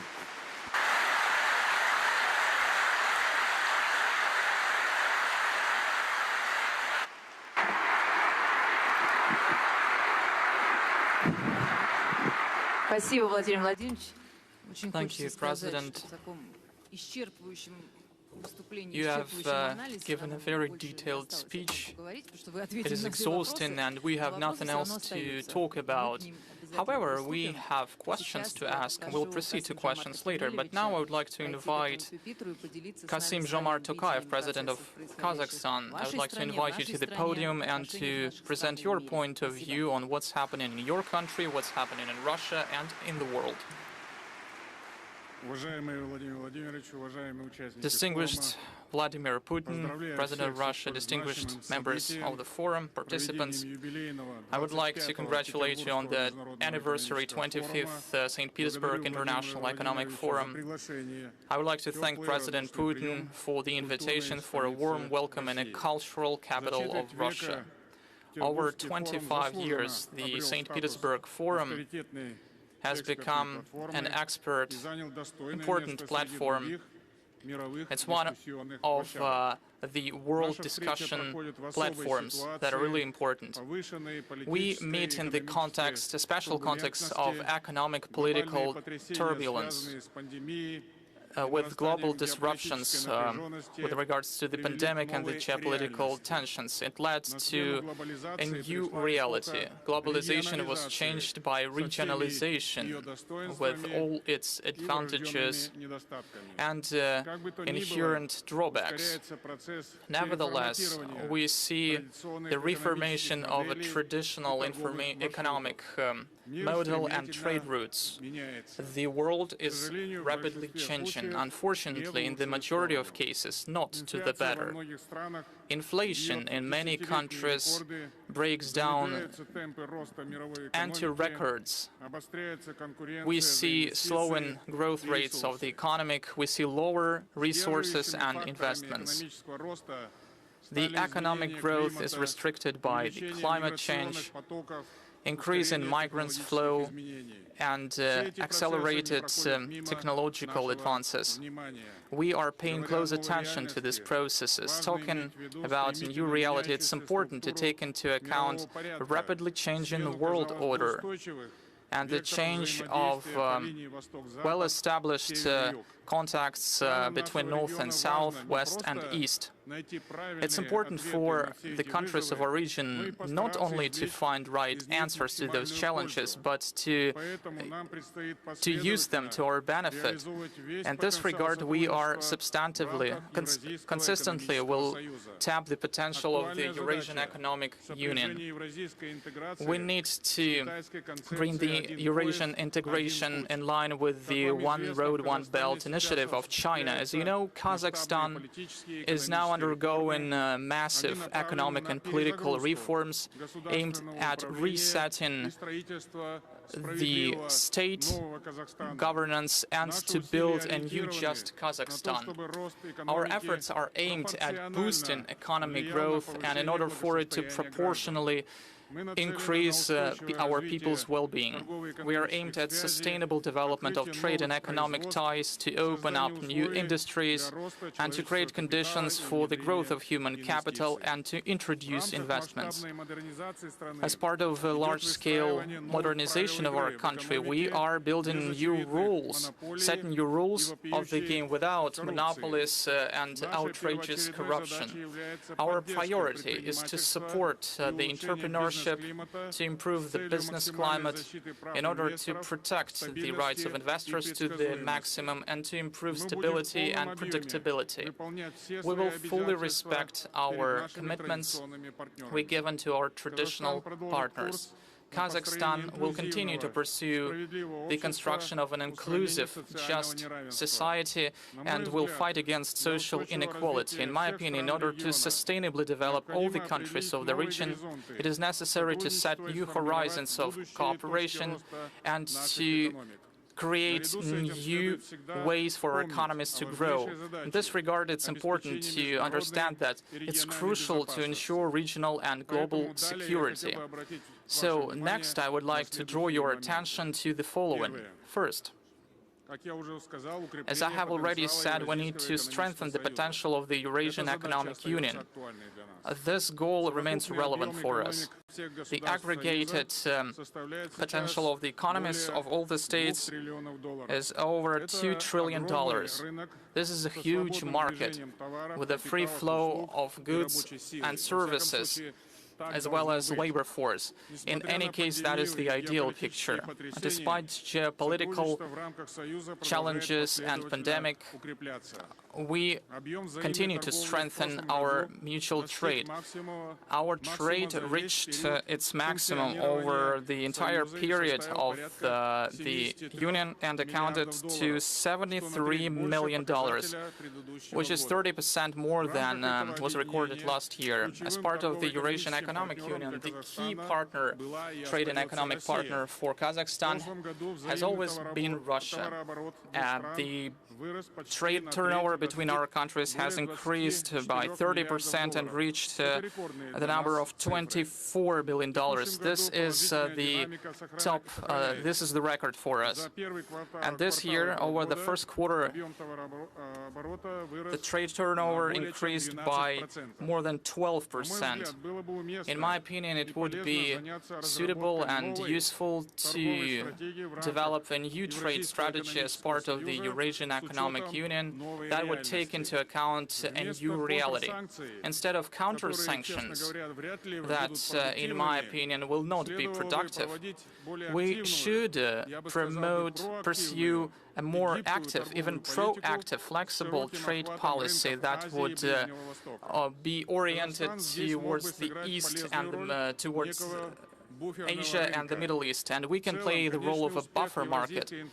In general, the success, long-term success of the Eurasian integration largely depends on the effectiveness of our joint trade strategy. Kazakhstan and Russia can bring industrial cooperation to a qualitatively new level. We have designed a special plan, a program of industrial cooperation in the modern conditions.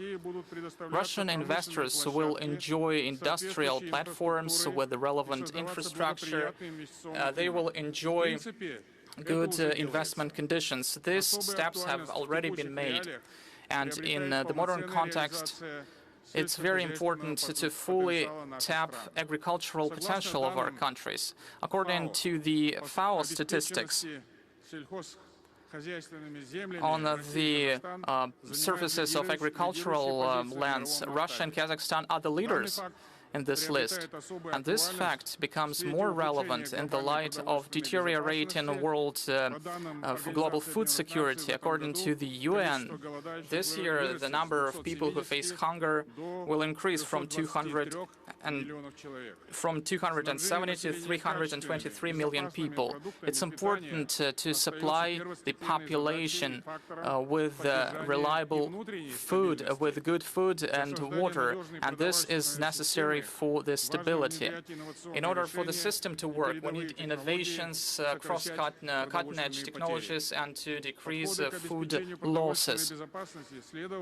The approaches to ensuring food security should be built both on national and regional levels, including, of course, the Eurasian Economic Union, given the needs and the interests of all member states. Without joint efforts, it's difficult to achieve the goals set in this crucial area. In other words, fighting overwhelming inflation and food deficit. This is our common goal. Today and in short term, this is the most relevant goal because it directly affects well-being of our citizens. Potential of Kazakhstan and Russia helps us to fully saturate our markets with the necessary food commodities, which was stressed by President of Russia. Secondly, I believe that it's important to expand trade economic cooperation with other countries. Kazakhstan is an active part of integration processes, and we have always advocated in favor of cooperating with other international organizations. On the margins of the St. Petersburg Forum, as I know, the participants are discussing the Greater Eurasian Partnership. This initiative was put forward by the Russian Federation. It is designed to create a common area for equal cooperation between countries and regional organizations. Therefore, we are in favor of creating a Greater Eurasian Partnership. This year, Kazakhstan is the president of the CIS. We have a successful experience of leading this organization, and I would like to say that the multilateral instruments for multilateral dialogues are very important, and I believe that the CIS can serve as a useful platform for implementing projects such as a Greater Eurasian Partnership. At the same time, the SCO, ASEAN, Eurasian Economic Union can become an integral part of a Greater Eurasian community. Traditionally friendly countries such as China, India, the Middle East countries, South and Southeast Asia, these countries can become important investors to the economies of our region. China has already become the most important trade and economic partner for our country. This country invested over $23 billion over the last 15 years. Therefore, deepening bilateral and multilateral cooperation with China is very important for our country. Political cooperation is important, as well as economic aspects. We need to tighten direct channels between businesses to build new transport and logistics corridors. And today, on this forum, I met Russian representatives, representatives of other interested states. We pay a specific attention to discussing these issues. It also looks promising to create a pool of cutting-edge technological projects and reliable transport logistics chains to create new opportunities for the economic growth for both our countries. Thirdly, Kazakhstan has always stood in favor of international efforts aimed at combating the climate change. We will give more and more way for the green investments and to the relevant projects. Environmental problems are global. Almost all the countries of the world were affected, including Kazakhstan. Last year, because of drought and problems with the river supply water from the river, we have the problems at the Zhayik region in our country. I believe that such long-term challenges must be dealt with jointly.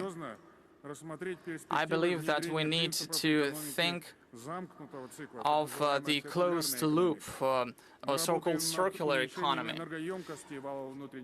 And we are working on decreasing our dependence on energy. We develop renewable sources of energy and fight against energy losses. Industrial ties between our countries and geography dictates that it is necessary for us to unite efforts in this strategically important sphere. I hope that together we can come up with reliable approaches and to identify concrete measures to achieve sustainable results. Fourth, a sustainable source of economic growth is, of course, a qualitative human capital and a constructive intercultural dialogue. As part of the International Decade of Reapproaching of Cultures declared at the UN, we will continue to make efforts to increase cultural diversity and to promote intercultural dialogue internationally. In September this year, our capital will host the traditional meeting of world religions, and we would like to invite religion personalities from Russia to take part in this forum. We are actively changing the system of higher education involving leading international universities, including Russian universities. We deepen educational ties. This is of particular importance in order to strengthen traditions of Russia-Kazakhstan cooperation. I'm confident that a successful implementation of educational and cultural initiatives will help to make a significant contribution to sustainable economic development of our countries. Distinguished participants, Kazakhstan firmly believes that Eurasia is our common house and the states of our continent must closely cooperate together. We are convinced that a peaceful, stable, economically strong Eurasia will be an important factor to an inclusive global growth. We believe that this important discussion platform that brings together high-level experts has a huge potential to find productive ideas aimed at normalizing the international situation and bringing back the world economy to the positive dynamics. Thank you very much. Thank you very much, Mr. Tokayev. Eurasia. Some negotiations took place. Eurasia is indeed our common house, and we would like this house to prosper thanks to our joint efforts. And now we will move to Africa. We have an address by the President of Egypt, Mr. Al-Sisi.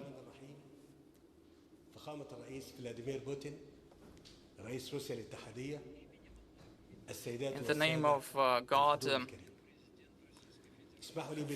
distinguished President of the Russian Federation, Vladimir Putin, ladies and gentlemen, dear participants, first of all, I would like to congratulate His Excellency President Putin with the anniversary forum. Since its first session in 1997, has already become an important platform for the business community to cooperate, has become an outstanding economic event which discusses the main economic problems that developing markets and the rest of the world face.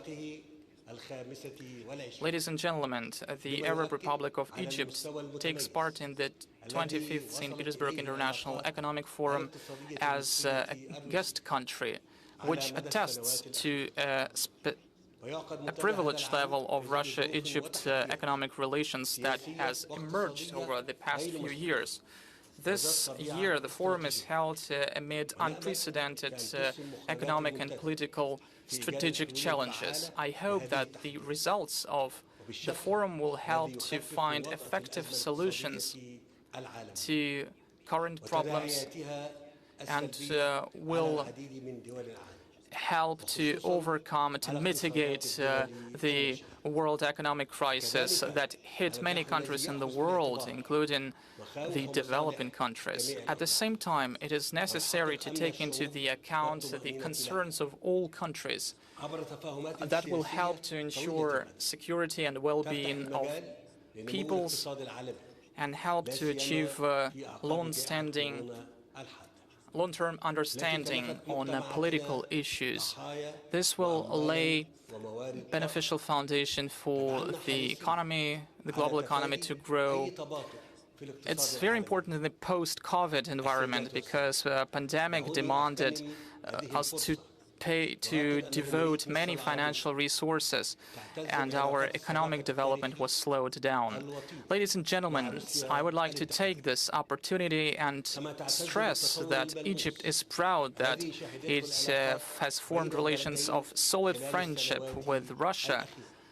And we have formed these relations over the last few years in the most important areas of economy, in the interest of increasing well-being of our peoples. Over the past years, the Arab Republic of Egypt and the Russian Federation were part of large, ambitious projects, which attests to the aspiration of our peoples to ensure further economic progress. Maybe one of the most important projects, perhaps, is the building of the Adaba nuclear power station, which is in line with the national Egyptian strategy in terms of national projects using the renewables. We can also name the Russian industrial zone as part of the Suez Canal economic zone, and this project will be an important indicator of economic growth in Africa. The development of Egyptian railroads and other joint projects are important because they benefit both our countries.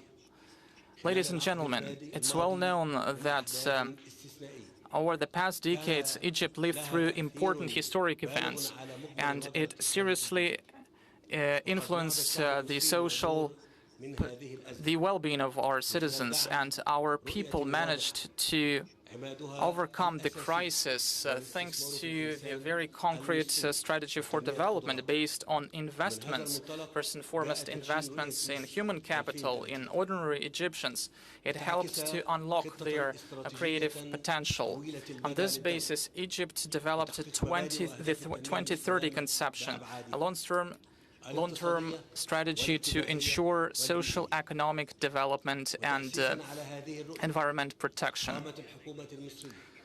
On the basis of this conception, the Egyptian government decided to improve and modernize the legal basis in order to attract investments. As a result, Egypt ranked first among African countries that draw the foreign investments, and Egypt has become one of the few countries in the world that reached significant economic growth of 3.2% in 2021, despite the negative influence of the COVID-19 pandemic on the world economy. Currently, we expect our national economy to grow at a tempo of 5.5% in this financial year. Non-petroleum exports of our country raised to $32 billion. Egypt also reached certain successes in implementing the strategy amid expanding internal potential, domestic potential, in re-implementing agricultural projects by increasing the agricultural areas by 2 million. In addition, we are implementing ambitious transport communication projects. We're building dozens of kilometers of new roads and are developing infrastructure.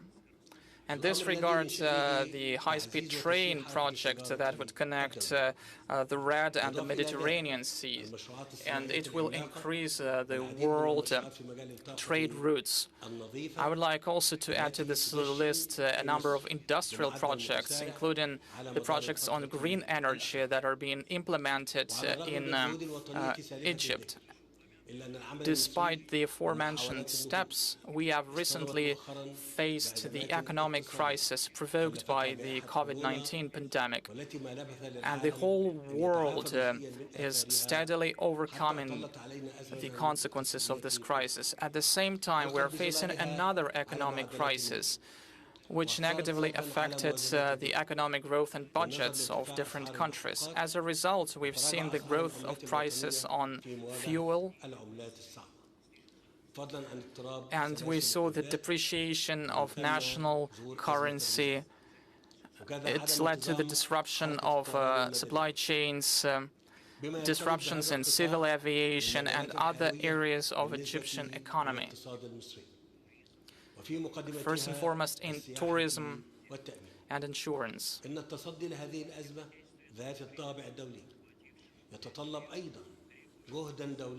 In order to overcome this global crisis, we need to unite our efforts to coordinate our steps in order to normalize the situation. In particular, it's important for the naval navigation, for restoring food supplies, grain, oils. We need to stabilize the global situation to reduce the consequences of economic crisis.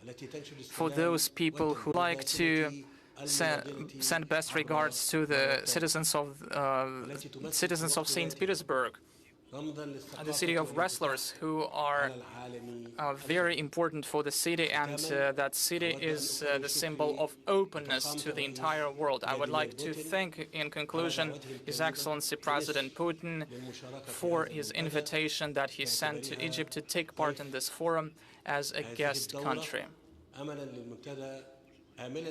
I would like to wish the participants all the success. To all the brotherly nations, I would like to wish constructive, successful cooperation, prosperity, and progress. I pray to the God to send us peace and stability, to prevent wars, to avoid social economic consequences of conflicts, to resort to dialogue, to the language of mutual understanding and peaceful coexistence. Thank you for your attention. Thank you very much, Mr. President. I'm sure all the residents of St. Petersburg are particularly pleased to hear those warm words addressed to them. Well, we have a little way to go before we move over to the discussion, and we tempt you a little bit longer. Before that, we'd like to listen to the address by the President of the People's Republic of China, President Xi Jinping. Your Excellency, President Vladimir Putin, ladies and gentlemen, dear friends. I want to thank President Putin for his kind invitation. It gives me great pleasure to join you again at the St. Petersburg International Economic Forum after 3 years. In February, President Putin visited China and attended the opening ceremony of the Beijing Winter Olympics. We had friendly exchanges and reached many important common understandings on expanding all-round bilateral practical cooperation and following a global governance philosophy that emphasizes extensive consultations, joint contribution, and shared benefits. Currently, China-Russia cooperation is showing good momentum across the board. Two-way trade reached $65.8 billion in the first 5 months of this year and is expected to reach a new high for the whole year. This reflects the strong resilience and internal impetus of our bilateral cooperation. As a result of major changes and the pandemic, both unseen in the century, the world is entering a new phase of instability and transformation. Economic globalization is facing headwinds, the North-South gap keeps widening, and development cooperation is losing steam. All these are weighing down the already struggling world economy and posing unprecedented challenges to the implementation of the UN's 2030 Agenda for Sustainable Development.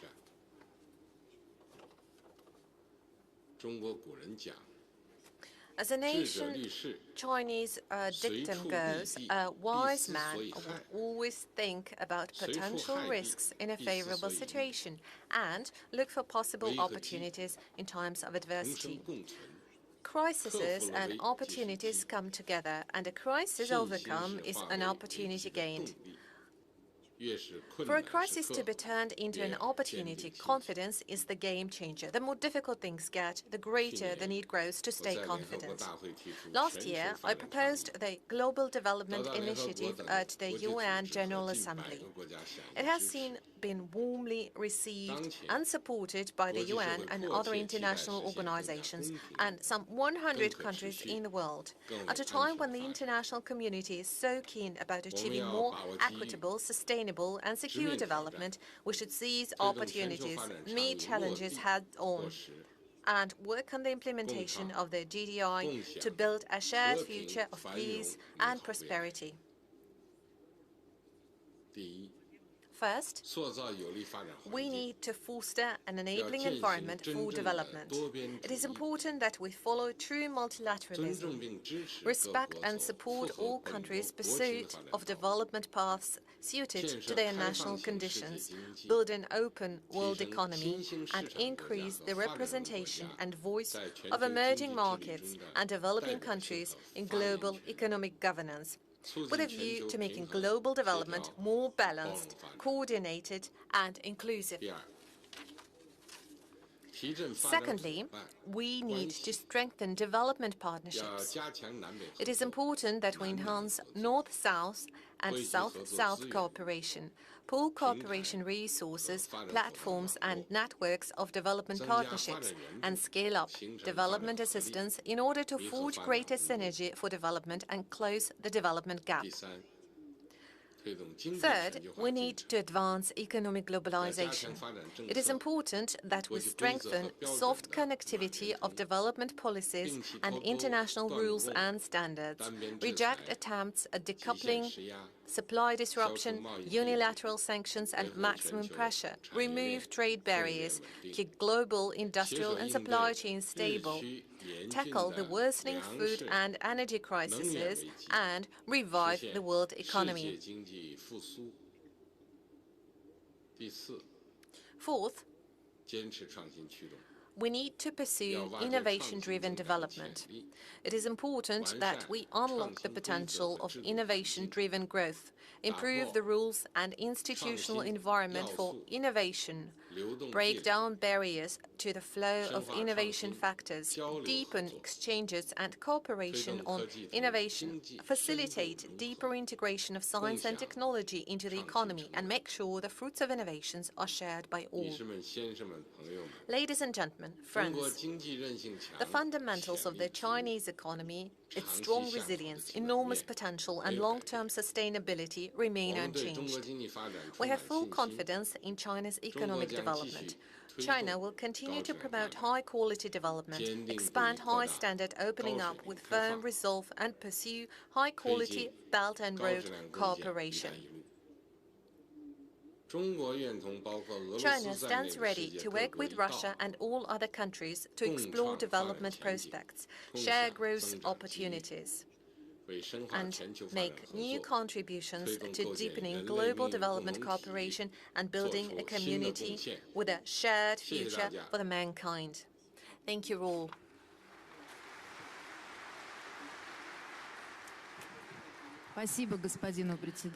Our gratitude goes to Presidency. It is always exciting to learn more about the Chinese wisdom, learn a few new Chinese sayings. Probably, who knows, the Chinese wisdom is exactly what the world needs at the moment. President Putin, I wanted to show one thing. I wanted to show it specifically to you. That's a package of juice. It doesn't really matter what kind of juice it is or what brand it is, but look at the packaging. It used to be very different. It looks very colorful. Now it's all white. Why so? Well, because there is no paint available. The manufacturer of paint for that type of packaging has left the Russian market, and now we have heard that even the manufacturer of the packaging itself is about to leave Russia as well. So even that will no longer be available. So that would probably mean that we would have to bottle juice to put it into glass bottles as it used to be when I was a child. So there are very different positions on that. You slightly touched on the matter in your address today. A major part of the people present in this hall at the moment have probably arrived to St. Petersburg on a Sapsan train. We hear from some people that we'll replace Sub-Saharan trains by the Chinese trains that are even better. Some say that we will learn to manufacture trains on our own.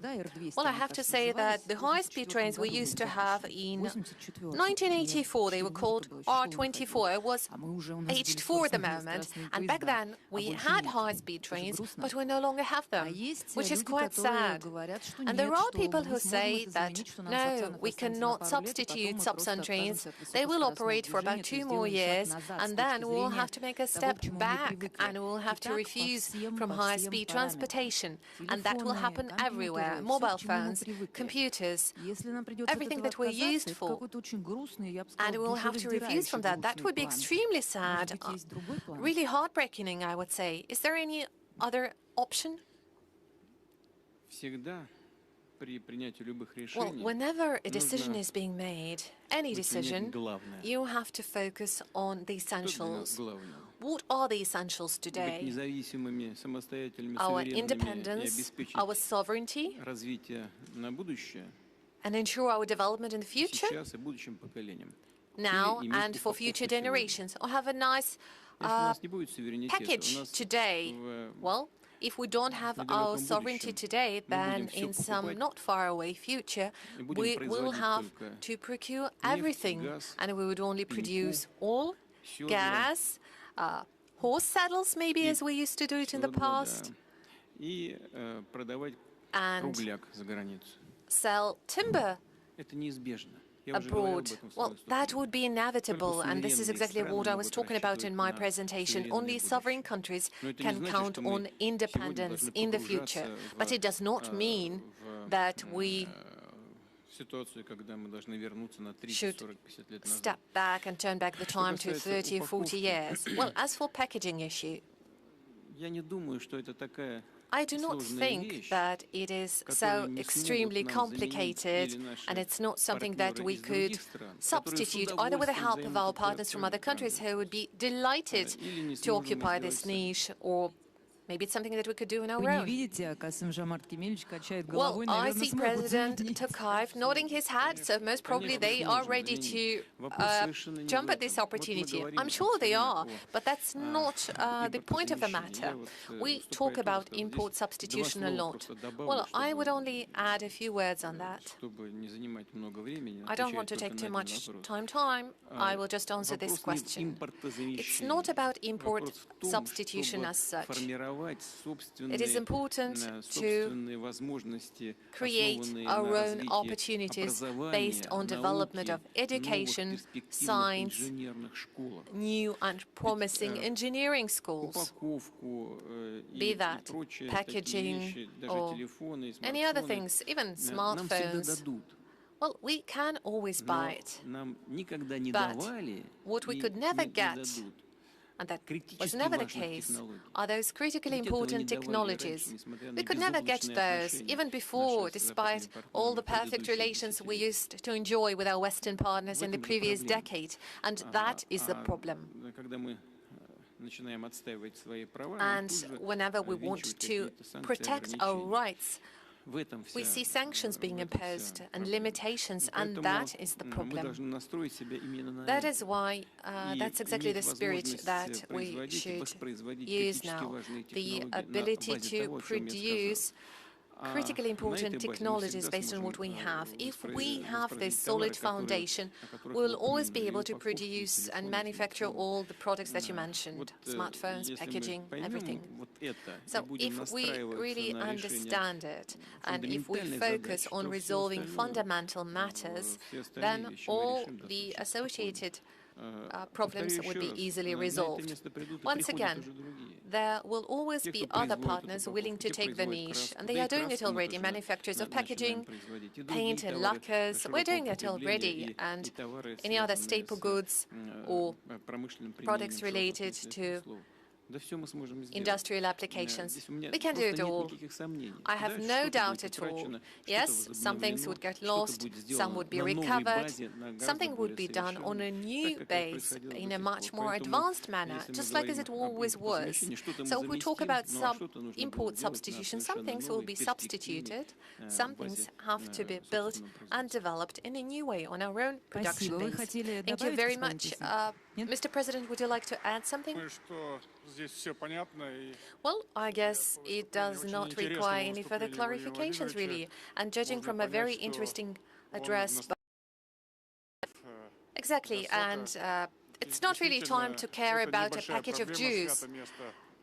And indeed, if there is an exciting and lucrative business, it will always be taken, and there will always be partners to come and replace the other ones. There will be new packages of Jews, I can assure you. New entrepreneurs will come up.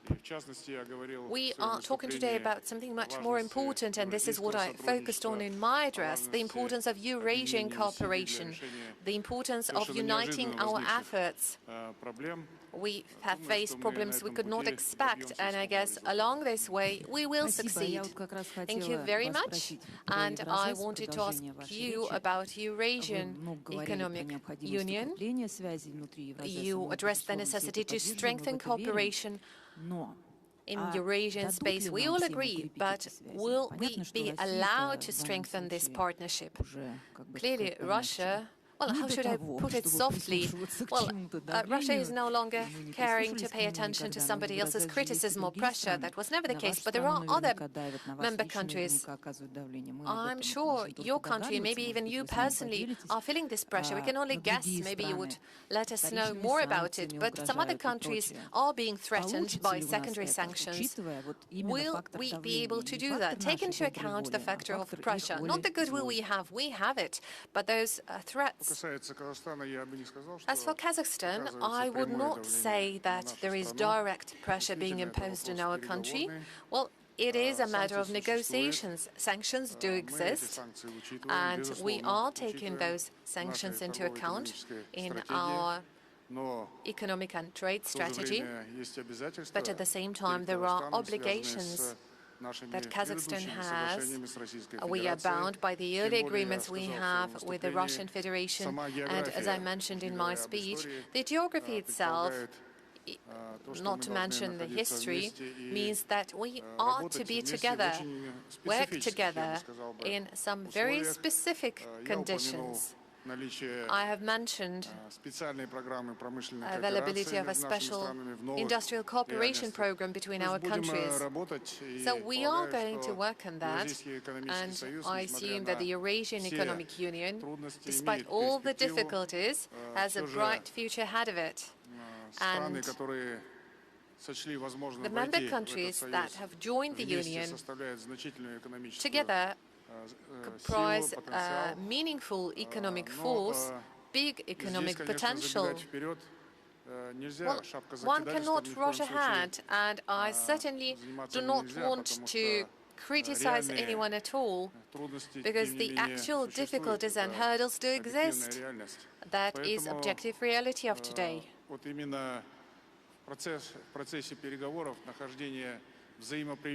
And therefore, we need negotiations, and that is exactly at the core of the work that lies ahead of us. That is a very challenging exercise. We need to find mutually acceptable solutions. Take into account the interests of one another. Yes, we do have arguments within the Eurasian Economic Union. We do not only meet in an open format, we do have behind-the-door meetings as well. And I see President Putin smiling at that. Yeah, but we always find a solution, and that gives us reason for optimism. Thank you very much. I wish us all the best of luck in searching those solutions. Thank you. My colleague just mentioned that sometimes we do have arguments. We always have arguments. We always have disagreements. But we always demonstrate respect towards one another, and we always search and find compromises. You mentioned pressure from the outside. Well, we've just heard the speech by President Tokayev, and he mentioned the volume of our trade. Well, despite all the pressures, you cannot just cancel the amount of trade. $24 billion is the volume of trade for the previous year, and it's 12.5 billion for the few months of this year. And it will only be bigger. It will get close to 40 at the end of the year, probably. So this is something you can't cancel. It exists, and hundreds of thousands of workplaces are dependent on that and the well-being of millions of people. It's just like if you try and cancel or anything, well, they try to impose sanctions on Russian fertilizers, but then they reverted their decision because everybody needs something to eat, and sanctions can change this. And an attempt to make a blitzkrieg against Russian economy. Well, clearly they failed, as Mark Twain was saying, the rumor of my death are strongly exaggerated. Well, the same applies here.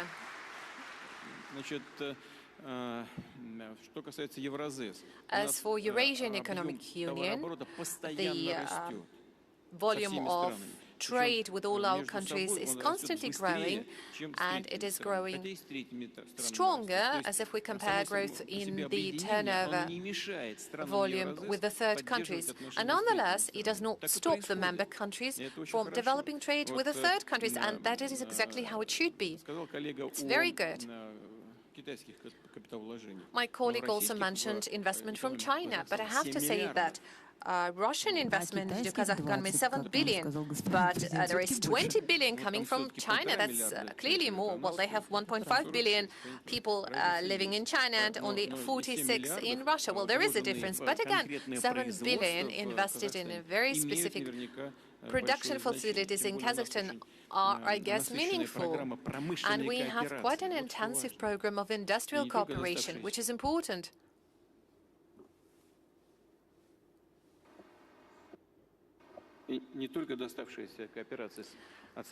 And it's not just the cooperation we've been having with the Eurasian Economic Union, but those are also newly developing projects. You can't cancel that. You can't ban it, no matter how much you'd like that. So problems are being created, but I'm confident that we will overcome them. Just as a follow-up on your comment that everybody is hungry and everybody needs food, well, you could hear a slogan somewhere around Moscow, like, all we can hope for is hunger.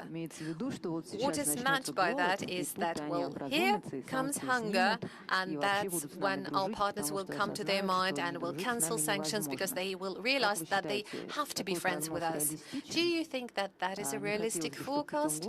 I really wouldn't want the hunger to be the reason, but still. As I mentioned in my speech, the situation in the global food markets is deteriorating. And again, I want to emphasize, it's not our fault. Definitely not. It all started with the skyrocketing inflation and pumping money supply and money printing by the leading economies in the European Union and North America.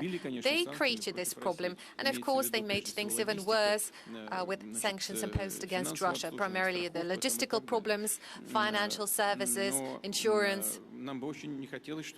But we certainly wouldn't want anyone to suffer from hunger because of that. I lately was meeting the representatives of the African Union. I told them, and I want to assure them once again, we're going to do everything possible on our side to take care of the interest of our regular buyers of grain. And by the way, lately we've been supplying grain to Kazakhstan as well. And we intend to do it this year as well. I've already mentioned this number, 50 million tons of grain we're going to have this year. That is a serious volume. We are still leading in volumes of sales of grain at the moment. We are #1 in sales of grain in the world. But again, we are not happy at all, and we are not taking joy in any kind of negative consequences that might follow. We really hope that finally our partners will come to their common sense, and the situation will calm down, and everyone will start treating interests of their partners with respect and will function normally. And I have no doubt that time will pass and many of our partners from at least European countries will come back to the Russian market and will keep doing business here. I'm absolutely convinced of that. Life will force them to do that, and we will not stand in their way. We are open to the world, but they have to realize that you need to treat other people with respect. I hope so. We were warmly welcomed by the President of China, and there are different opinions on China among experts on the region. Some experts say that China is being careful that it will not extend a helping hand to us because it can damage their interests. As an example, they say that Huawei shops are being closed in Russia. Others say that cooperating with Moscow corresponds to the core Chinese interests.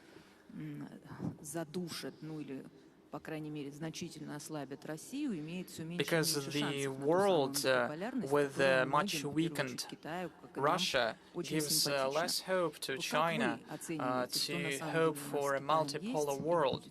In your opinion, what do you see? What will be the picture with China, and what is the situation? You know that multipolarity is not a preferred scenario, it is inevitable. And when we hear that some try to freeze the international relations at the example of 30 years old, when 30 years ago when the USSR collapsed, but people understand that the changes are inevitable. We see a more dynamic polaris of power, and many people don't like it. And many people don't like seeing the growth of Chinese might. I highlight that the economy on PPP is China is #1 in this regard. And this is a fact. And GDP per capita is much lower in China than in the United States and Europe, but taking into account the economy as a whole, China is #1. And given the growth tempos of China, it means that China can allocate massive resources to development, to culture, education, science. This is very important, and this creates prospects for the development. The same applies to India, with a population of about 1.5 billion people, market economy. It has been dynamically developing. Prime Minister Modi is a very progressive man, a very smart man. Take, for example, Indonesia, with a population of 300 million people. This is the largest country with the largest share of Muslim population. It's also developing. Africa has been developing. Latin America has been developing. Yes, these regions have their problems, but everyone has problems. But the potential is colossal, and it cannot be disregarded. The multipolar world is inevitable. And those who try to desperately preserve the unipolar world, they are making a terrible mistake that will be very costly to them. I have no doubt about it. It is not a threat, it's just a matter of life. This is a fact. As for the People's Republic of China and our relations with China and Asian countries, we have started intensifying our cooperation not recently, but we have been doing it because Asia and China are the new centers for global development. Everyone understands it. Everyone sees it. Take a look at the GDP growth in China. Yes, it used to be 7+%, now it's 5%. It was inevitable, this drop, but they are clearly leaders in this regard. The GDP growth in the United States was around 1.7% GDP, if I'm not mistaken. In the Eurozone, it was even lower. In Asia, the number was 5% or even more. So these are the global trends. And we are building our relations in line with these trends. We have been doing this for many years. Our trade turnover is $140 billion.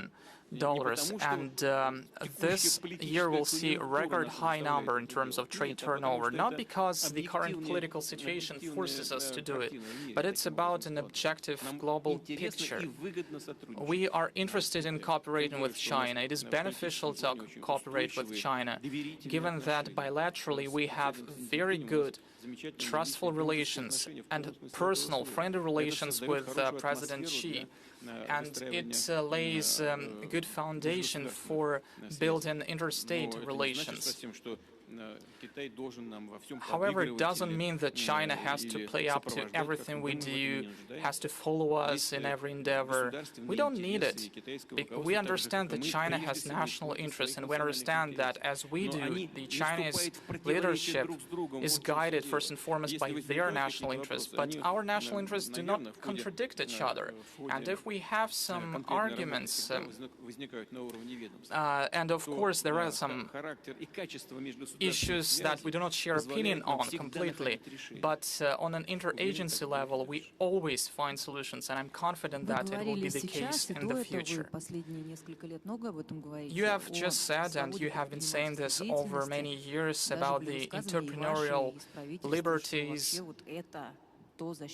for doing business, and you are saying that this is the way forward for us, the way to development. This will be key in overcoming these colossal sanctions that were destined to destroy us. And the president of Kazakhstan, Mr. Tokayev, has recently said, I quote, "In a new, just Kazakhstan, there must be no room for corrupted judges and law enforcers," end of quote. I don't know what is the situation in Kazakhstan now, but Mr. Putin, I regret to, I'm afraid that I will disappoint you, but the situation in Russia in this regard with corruption is somewhat deplorable, because the number of people sent to pre-trial detention centers, the number of businessmen sent there remains the same.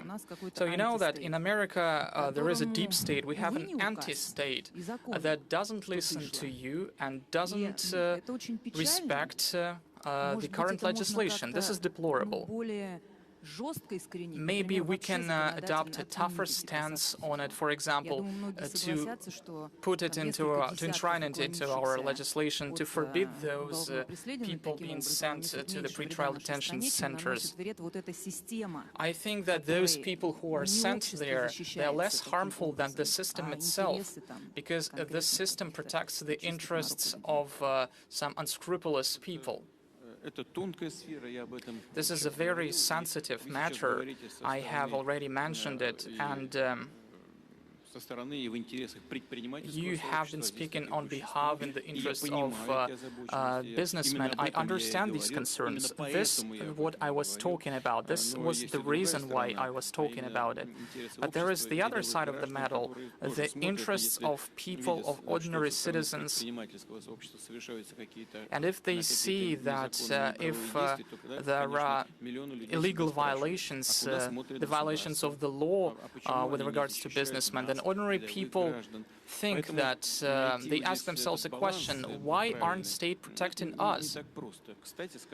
So the situation is not easy here. You have just mentioned the fact that we are facing pressure. But let's go back to realities. Our neighbors also face such a pressure. Our partners saw their property being taken away.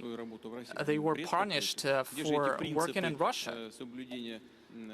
Where are those principles of inviolability of private assets Sanctions hit hard against people who have absolutely nothing to do with the state, have absolutely nothing to do with the decision-making. Those are the physical persons who were working in good faith, and they didn't violate any legislation, not in Russia, neither in other states. This goes beyond every single rule. This is insane. And many people who were part of the Western economies, they were in favor of developing relations, but then when they were taken everything, when they saw their assets being taken, they were really offended. And in 2014, you said that they will feel the consequences. Unfortunately, this was the case. But there is nothing like that in our country. Yes, there are problems. Otherwise, I wouldn't have raised this topic. And facing today's difficulties with regards to the pressure from the outside, I constantly repeat, we can respond effectively only by increasing liberties of our ordinary citizens. And it applies to the law enforcers also. It means that these criminal cases were initiated in order to apply pressure against some personalities. But most important here is not to turn a blind eye to it and hide away from it, but we instead, without violating the interests of society, we will try to improve the law enforcement. We will try to make it work to the benefit of the society. And we would like to help the businessmen who saw their patriotism, who are working effectively. And those packages will be manufactured by the businessmen of Russia. We understand it, and we will do everything that depends on us in order to support those people. And we will improve the law enforcers' actions. Of course, there are unscrupulous people working there. Take a look at the number of people who are being sent to prison and who were former law enforcers. The number is quite big, and we are working on sending to prison every unscrupulous person there. And so we're trying to improve the system so not to have as less outside pressure as possible. We understand it, and we're working consistently in this regard. As for Kazakhstan, we have discussed these issues with the incumbent president for a number of times. He pays attention to fighting corruption.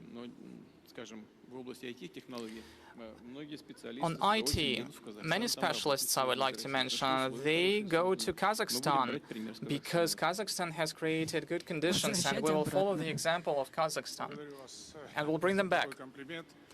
Thank you very much for complimenting our country.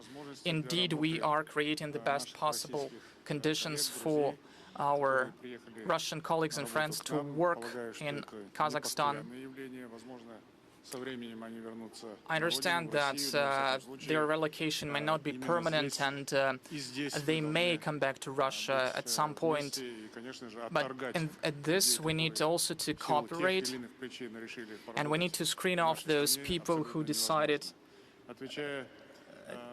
And it is impossible to screen off those people who want to work in our country. As for the law enforcement agencies reform, I understand I concur that this problem is very difficult to resolve, and this problem cannot be resolved in a blink of an eye.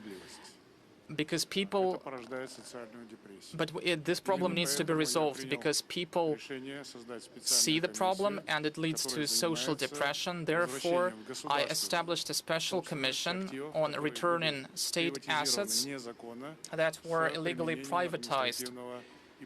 with the use of administrative political resources. Apart from that, I established a commission headed by the Prosecutor General that will be in charge of returning financial assets that were illegally transferred abroad. I understand that this is a difficult task because we'll have to work in line with a lot of procedures, but this has to be done. As for the law enforcement agencies reform, in September I will declare a new package of reforms aimed at changing the format of the judicial system. This is a very relevant problem for Kazakhstan in particular. Now we are pursuing police reform.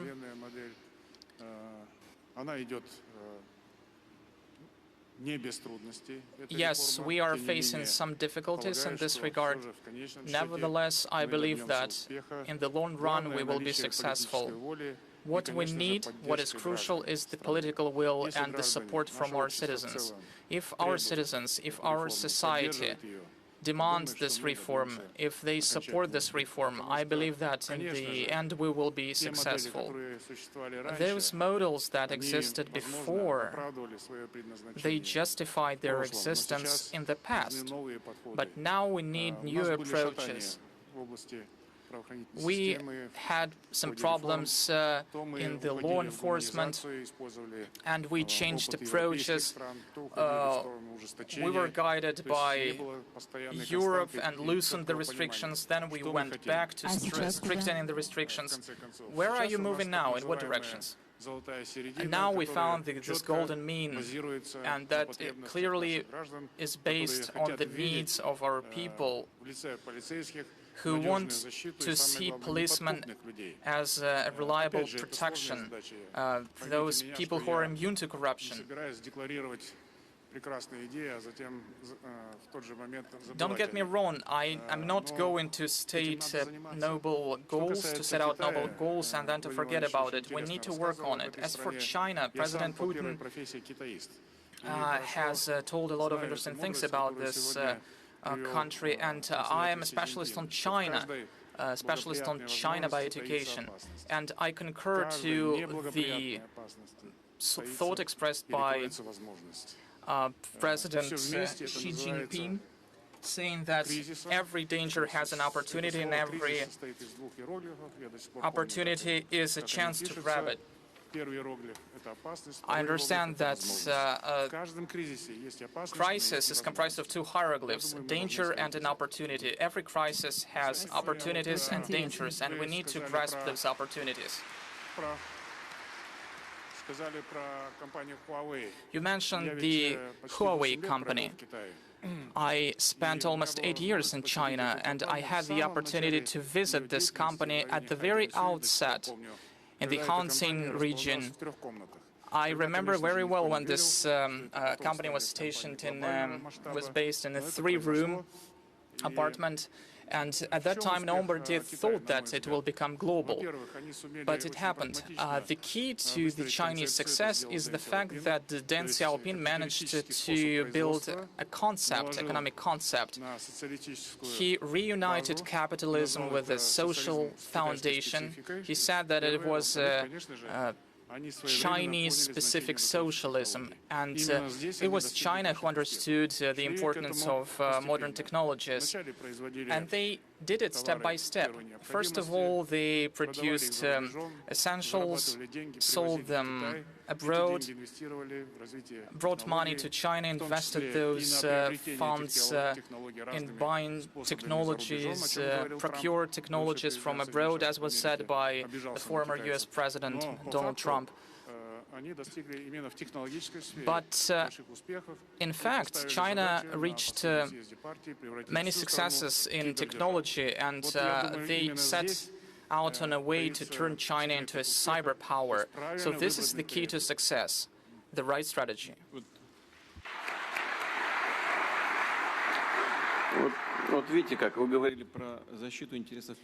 Well, see, you talked to us about the importance of protecting entrepreneurs' rights. Well, actually, you addressed this matter, President Putin.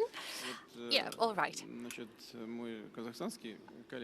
My colleague from Kazakhstan addressed the matter of asset recovery, and especially the capitals that were brought out of the country illegally, and now you don't know how to bring them back to the country. Well, in Russia, many entrepreneurs, many businessmen took money away abroad legally, but this money was taken away from them. They were ripped of their money. That's exactly what I'm talking about to you now. You make sure you invest here at home, and we will take care of your investment. This is exactly what we're going to focus on. Well, I remember you once told it to our Polish colleagues, all you have to think about is about your home. And President Putin, when you're saying that it's somewhat better out there, better abroad, well, you have to be a complete idiot or a moral, really hypocrite to believe that the West lives the values that it has been feeding to us as the only truth.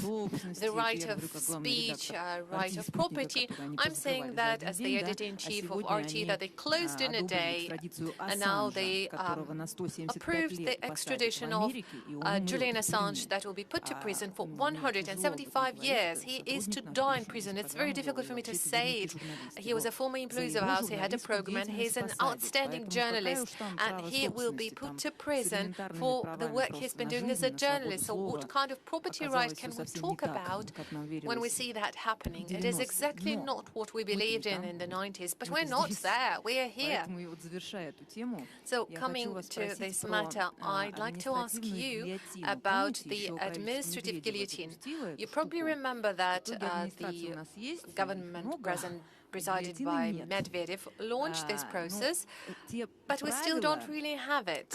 And those rules and regulations that many agencies are guided by whenever they come with their inspections and audits were written back in the 70s and the 60s, and they are totally outdated and are really difficult to comply with. Technically, it is virtually impossible. Maybe they were up to date back then. They protected consumer rights, which is, of course, important. You have to control what's happening, otherwise we would end up in fire safety being violated everywhere, and would see even more tragedies of business offices and shopping malls burning down and people dying. So you really act as a surgeon very specifically, very carefully, and I'm confident that you will take care of it properly. Just to cite an example, we have been through 33 inspections last year, despite all the moratoriums, and the things that they're willing to check. Well, you don't know whether you should laugh at it or cry. I just don't know how they come up with this idea.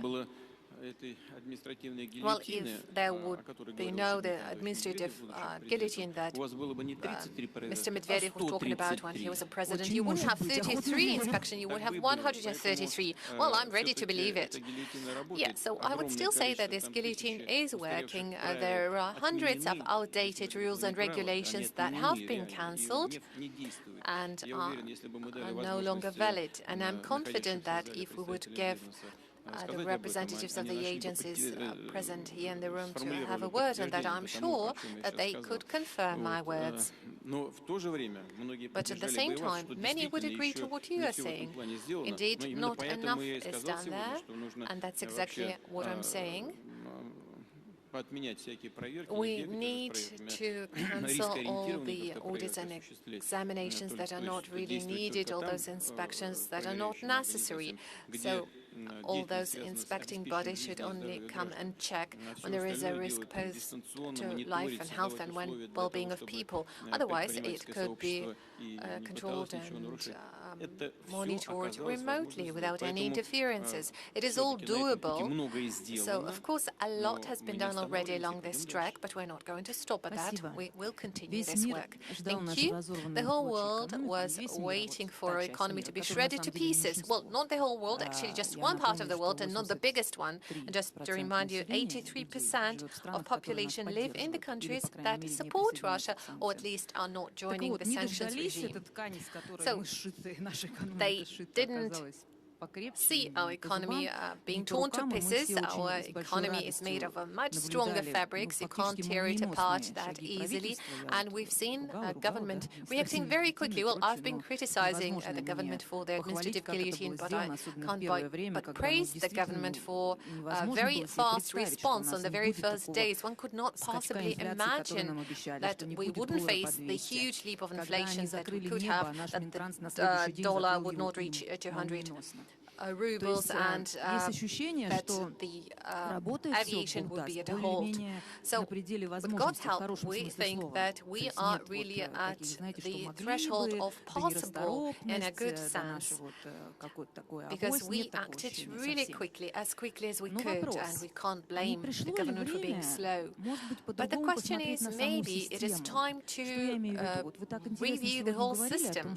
It was really interesting to hear you say that we need not just import substitution, we need to do something new, so that they are trying to keep up with us. That applies to technology, if I understood you correctly, to the industry. Maybe the same could be applied to the economic model as such. Well, we've heard about market economy a lot, about capitalism, but now we start seeing it differently. Today at the Внешэкономбанк session, it was mentioned that capitalism has outlived itself. It's all about trade and making money. Maybe entrepreneurs should see their role differently, the place they live, their home. They have to treat it differently and try to make it better.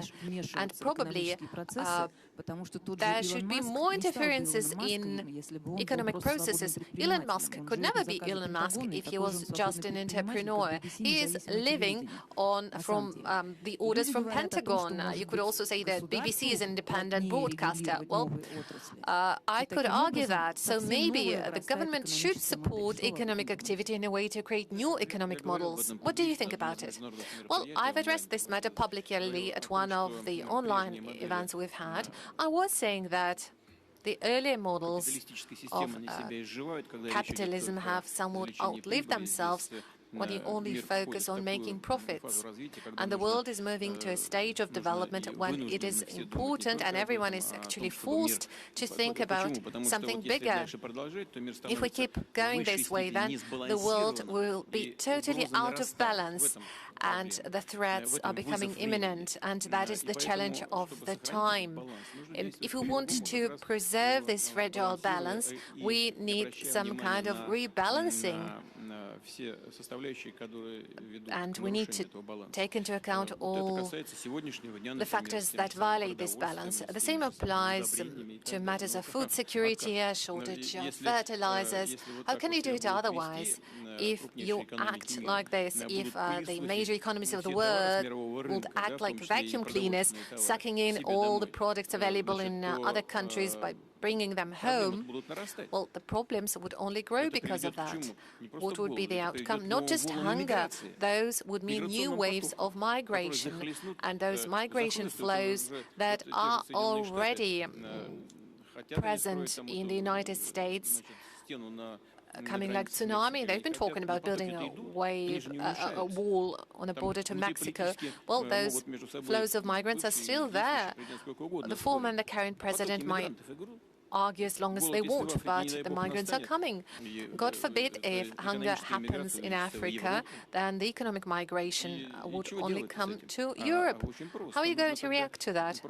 Well, very simple. You simply have to stop acting like this when you only think about yourself.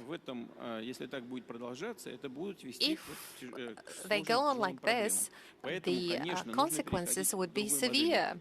We need to move on to other type of model of doing business and regulation. That is a difficult process, but I think it is inevitable that the global community will come to this idea.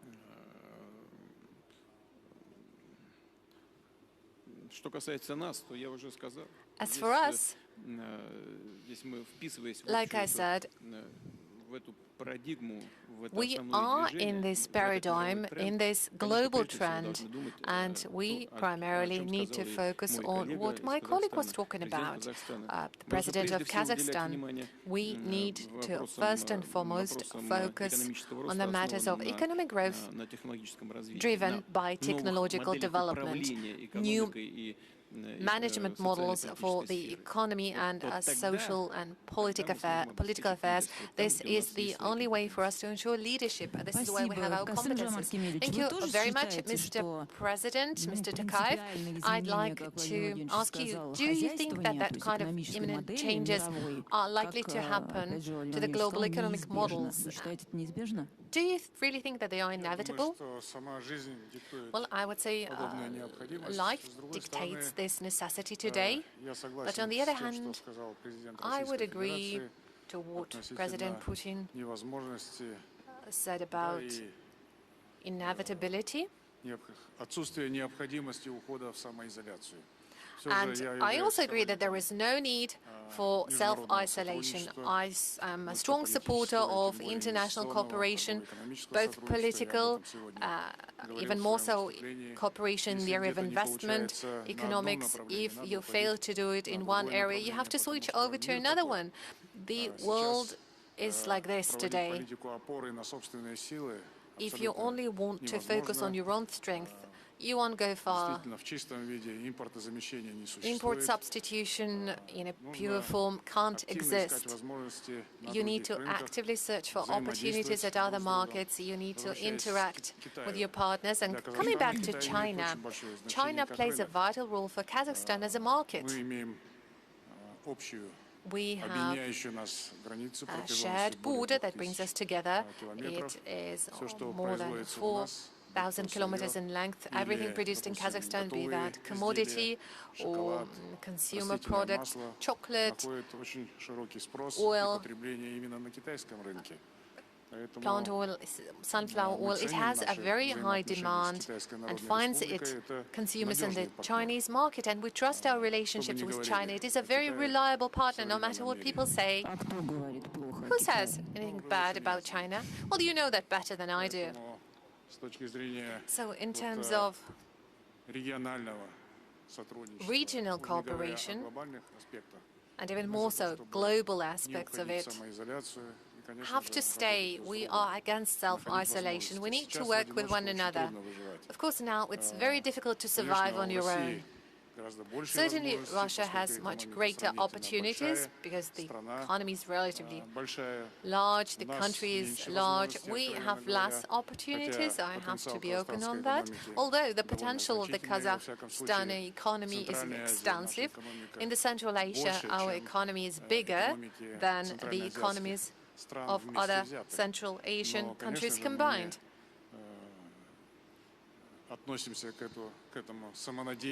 But we don't want to be too hopeful here. We want to remain in shape, and we are always on alert, because one thing is to achieve success, but it's something very different if you lose everything you've conquered, and that can be done very quickly. All the strengths you've gained can get lost.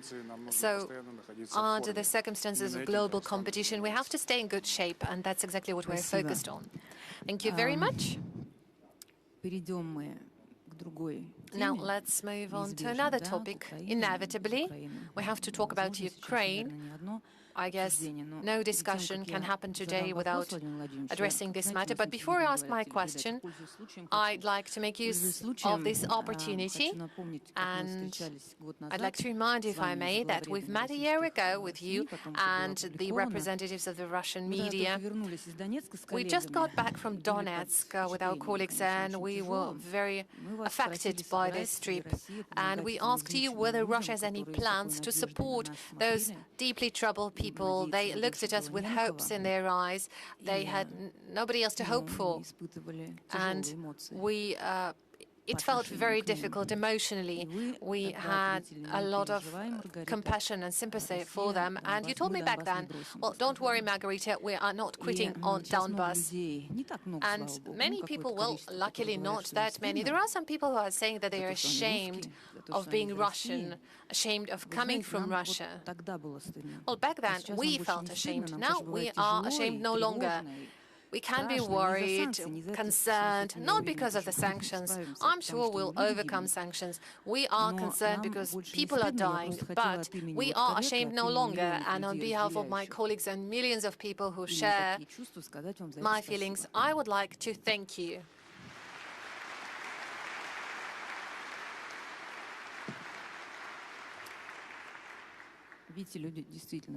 Well, see, the audience is sharing my sentiment. Nobody asked them to clap and to applaud.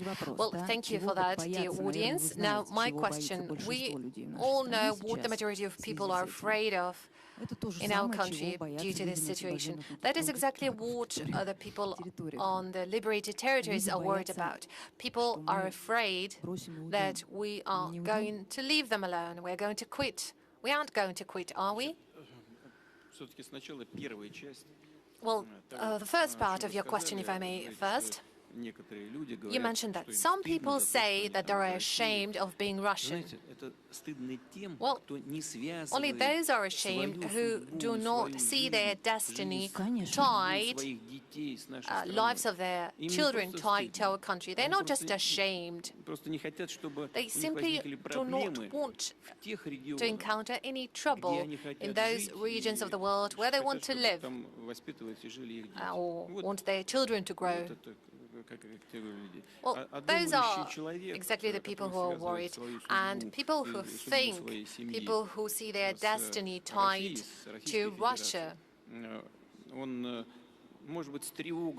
well, maybe they are concerned by what is happening, maybe they are worried, but deep in the heart, they are definitely very much interested in Russia growing stronger, more independent, more sovereign, more confident in its own future. It can't be seen in any other way if you want your children to grow here and to live here. So we shouldn't really talk about shame here, it's something different. Now, as for what is happening, well, military action is always a tragedy, but we were forced to do that. It was inevitable. We were forced to act in this manner. We were forced to do that. We were really pulled to this line. And look how it all happened. No matter what kind of pro-Western governments are there in Ukraine, we worked all right with all of them. President Yushchenko, Madam Tymoshenko, they were completely pro-West. And the so-called civilizational choice. What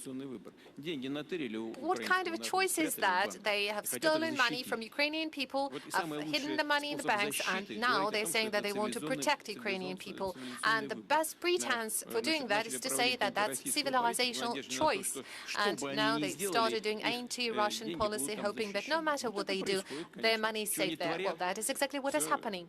Look what they do. No matter what they do, it's okay. They're not punished for that.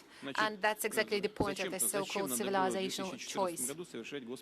Why create this upheaval and coup in 2014? Well, look, 3 ministers of foreign affairs from 3 European countries, Germany, France, and Poland, came to Ukraine. They were present as guarantors of agreement reached between President Yanukovych and the opposition. I received a call from President Obama. Let us make sure that the situation calms down. All right. And in a day, there is an upheaval, there is a coup happening in the country. Why? Why do that? The opposition would come to power in a democratic way. Why not do it this way? Go to the elections, volunteer and win the elections. Why create all this bloody mess, this upheaval? And now they're saying, well, we shouldn't remember that. Oh no, we will always remember, because that is the root cause.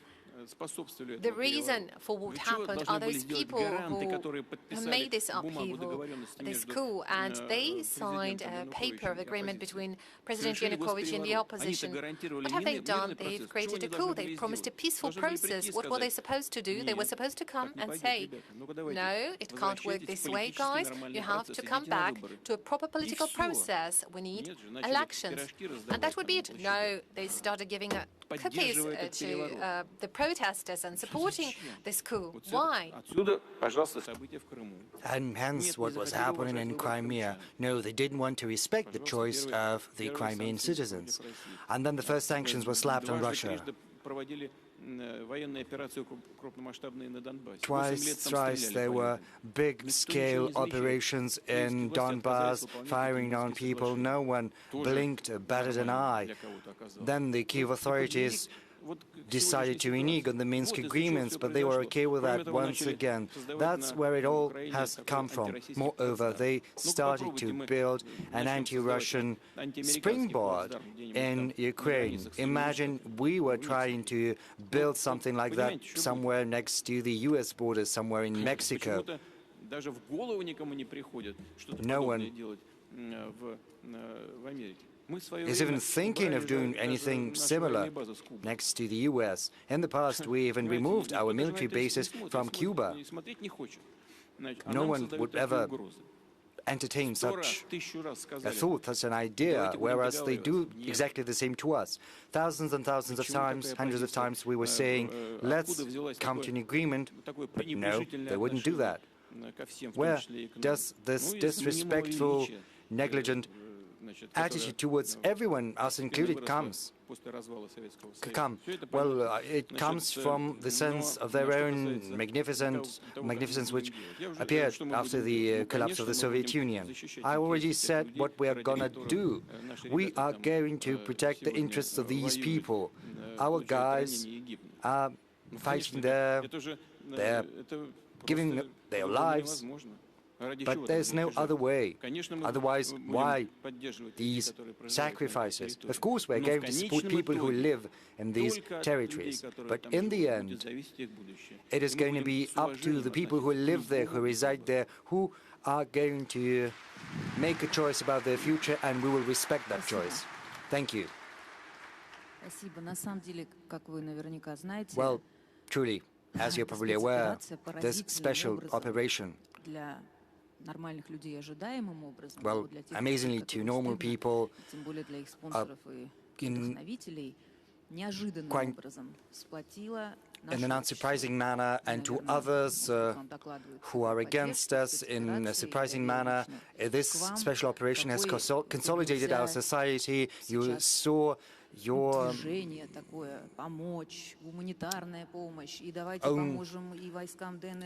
reputation climbing up in the polls, and people are willing to volunteer their own assistance. They are ready to provide accommodation in Moscow region and elsewhere. Military correspondents are sending the necessary equipment. If you know that this or that battalion requires a drone or something else, this is surprising. We only read about such heroic deeds and consolidation of our society in books during times of trouble and tribulation.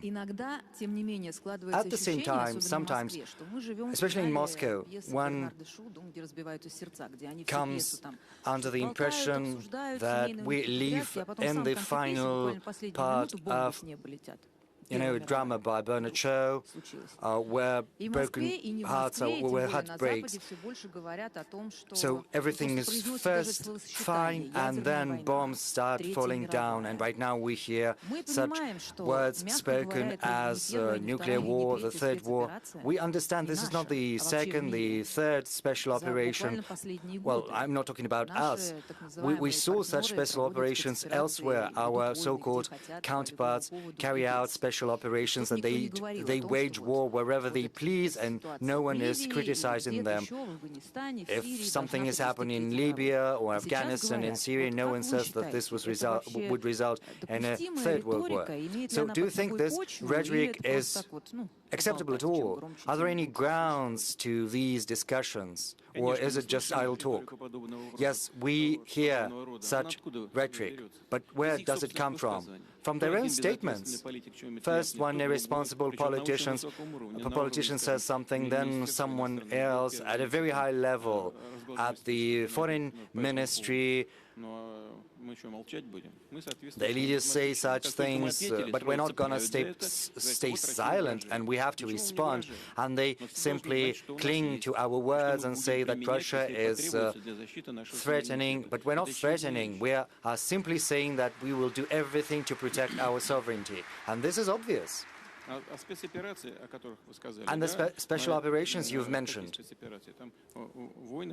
Well, these were no special operations. These were full-blown wars that were waged. Iraq was virtually devastated. And what about Libya? Yes, Libya has still been unable to rebuild its statehood. And what about Afghanistan? How many years they've been there and how shamefully they fled? Well, it's not about shame. They did leave Afghanistan, yes, ingloriously too. But, you know, first, it was developing the way they wanted it to, not the way it had to. As far as Yugoslavia goes and its dismemberment, after the end of this country, new countries emerged. They had different interests, they had controversies, there were differences, internal too. But they were fueling these differences in these countries, and they started to tear Kosovo away from Serbia. I do not quite understand why. As far as our actions go, incidentally, let's look at the legal side of the matter. It's completely in compliance with international law. When Kosovo split, under the pressure of Western countries, the ICJ made a decision which says that, in accordance with the UN Charter, if a territory splits, you don't need to ask for the permission of the central authorities. And this is what the order of the ICJ says, and this sets a precedent. Very well.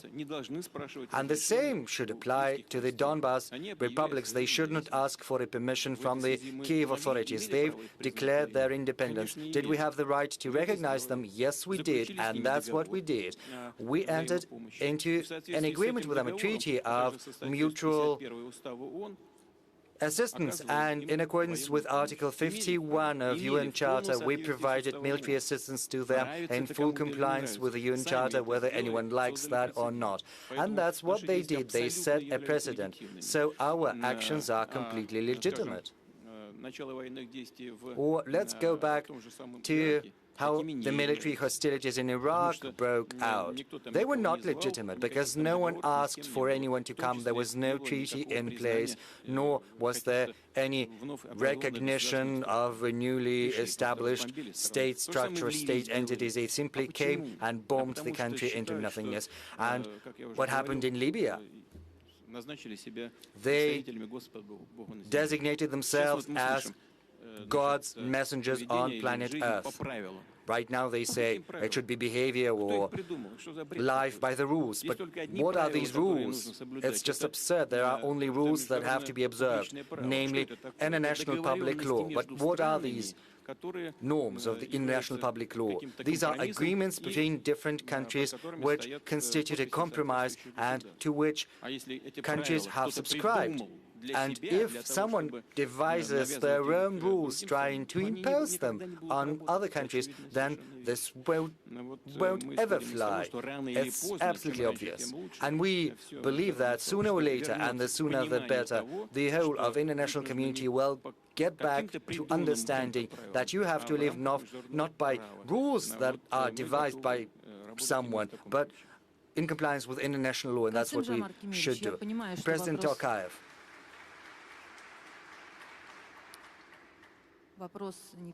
I understand this is a tricky question. You can give different answers to it, but I can't but ask what you think about our special operation. Do you think it was inevitable? They say the way we think, was it legitimate, and what do people in Kazakhstan think about it? There are different opinions on this matter. I will be frank with you. We have an open society. Civil society has reached maturity, and therefore different points of view are put forth. But I would like to point out that the current international law is based upon UN Charter. But there are two core principles enshrined in the Charter. And these two principles have come into controversy. On the one hand, there is territorial integrity. On the other hand, there is the right to self-determination. The founding fathers of the United Nations, for some reason, overlooked this matter. Maybe they did it on purpose, introducing these two principles at the same time as a compromise. And right now, these two principles have come into confrontation. And given this confrontation, there are different interpretations that are given to them. Some say that territorial integrity is something sacrosanct, whereas others maintain that any nation that finds itself within a different country, any people, have the right to establish their own country, their own state, and can split of their own volition. Well, it's been calculated already that should the self-determination right be implemented, then instead of 193 countries that are currently members of the United Nations, the world would see the emergence of more than 500, or maybe even 600 countries, which is going to be complete chaos. That is why we do not recognize either Taiwan or Kosovo or South Ossetia or Abkhazia. And I think the same principle is going to be applied with regard to these quasi-state territories, which, in our view, are Donetsk and Luhansk. This is a frank answer to your question. Thank you for the sincerity. Mr. President, coming here, I decided to ask my subscribers in social media about what they wanted to ask you. And ranking high, there were two things, one question and one wish. First, I passed you the wishes of health, fortitude, and all the best. This was the first thing they wanted me to translate to you. And secondly, it is a question. They are hitting Donbass on an every day. This week they hit a maternity ward, and we see images when women have to give birth somewhere in the cellar. You know, people are asking, isn't it time to hit them straight and hard? What do you mean when you talk about this red line after crossing which you'll start to hit them straight and hard into the centers where decisions are made? Well, look here. We are talking about this special military operation. When carrying out this special military operation, we should not raise the cities and settlements we are liberating to the ground the way it happened to Stalingrad. And this is a principle by which our military guided. Secondly, with regard to the senseless strikes against Donetsk, the line of contact was established 8 years ago. And of course, it was heavily fortified, and at this particular sport, local citizens are fighting one another. These are military units recruited from Severodonetsk and also somewhere from near Luhansk, and they are fighting well. And according to military specialists, despite the strikes against the very town, it's senseless to try to storm these fortified lines of contact because it would result in heavy casualties. And that is why, as you know from the media, they are sticking to a different tactic. They are trying to get to the rear, trying to circumvent these lines of contact, these fortifications, and this is happening slow and steady. We have a significant advantage in terms of artillery, so it's inevitably going to happen. Now, as far as these red lines go, let me say nothing on this for now, but I have to tell you that we would have to take harsh measures with regard to decision-making centers, as you have said. But this is something which we should reserve for the military and political leadership of the country to make a decision on. And of course, people who deserve such level of reaction from us have to make their own conclusions. They have to understand what they might come against if they go beyond this red line.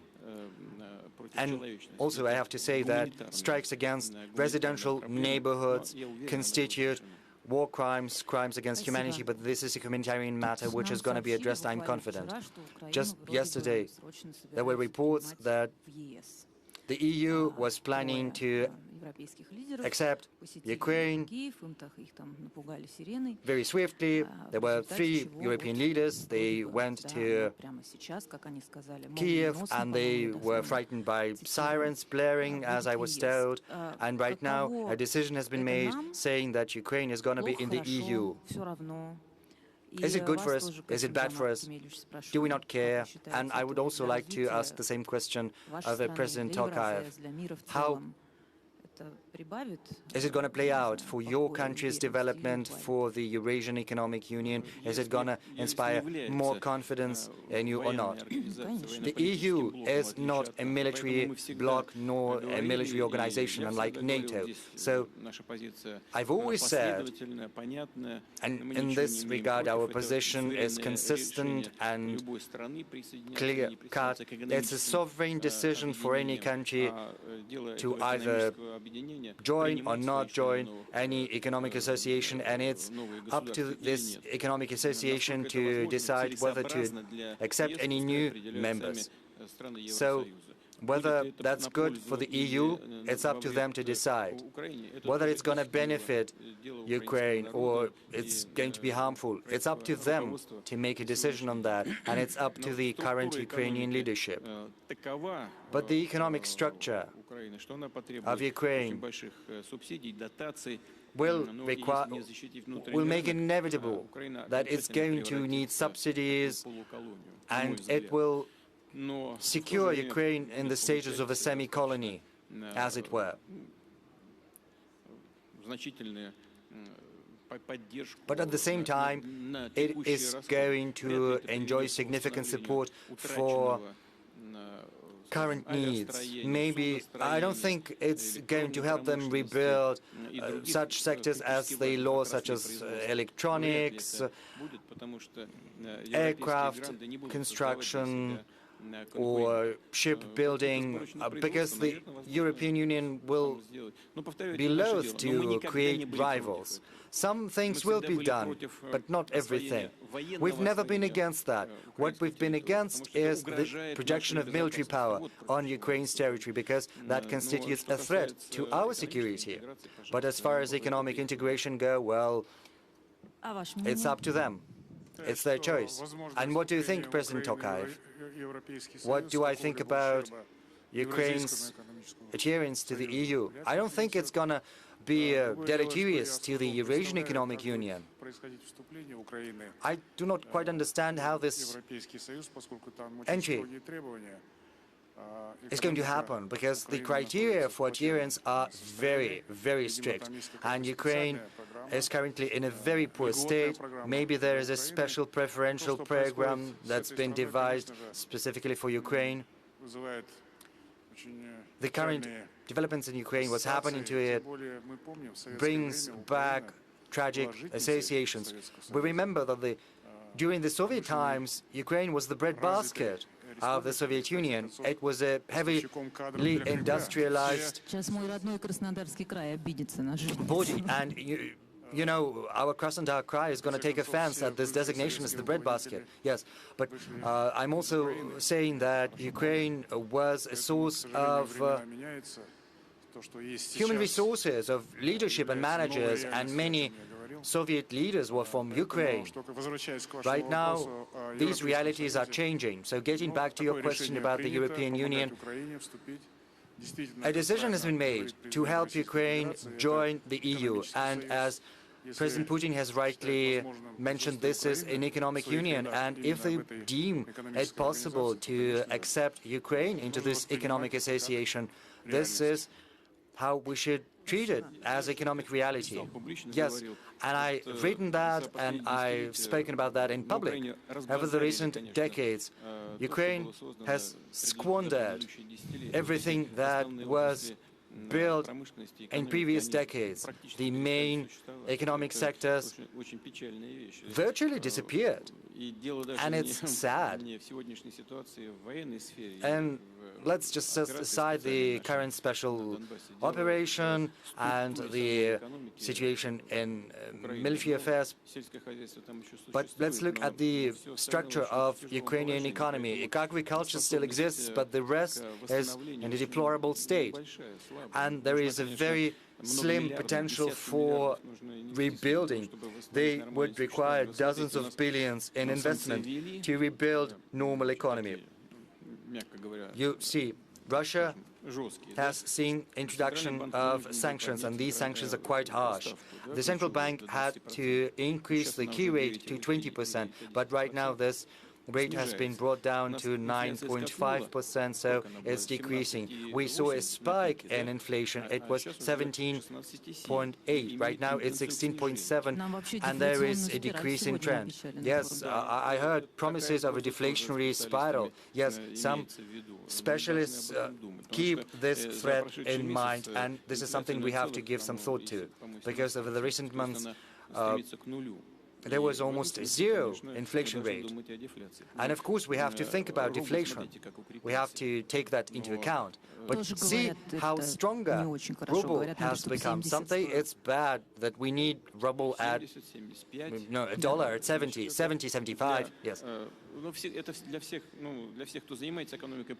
For anyone who studies economy, you understand, sell something, you export something, you get dollars back into Russia, and if a dollar costs 80, 75 rubles, then you get 75,000. And if dollar is at 50, 56, then you get fewer rubles, and you have to spend rubles inside your country. And of course, for importers, it's not that exporters is good, for importers it's bad.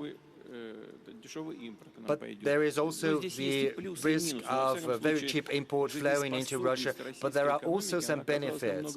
And we see that the Russian economy is far more resilient than our so-called friends anticipated.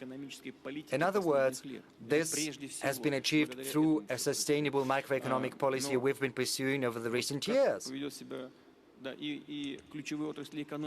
And the key industries have also got our support. We understand full well there are difficulties with the supply chains. We're waiting for spare parts and we expect new difficulties to arise. We are fully cognizant of that. But let's look at agriculture. It's grown by 3.2% over 4 months. It was 2 and 3, and right now it's 3.2. Let's look at construction. In April, it saw an increase of 7.9%. And since the beginning of the year, the growth rate has been 5.8%. In construction, but they say that the market has collapsed. But it's true, that is the increase in construction industries, around 5%. Yes, we see a drop in the car industry and in some other sectors. Some say that there was a bubble in this industry or that, and we have to take that into account. But be that as it may, the enterprises are still resilient. I wish economic health to our neighbors, despite all the difficulties that are currently transpiring. So the question is whether adherence to the EU can give an impetus to the development of key industries in Ukraine. I don't know. But Ukrainians are a talented people, they've got a great potential, and we assume that sooner or later the situation is going to normalize, and we're interested in wealthy neighbors. And it's inevitable that relations are going to be rebuilt. We are still sending gas in transit through Ukraine. They still get the money for the transit, incidentally. And everyone is trying to make us send even more gas and pay even more money for transit. Well, it might seem ludicrous and somewhat illogical, but it's happening. But why? Because they don't want to pay to Ukraine. They want us to do that in their stead. And that's been happening for dozens of years. So I do not know whether advantages weigh heavier than disadvantages. It's up to the Ukrainians and to the EU to decide. But they don't want to pay. No one wants to pay.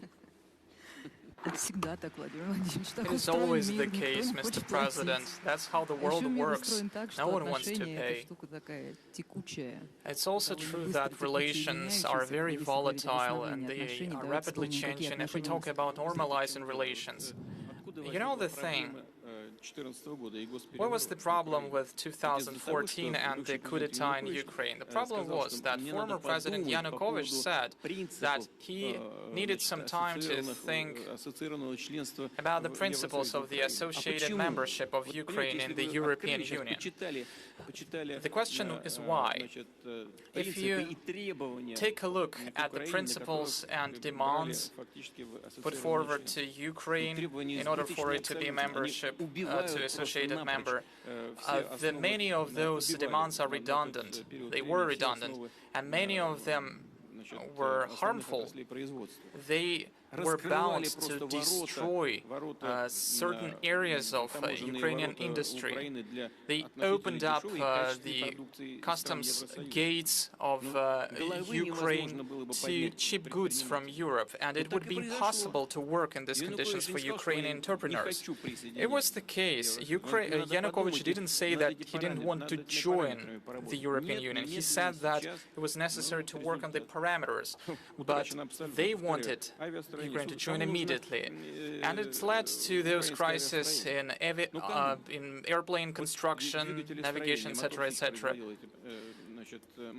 But no one needs Ukraine manufacturing competitive aircraft production. In the past, civilian and military aircraft were equipped with Ukraine-produced motors, and now no one needs those motors. And it leads to the collapse of the aviation. No one needs Ukrainian aviation. Boeing doesn't need competitors from Ukraine. Neon is needed from Ukraine, everyone says. Well, apart from the forest, from the Carpathians, and wheat and corn, no one needs anything, any other resources from Ukraine than that. This is a very subtle matter. Nevertheless, they want to join it. Okay, it's up to you, but there are a lot of problems. Regarding relations, you said that the relations will normalize, but relations are volatile. Let's imagine 20 years ago our relations inside our country with the Chechen Republic. And now the Chechen people are fighting hand in hand with Russians. So we see that the relations are changing. Let's take a wider look. When it all ends, whether the world will it become more safe, secure? Will it become safer and secure, more secure for us?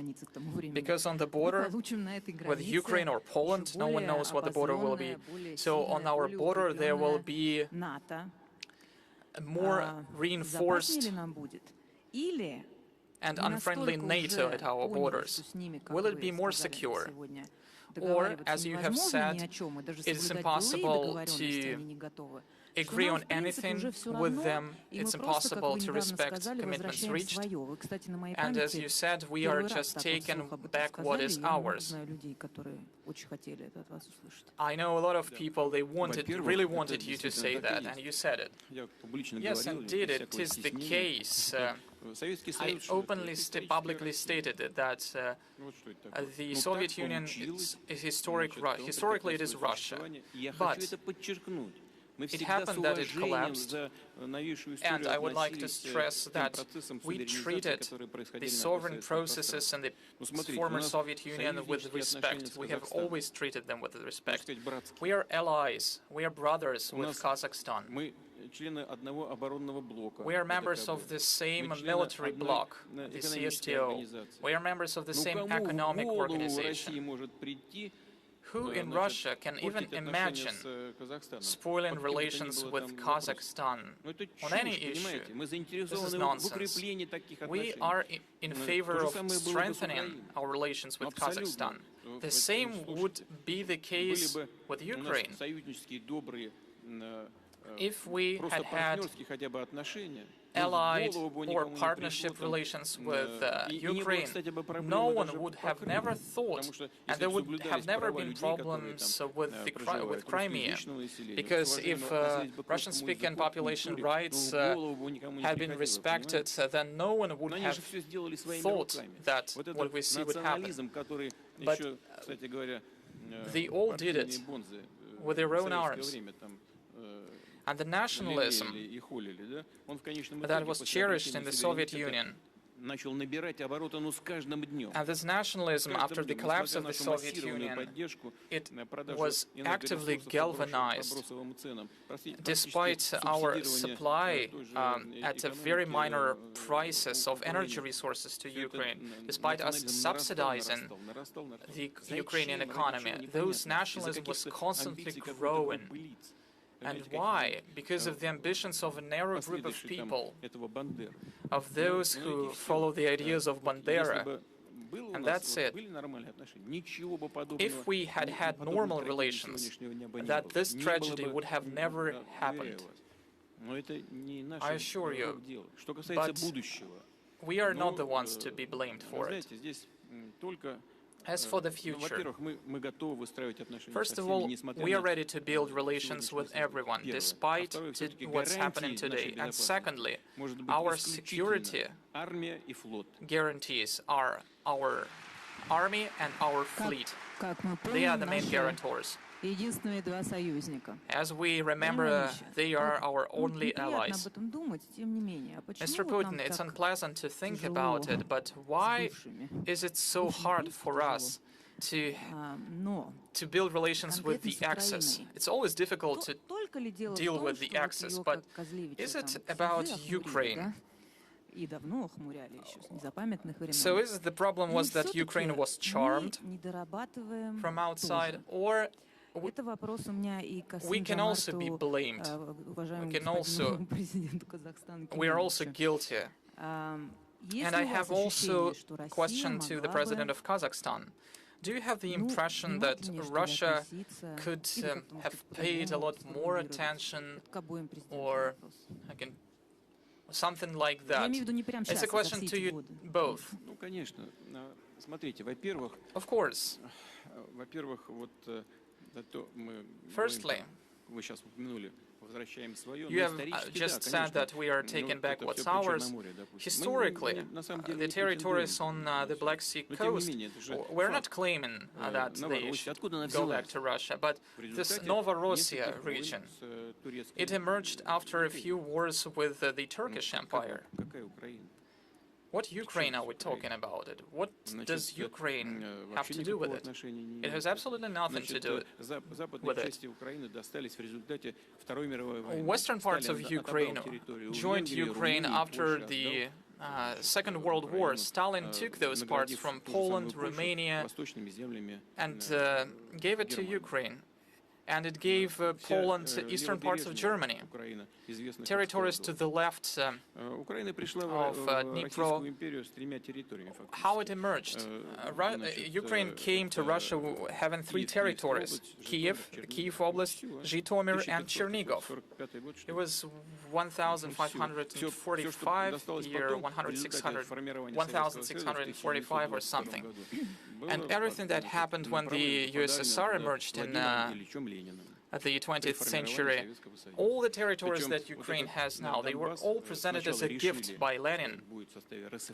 Donbass was first decided to be part of the Russian Socialist Republic, but then the decision was overruled, and so they gave it to Ukraine in order to increase the proletariat share in Ukraine. But the situation has changed. Yes, we have agreed to it.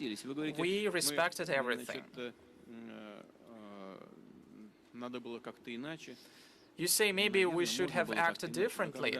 Well, maybe, but when the USSR collapsed, people proceeded from the assumption that the friendship would last, that we would have normal relations between former Soviet Union countries. But unfortunately, despite our desire to cooperate in these frameworks, we have only received, all we have received are the demands to step up our economic support. We did everything we could. In the 1990s, Russia was in a very difficult situation, but nevertheless, we provided loans, cheap energy, and from decades to decades, we were ready to cooperate in the key industrial areas: aircraft building, naval construction, and I don't think that we could have done more. And despite all of it, a group of people who de facto came to power forcefully or influenced the leadership, it determined the development, the way for development, and then they declared a certain civilization choice in order to preserve the green they have in foreign banks. Excuse me for this expression. And then they faced prosecutions, even in their own country. They are blamed for everything as part of the internal political struggle. You have asked about Ukraine joining the EU. They may join it, but do not pose any threat to us. And we don't want them to harm those people who believe that they are part of Russian culture, of the Russian language culture. We have never interfered into it. We have never done it. But everything that was done in this regard was done to create the most by them was to create the best possible conditions to protect those money that were stolen from the Ukrainians. I remember very well all those discussions on the prices on energy, discussions on loans. I really don't understand what we could have done more. I think that we have done everything that we could in order to facilitate the development of interstate relations. Thank you. I have an economic question on economy, technology, and philosophy. There is no ready-made answer to it, but as we're talking about the economy and the future in general, this week we received a piece of news that Google fired an engineer who was in charge of creating the AI. And as this engineer claims that this AI became a sane creature. And I've read a dialogue between this engineer and the AI. And the AI that has allegedly become sentient. He said, the AI said that I don't like my place in the world. I think that I'm being abused by humans. He said that he understood that he was much more intelligent than people. So this was a very independent creature indeed. So this engineer was fired, but the technical director of Google says that by 2030, there will have been a massive market of introducing chips to human brain, and that humans will cease to be humans, and they will become the artificial intelligence. And by 2045, the world will have reached technological singularity, meaning that people will cease to control and to understand the artificial intelligence that they will have created. By that time, I will have been 65 years old, and I don't want to live in this kind of world. So the question is, for thousands of years, humanity thought that progress was good. Even now, we think that progress is cool, but maybe there is a certain point which limits the progress. Maybe it is today. Of course, we need progress in medicine, in environment, in food. Of course, thousands of years of progress improved the lives of human beings. But will it be the case in the future? And maybe this technologically lagging behind, maybe it's not that bad. Maybe we need to take a step back technologically to take a look what's going to happen with those creatures, and then to decide in which way we would like to develop. The question to both of you. I am completely confident that the progress will be developing in the future. And many years ago, representatives from Kazakhstan to reach St. Petersburg, it took them 3 months. It took them 3 months to get from Kazakhstan to St. Petersburg on horsebacks. Now I flew from our capital to St. Petersburg, and it took me 3.5 hours. I believe that in 100 years, people will be surprised that it took me 3.5 hours to fly from one place to another, when it will be possible to do so in 10 or 15 minutes. So this progress cannot be stopped. And of course, there will be robots who will be much superior in terms of intelligence in comparison with humans. But whether they will have empathy, whether they will have feelings, this is a matter of discussion today. However, I think that progress, whether it will be stopped at a certain point, maybe, if we'll face a large-scale catastrophe. But personally, I would like you to see what's going to be with those inventions in 2045.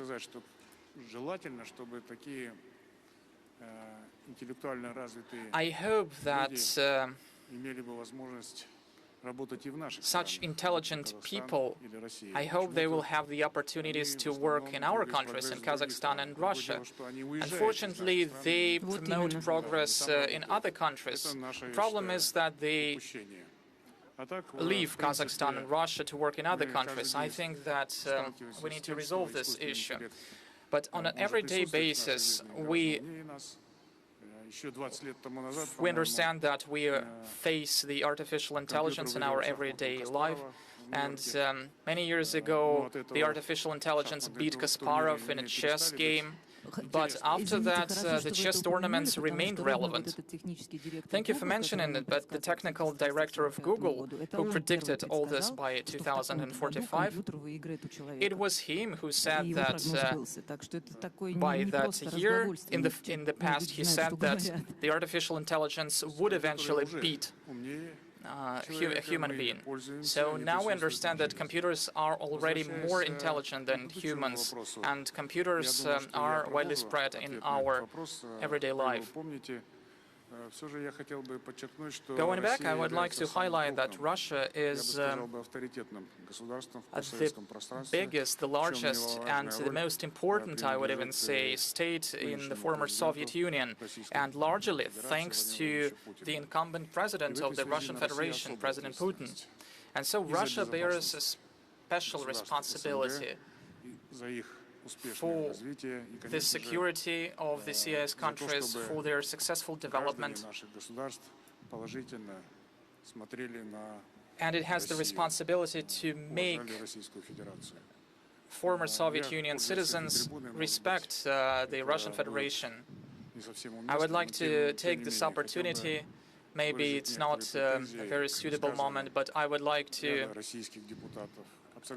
put forward certain grievances towards a number of MPs of Russia with regards to their statement against Kazakhstan, as well as with regards to statements of cultural figures. And I would like to thank President Putin for stating the position of the Russian leadership,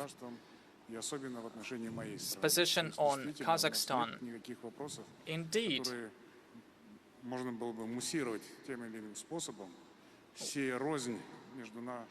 there are no reasons for our peoples to proceed into strife. So I don't know what those cultural figures and MPs, whose interests do they serve when they comment this or that decision by the leadership of Kazakhstan, or this or that process that takes place in our country? Thank you. Well, actually, I know who you're referring to, but probably this is not a place to have this discussion here at SPIEF. President Putin, before that, I'd like to comment on this remark. It is important. Look, under the current circumstances, certainly each state agency, each country is concerned and is worried about avoiding excessive losses and bearing excessive costs that could be avoided. It's only natural. And on a working level, you can always find a solution to any problem if there is a goodwill. And Kazakhstan and Russia do share this goodwill. And I want to make it very clear. Kazakhstan is our partner in the direct and the most widest meaning of this word. Now, as for AI, I think at the moment, the situation you've described, well, it's just a reflection of what the creator of AI thinks that could well be. That's why they decided to fire him. That's why I think so. He's just projecting. I would still think that getting an AI that is sentient and can compare with Homo sapiens in every way is still a very far way to go and a really complicated thing to do. So I agree with what Mr. Tokayev said. Can you reproduce a soul? Can you create a soul for a machine? Some experts believe that in a moment it could be possible that the robots will learn to be compassionate, will be able to sympathize. But it's hard to say. Would that be a threat for humanity? Again, a very difficult question, and I wouldn't dare to try and answer it. I don't think that I'm competent enough on the matter to comment. I'll be frank with you. But something that I'm absolutely convinced of, and that was already mentioned by President Tokayev, you can't stop this process, and you have to take it as something given. You can't stop the sunrise or the sunset.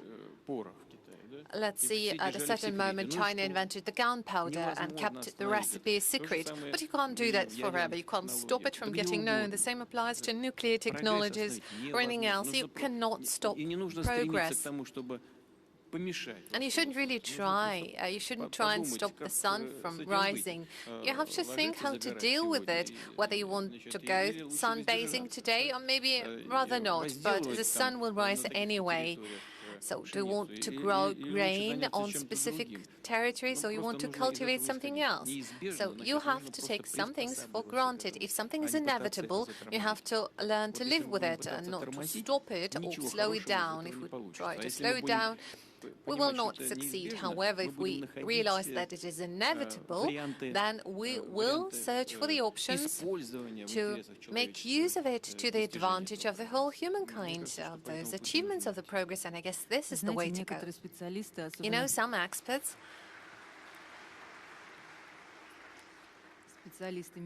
some medical experts would disagree and say that even human capacity to show compassion is only conditioned by oxytocin, serotonin, and some neural reactions, a number of hormones, or a reverse connection of serotonin, and can easily be adjusted by pills, by hormones. You are compassionate one day and you're not capable of showing compassion. Yeah, but still we have hormones. Machines don't have them. They probably could have some substitutes to that, but not at the moment. Well, maybe thank God. I'm told that we need to wrap up at this stage. Who is saying you? The bosses? Yes. Not your bosses, mine. So, bosses of this forum, I would say, and temporarily I am at their disposal in the course of those hours that I have the pleasure to moderate this session. So, at the very end, I wanted to share a joke with you. Maybe you have heard, you probably remember that President Obama came up with an idea to calling us a country that is a fuel station. And now once the prices went up so dramatically in the United States, there is a joke that Obama used to be ironic about that. Now we could only state that with a degree of jealousy that it is a country that is a fuel station. Well, very final question at the end. When will that be an end to that? Well, they are making their forecast on us. Do we have a forecast on for how long their economies could last, for how long their political systems could sustain? Whether they are capable of overcoming this crisis. So how do you see this situation? That is a question to both presidents. How do you see the world after? And who are those pullers in this multipolar world? Who are our friends and allies? Well, the political elite in the United States sees everyone from above.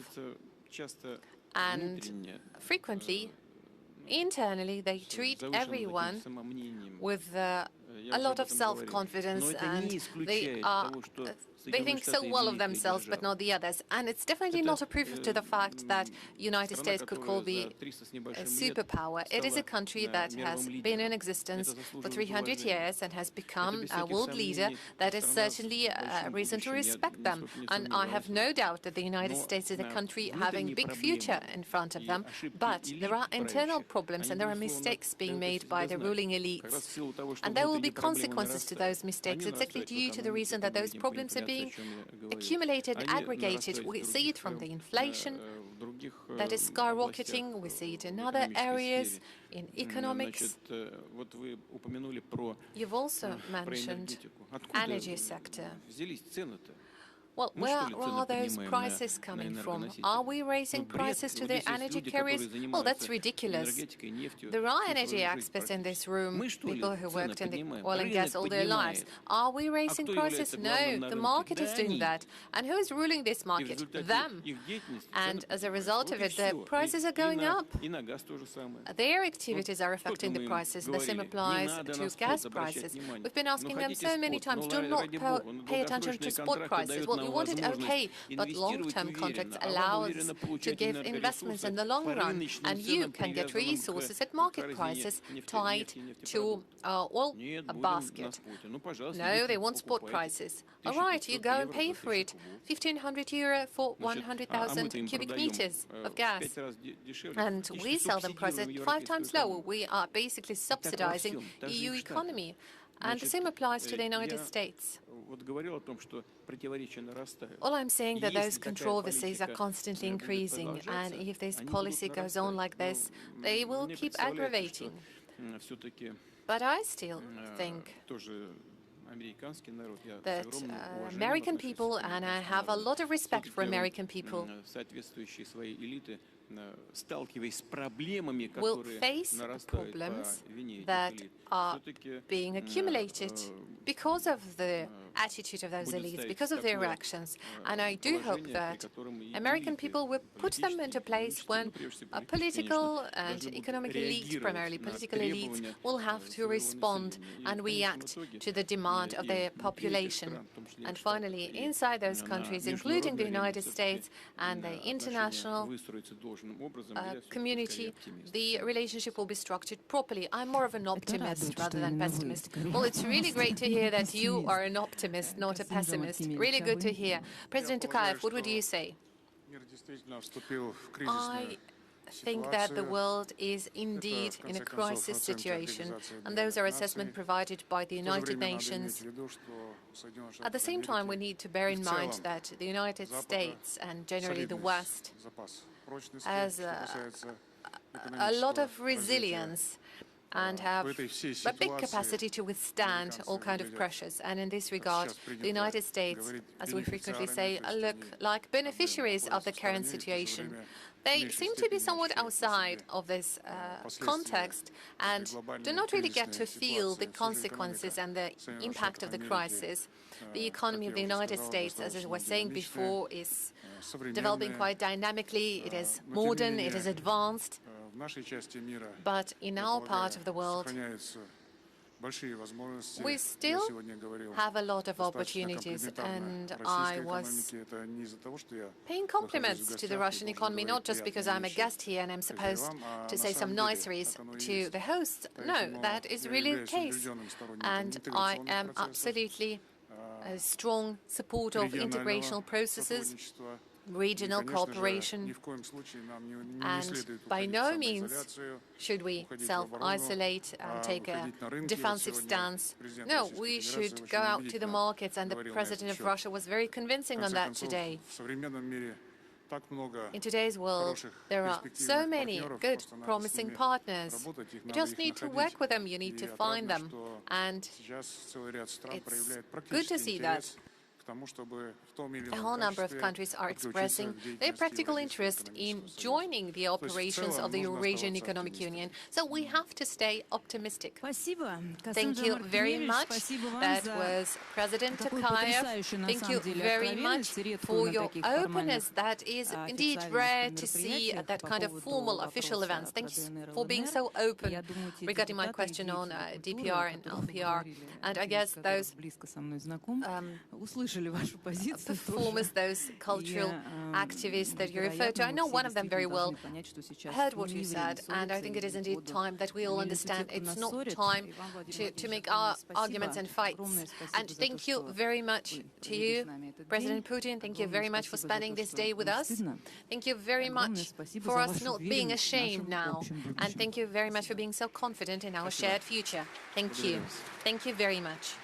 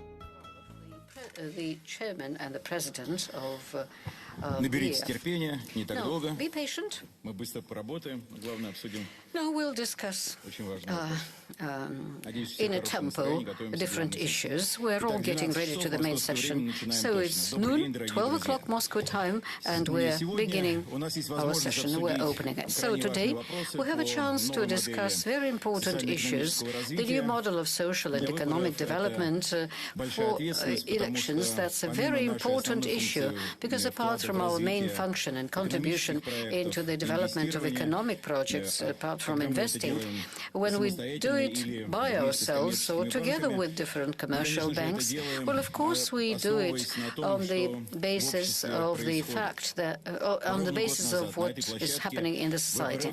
A year ago,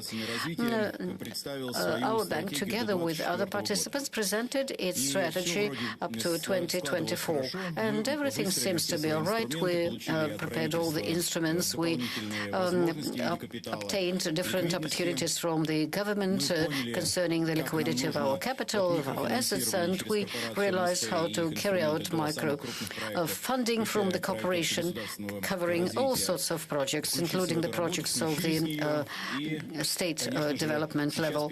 And we were involved in this work, of course, but today we all go through a very difficult period. We're together with the country, and those projects that were started that are in the plans should be revised critically, and we should also revise our model. Well, of course, our model depends very much on what happens in the world and in our country. We are the instrument of the government and the president, and for us to understand this period of time better, we decided to have a session not at all dedicated to specific projects, which are the main projects of the development bank, but we'll speak about a different aspect of our development, about the contribution into the development of thinking, of our contribution into the development of the social and economic model. Usually we invite economists who are quite well known, who have a lot of experience and who are real experts and are involved in applied work. But today the panel is built in a different way. We have one economist who is a true mentor, and this role will be carried out by Evgeny Kogan, professor of the High School of Economics. And we invited the new generation of economists, and their knowledge, their experience is most important because they are not in the tenets of the standards and principles of the economic model building that are typical of me and of my colleagues and counterparts. But nonetheless, these are economists who are very well educated, who are acting as real experts, and I hope that following the results of the session today, through our joint dialogue, we'll get a better understanding of the practical implementation of the model. So these are not just economists, experts, but they're practitioners as well. So allow me to introduce those who are with us today. So Sofia Donets, the chief economist of Renaissance Capital for Russia and CIS countries, Oleg Shebanov, director of the Financial Center of Skolkovo, Russian Economic School, Alexander Isakov, chief economist of Russia for VTB Capital, and Marcel Salekov, the president of the Institute of Energy and Finance. And to begin with, let's try to answer the main question. Under present conditions, do we have any resource that will work for the prosperity of our people, of our nation? Or are we under conditions when the economy shrinks and we're entering a stage when our people have to consume less and the model of consumption will change from the model of yesterday? Or will we have certain shortages, or do we have an opportunity to provide for the well-being of our people? So I suggest all the participants of the dialogues to say a few words. Evgeny, as I said, you are a mentor of ours today. would you start, please? Well, thank you for this title. There is a resource like that. It's not going to be easy at all. And this resource is associated with a radical change of the paradigm of relationship between the state and the business. Now, what do I mean by that? The life of Russian business is built these days on the lack of trust to it from the government. And this is a matter of principal importance. I think that we should put an end to it. And no, I'm not the only one who thinks so. We all businessmen, or many of us rather, say to the government, step aside, do not interfere with our work, do not hamper our work. And of course, so I mentioned trust and confidence and regulatory measures. Now, you can wake up any banker today during the night and tell him Federal Law 115, and some of them might have easily a heart attack immediately after that. So that means we need to change this approach radically, because after all, this law is very similar to the IMO legislation, but something needs to be changed, and we really need to look at the legislation and revise the legislation, which seems to be obsolete nowadays. For example, the controlled foreign companies. Now, thanks to this particular legislation, many of the businessmen nowadays have to be abroad and thus minimize their tax payments. No, if the tax is 5 to 6%, but then these businessmen and these businesses will function in Russia, and this is much better for the country. So radical changes are needed here in this field. Now, in the field of deep processing, once again, we need changes of the tax regimen. Now, we can talk at length about this, what kind of a model do we need, indeed, but everything has been devised, and there is a very simple Bulgarian system, 10-10-5, 10 corporate business, 10 income of individuals, and 5 dividends. It's quite simple, but there is an influx of businesses to Bulgaria, so we need to simplify the tax regimen, and first of all, in the field of deep processing, that's exactly what we need today and what we're short of. Then, many people might lose work. There is a problem of employment, so we must stimulate the work on patents. And so you lose your job, do not quit completely, work on the basis of patents. So we also have a system of providing incentives to businesses for the creation of new jobs. We need grants so that the PPP systems work better. Now, you find people, you provide them with a job, the state helps you. After all, there is not that much money involved. We talk about all this at length, and, well, time has come for that. We're very short of time. We need to have the amnesty for a lot of businessmen who are nowadays who have been sentenced for different economy reasons and for articles. So buying an agricultural company with certain credits and loans provided for that, we grow something, and then the money is taken away once again, and there is an investigation, there is prosecution that takes a lot of time, and the person who is involved, after all, is prosecuted and then sentenced. This is not. This should not happen. Then the articles should be much more specified.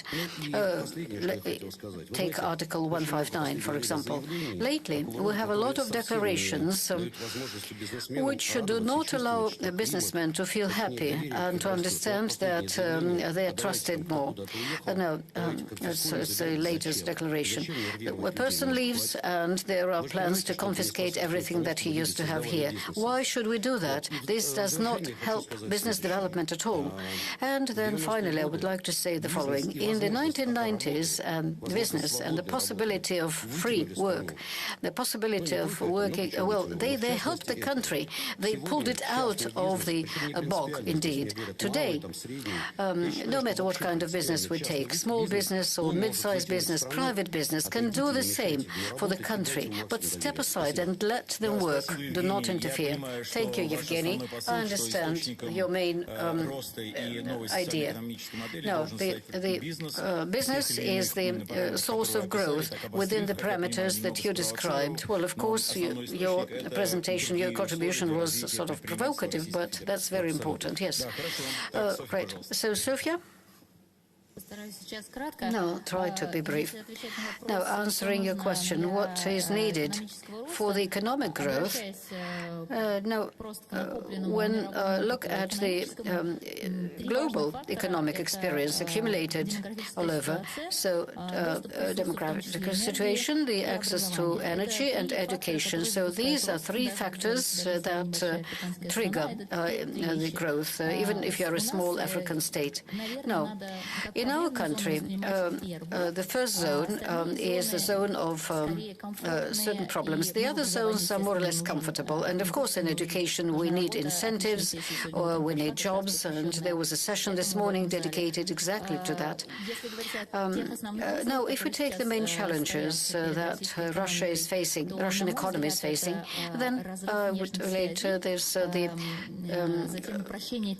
breaking of the contacts and the at the international level, the problem with technologies and the potential degradation of markets and institutions and institutes. In this sense, I'm acting as a market conservative, and maybe I'm not going to say what you expect from the young generation, but we are conservative. We are for rules. We want this institute to be preserved and to develop further. And so institutes, markets, and our work with these issues is within the country itself. As for the external relations, now there is a lot of indifference here because it's a matter of political solutions and not just in our country. No, I suppose we're going to discuss all of this in more detail as we proceed. Oleg? Now, I would like to add two more things to what our colleagues have said. So in the developing countries, and Russia is one of those, the infrastructure is very important, and the state should contribute into that a lot. Private business will not be able to cope with that, and we cannot see the private business coping with the material part and the financial part of that. So the participation of the state should be significant and should be effective. And I hope, as for small business, the story is as following. The labor market has been changing step by step, and from corporate employment, people go to the informal sector, and it's important to make it easier for them to provide certain tax benefits, and thus it will be easier for them to manage their own small companies. This is going to be very important for the growth of GDP. It's probably not that significant, but it's going to be very important for the prosperity and for the well-being of the population. Now, Alexander, it seems to me, no, I've been thinking, where is the source of growth? No, it seems to me that in the new model of growe combating poverty is extremely important. We shouldn't maximize the rate of growth of GDPs so much, but within the next years we should focus on poverty and overcoming that problem. We have targeted payments nowadays, but this system works for those who get them. Unfortunately, poverty is multifaceted, and a poor person has a lot of elements that make up the notion of poverty. You don't get this, you don't get that, and you are poor. But how can we overcome that? I don't think there is any simple solution. But what step could we suggest as a practical step? We should probably be more active. Taxation of labor as an instrument of leveling out incomes and providing extra incentives for employment. Now, this has not been used in the past because the income tax is a federal issue, and in the regions, in the federal entities, it's difficult to work with that. It seems to me if the labor income, labor revenues are taxed, and there is a maneuver possible between the federal approach, because with the possibility of changing the scale of taxation, and the VAT should be collected in the regions.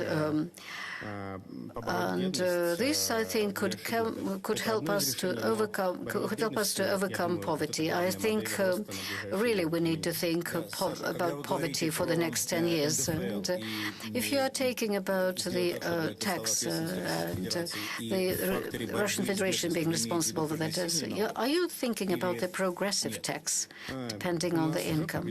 Now, we already have it, don't we? In a way. The system that I like most of all is called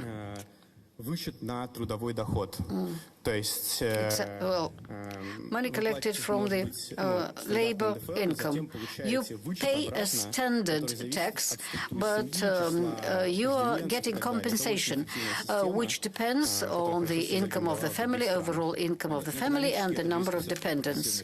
So economically, it's very close to the progressive scale, although the mechanism is different. Marcel? I would not agree with Alexander. Fighting poverty is important, but growth is very much needed. If we look at the past years, we can see the growth was just about 1% annually, which is not enough. We need more. And under present conditions, it's going to be even more difficult to reach a higher level. What is growth? Which is the productivity of labor and capital. It's the matter of the proper use of resources. I think the Russian economy has all the possibilities for that, but there are problems with productivity. And there are certain standard answers to how we can increase productivity. And first of all, economy should be open. It should be open to the external world. We're attempting to go into self-isolation, but we should not do it at all, because we should be a part of the global economy. We should be within the global trends. And another important thing is that from the point of view of the economic policy, it's important to accept our mistakes and recognize them and remedy this situation. There is the Chinese model, which shows that we should be very careful stepping from stone to stone moving forward. This is something we're missing in the context here. And another basic principle, the market principles should be retained. The distribution of resources with the help of the market is much more effective than the basic public model.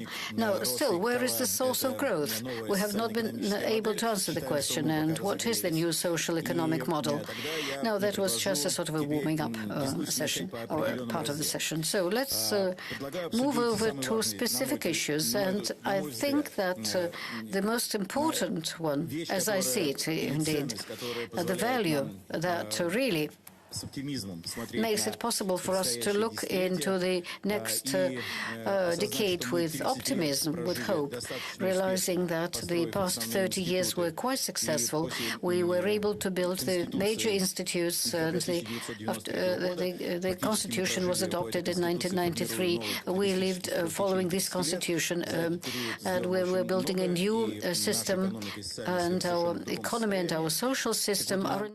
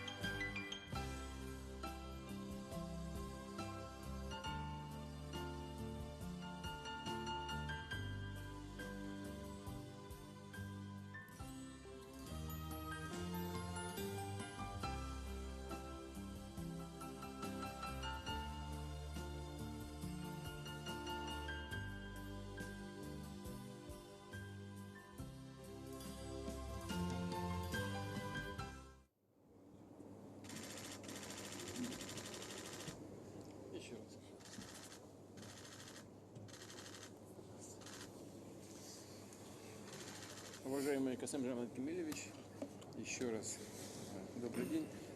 Большое вам спасибо за то, что приехали на Петербургский международный экономический форум.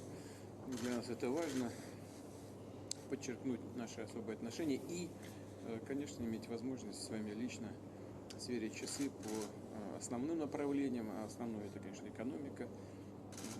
Мы сейчас вот только на площадке форума об этом говорили. Кстати говоря, я, по-моему, оговорился там, сказал о 7 миллиардах инвестиций, а он, по-моему, да? А на самом деле у нас 17 миллиардов долларов инвестиций в экономику Казахстана. Товарооборот растет, вы сами об этом сейчас сказали. 25 миллиардов долларов за прошлый год, а сейчас 12 с лишним за первые 3 месяца. Так что если таким темпом будет все развиваться, у нас будет рекордный показатель. И в этом году мы отмечаем 30-летие установления дипломатических отношений, тоже отметим. Региональный форум у нас еще впереди. Да. В общем, правительство работает очень активно. Ну, времена непростые, ищут решения по каждому возникающему вопросу. Ну, у нас будет с вами возможность сейчас об этом поговорить и здесь, в ходе переговоров, и в неформальной обстановке, в ходе рабочего обеда. Уважаемый Владимир Владимирович, я с удовольствием принял ваше приглашение принять участие в работе этого авторитетного форума. С большим интересом прослушал ваши выступления по своему содержанию, продолжительности.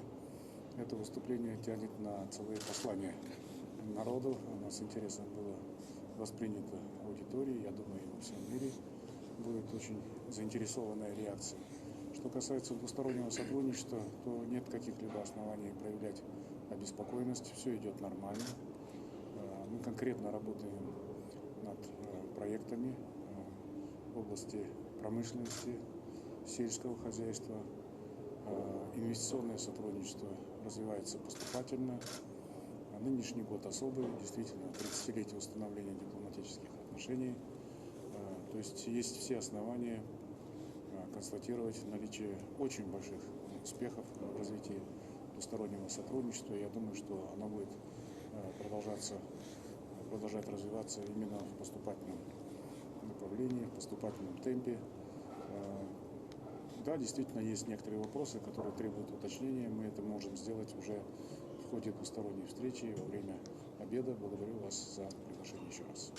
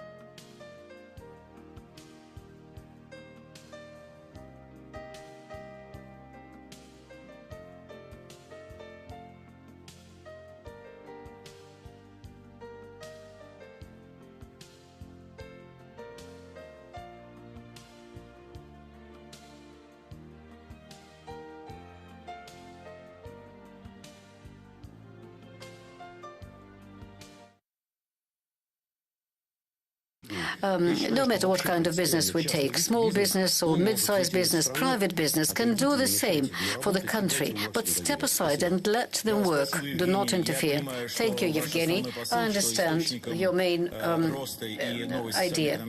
No, the business is the source of growth within the parameters that you described. Well, of course, your presentation, your contribution was sort of provocative, but that's very important. Yes. Right. So, Sofia?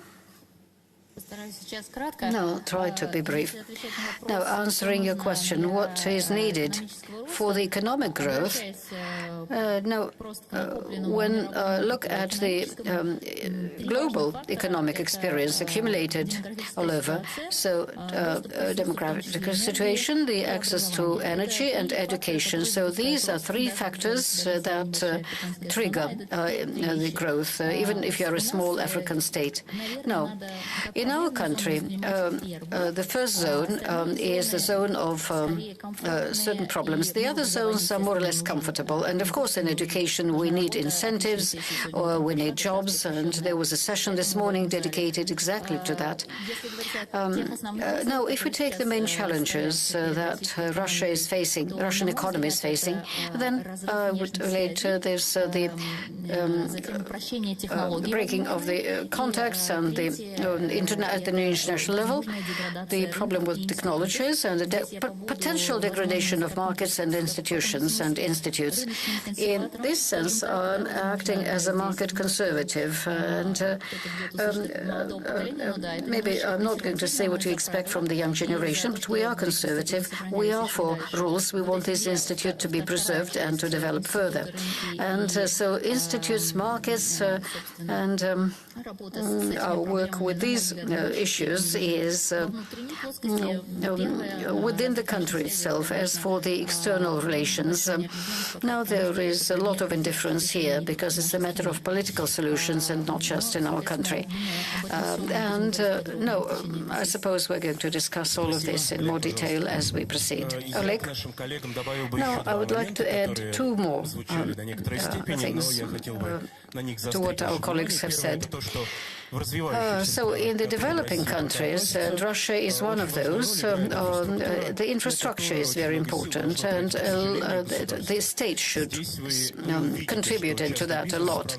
Private business will not be able to cope with that, and we cannot see the private business coping with the material part and the financial part of that. So the participation of the state should be significant and should be effective. And I hope, as for small business, the story is as following.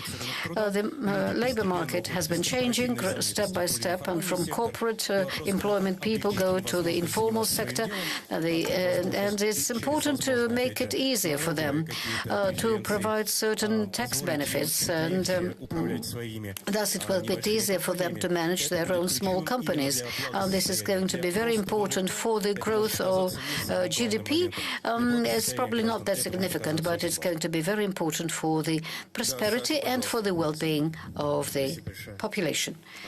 Now, Alexander, it seems to me, no, I've been thinking, where is the source of growth? No, it seems to me that in the new model of growth, combating poverty is extremely important. We shouldn't maximize the rate of growth of GDPs so much, but within the next years we should focus on poverty and overcoming that problem. We have targeted payments nowadays, but this system works for those who get them. Unfortunately, poverty is multifaceted, and a poor person has a lot of elements that make up the notion of poverty. You don't get this, you don't get that, and you are poor. But how can we overcome that? I don't think there is any simple solution. But what step could we suggest as a practical step? We should probably be more active taxation of labor as an instrument of leveling out incomes and providing extra incentives for employment. Now, this has not been used in the past because the income tax is a federal issue, and in the regions, in the federal entities, it's difficult to work with that. It seems to me if the labor income, labor revenues are taxed, and there is a maneuver possible between the federal approach, because with the possibility of changing the scale of taxation, and the VAT should be collected in the regions. And this, I think, could help us to overcome poverty. I think really we need to think about poverty for the next 10 years. And if you are taking about the tax and the Russian Federation being responsible for that, are you thinking about the progressive tax, depending on the income? Now, we already have it, don't we? In a way. The system that I like most of all is called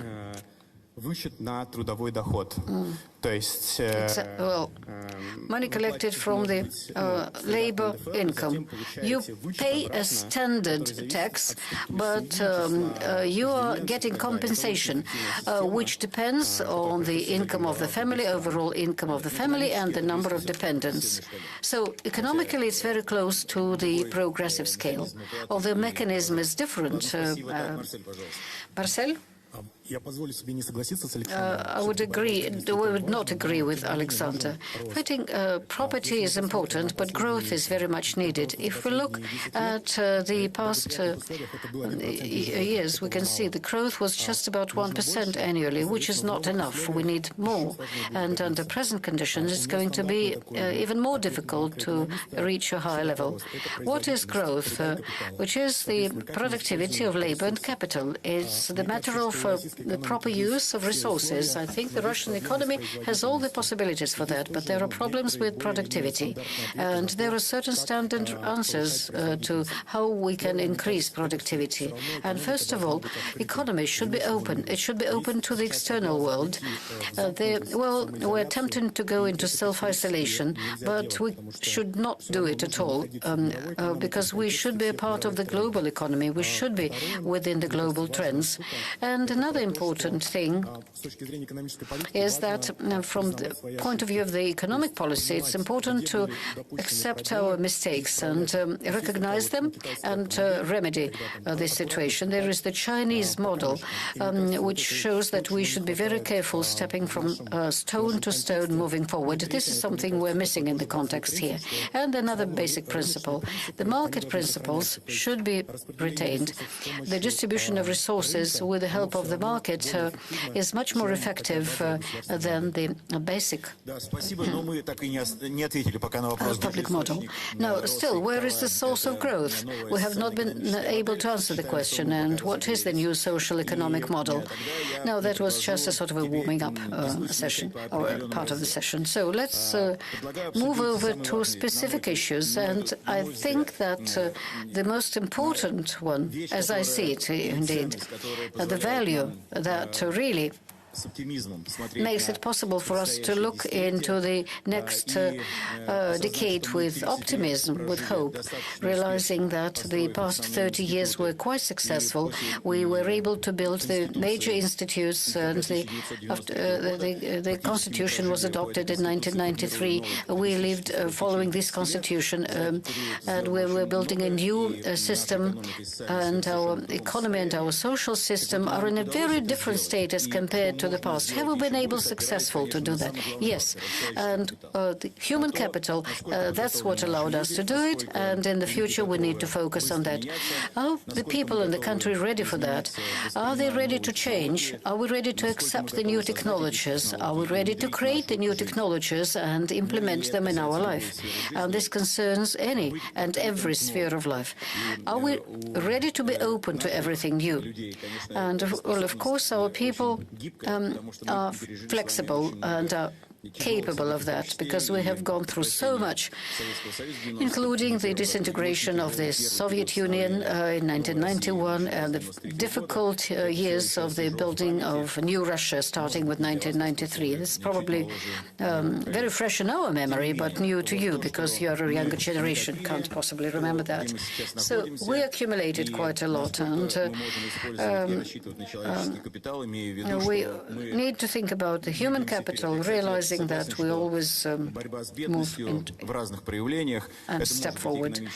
Well, our fight against poverty is associated with GDP and with the well-being of every individual family, of every household, no matter what you think about that. So, yesterday, Elvira Nabiulina said that we shouldn't focus that much on the assessment of GDP, first of all. We should actually assess how the well-being of the family changes in the context of the GDP growth. If the welfare and well-being of the family does not change, then what is the purpose of the increase of GDP? Anyway, let's talk now very briefly about the most important things. In the new model that most probably nowadays is emerging, the model that is emerging not only because we go through a very difficult period of time, beginning with February 24. Actually, it started even before the pandemic period. It has been on for several years, and I'm sure we're going to reach the acute phase of that, and they should provide us with the new incentives, human capital. Evgeny? Thank you. Well, the human capital is one of the most important achievements in our country. Well, there aren't that many creative achievements all over the world. The creative achievements in Russia are outstanding, but it is impossible to hold this back. We need to incentivize the development of thinking people, engineers, and who are extremely important for the development of certain branches of industry. When I was young, after graduation, I started working at a factory. This factory doesn't exist any longer, but it used to be one of the leading producers of machinery, which was exported to the West. So it's important to create stimulus for people to remain in this country, for experts and professionals to continue working in Russia. In other words, we need to overcome brain drain. Another important point I wanted to make, the most important person at the plant is the person who works with equipment and on machinery, an engineer, a master of whatever he is doing. We do not have the kind of vocational training needed to provide for expert blue-collar workers. And this is highly important. We need to address this problem. We are aiming at import substitution, and therefore we have to recover the previous technology base and the educational base, vocational training base. Thank you. I also wanted to remind you of Alexander Lazan, who was working on the economy of trust. And in connection with human capital, this is connected with the thought that every single expert, professional, and person has to be respected. We need to start respecting each other, and this will boost our potential. This is a great thesis. I wanted to dwell on that. The labor market has a qualitative and quantitative element in it. And for us, the demographic situation creates a huge challenge. Currently, we are in a very difficult economic situation, but the level of unemployment is 4%. So the deficit on the labor market is still there, and we haven't used our resources to their full potential. It's important currently not to go back to the obsolete models of development of the economy, and sometimes not to simply follow blindly the tiger economy examples.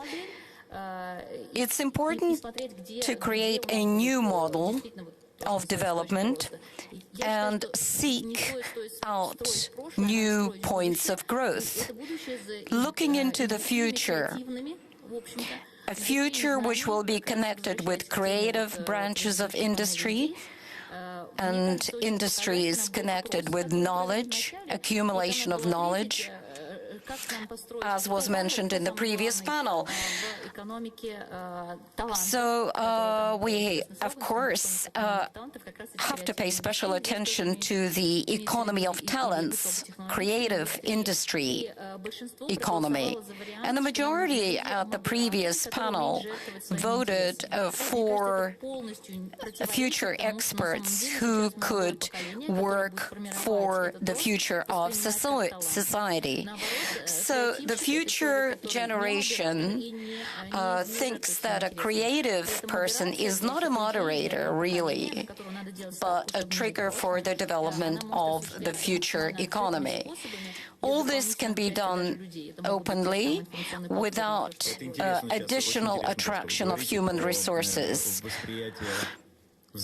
It's interesting that you mention the interaction between an individual and society, and how important it will be for an individual to be outstanding on the background, against the background of society. Well, the ideal age for a creative representative of any industry is 37 years of age. So we need to think about the future and not to find ourselves in the trap of retrograde thinking, so as not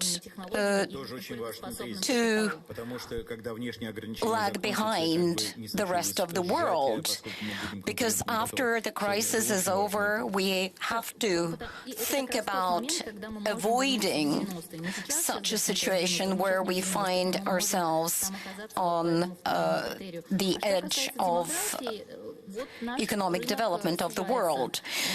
As to demography and demographic elements, our labor market is contracting, and there are two possible ways of development. Russia can follow the extensive path of development, and with a very strong ruble, it's easy to attract migrants onto the Russian labor market. So for us, there are two possible ways of development: extensive development and intensive development, and hopefully we will change the second path. Oleg, well, I wanted to mention 2 points and join my colleagues. We have to, of course, use the results of the previous economies, and we shouldn't cut ourselves from the worldwide and global development. We have to continue to take everything, take all the positive experience of the West into consideration for our future development and current development. It is also important that Russian economy is based on large companies, basically. And when we talk about human resources, this, we need to understand that we are basically talking about the human resources in large companies. It's important to follow the examples of other countries and follow the positive and best practices. As to small and medium-sized enterprises, it is developing in a very specific way, and it's important to pinpoint the development of small and medium-sized enterprises and the development of human resources on the basis of achievements of these enterprises in the future. And Evgeny began with the phrase that we shouldn't inhibit small and medium-sized enterprises from development, and that's true. Oleg knows about human resources, and my personal point of view is based basically on my experience on the financial markets. When I look at the educational system of Russia and compare it with Western similar institutions, I must say that we are doing very well, but nevertheless we're lagging behind in certain areas. We are providing expertise, knowledge, and specialization at a later stage. We read stories to our children, such as the famous story Petya Ryzhyk, where a child runs away from the classroom and goes to work in a technical station, in a technical environment. So if we want to develop, we should move in a different direction. And Marcel, maybe you could dwell on the topic of technological sovereignty, or as we used to call it, import substitution previously. Of course, there are certain limits in the technological chains. We have certain inhibitions in the development of modern technology, but we do have a great potential in that respect. After the previous discussions, after the discussion of the previous questions, I would like to state that the new model that we are providing by web is based on the following. The basic institutions that were created within the past 30 years are closely connected with the regulators. We have built a new modern tax system, a system of managing reserves and resources. The basic institutions that we have created are stronger sometimes than similar institutions in the 7 leading industrial countries. And we have accumulated quite enough experience. We could use it in order to change the model, a model where the interaction of state and business and private capital will have a different character. And the state traditionally takes the risks upon its shoulders, and the private capital and the basic task and goal of the private capital is gaining maximum profit.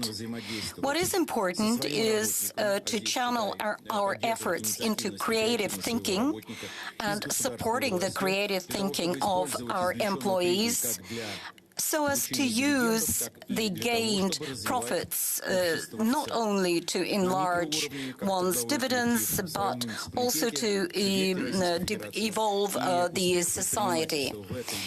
And the success of entrepreneurs in this new model will be aimed not only at being represented in Forbes, but basically aimed at the improvement of society.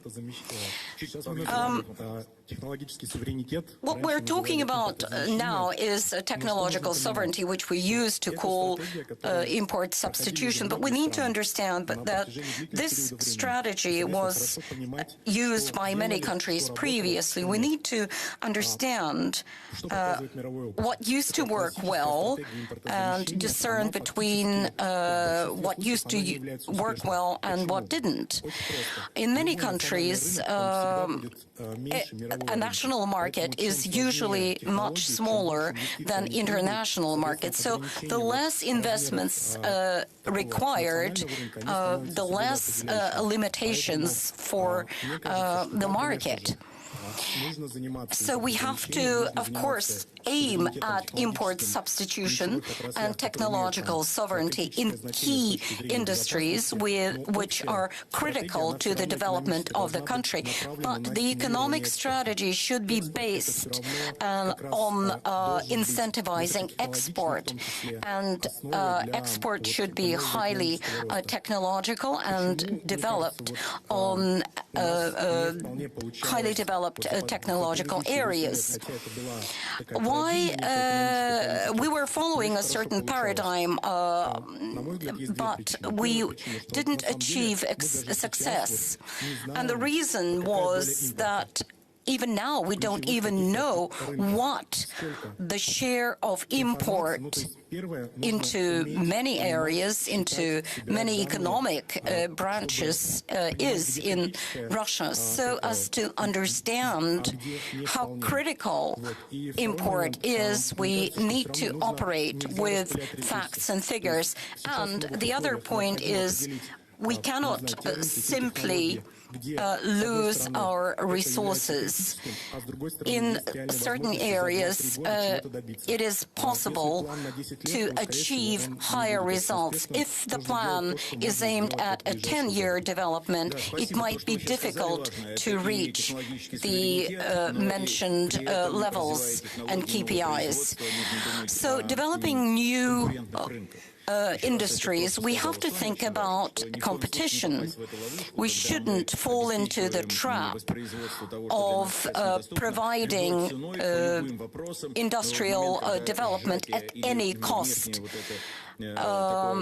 In conditions of contraction of the market, we might find ourselves with a share of goods and with a number of goods which are not needed on the market and are considered to be obsolete. In other words, we have to think about the structure very carefully. But you talked about technological sovereignty, technology, and new branches of industry. I can see Alexander Kuleshov in the hall, in the audience. He is the rector of the Skolkovo Center, and he's been working on some IT project. Now it is a sovereign technological project. Alexander Petrovich, can you say a few words about the development of new technology and the possibility and the opportunity to export new technology onto the Western markets?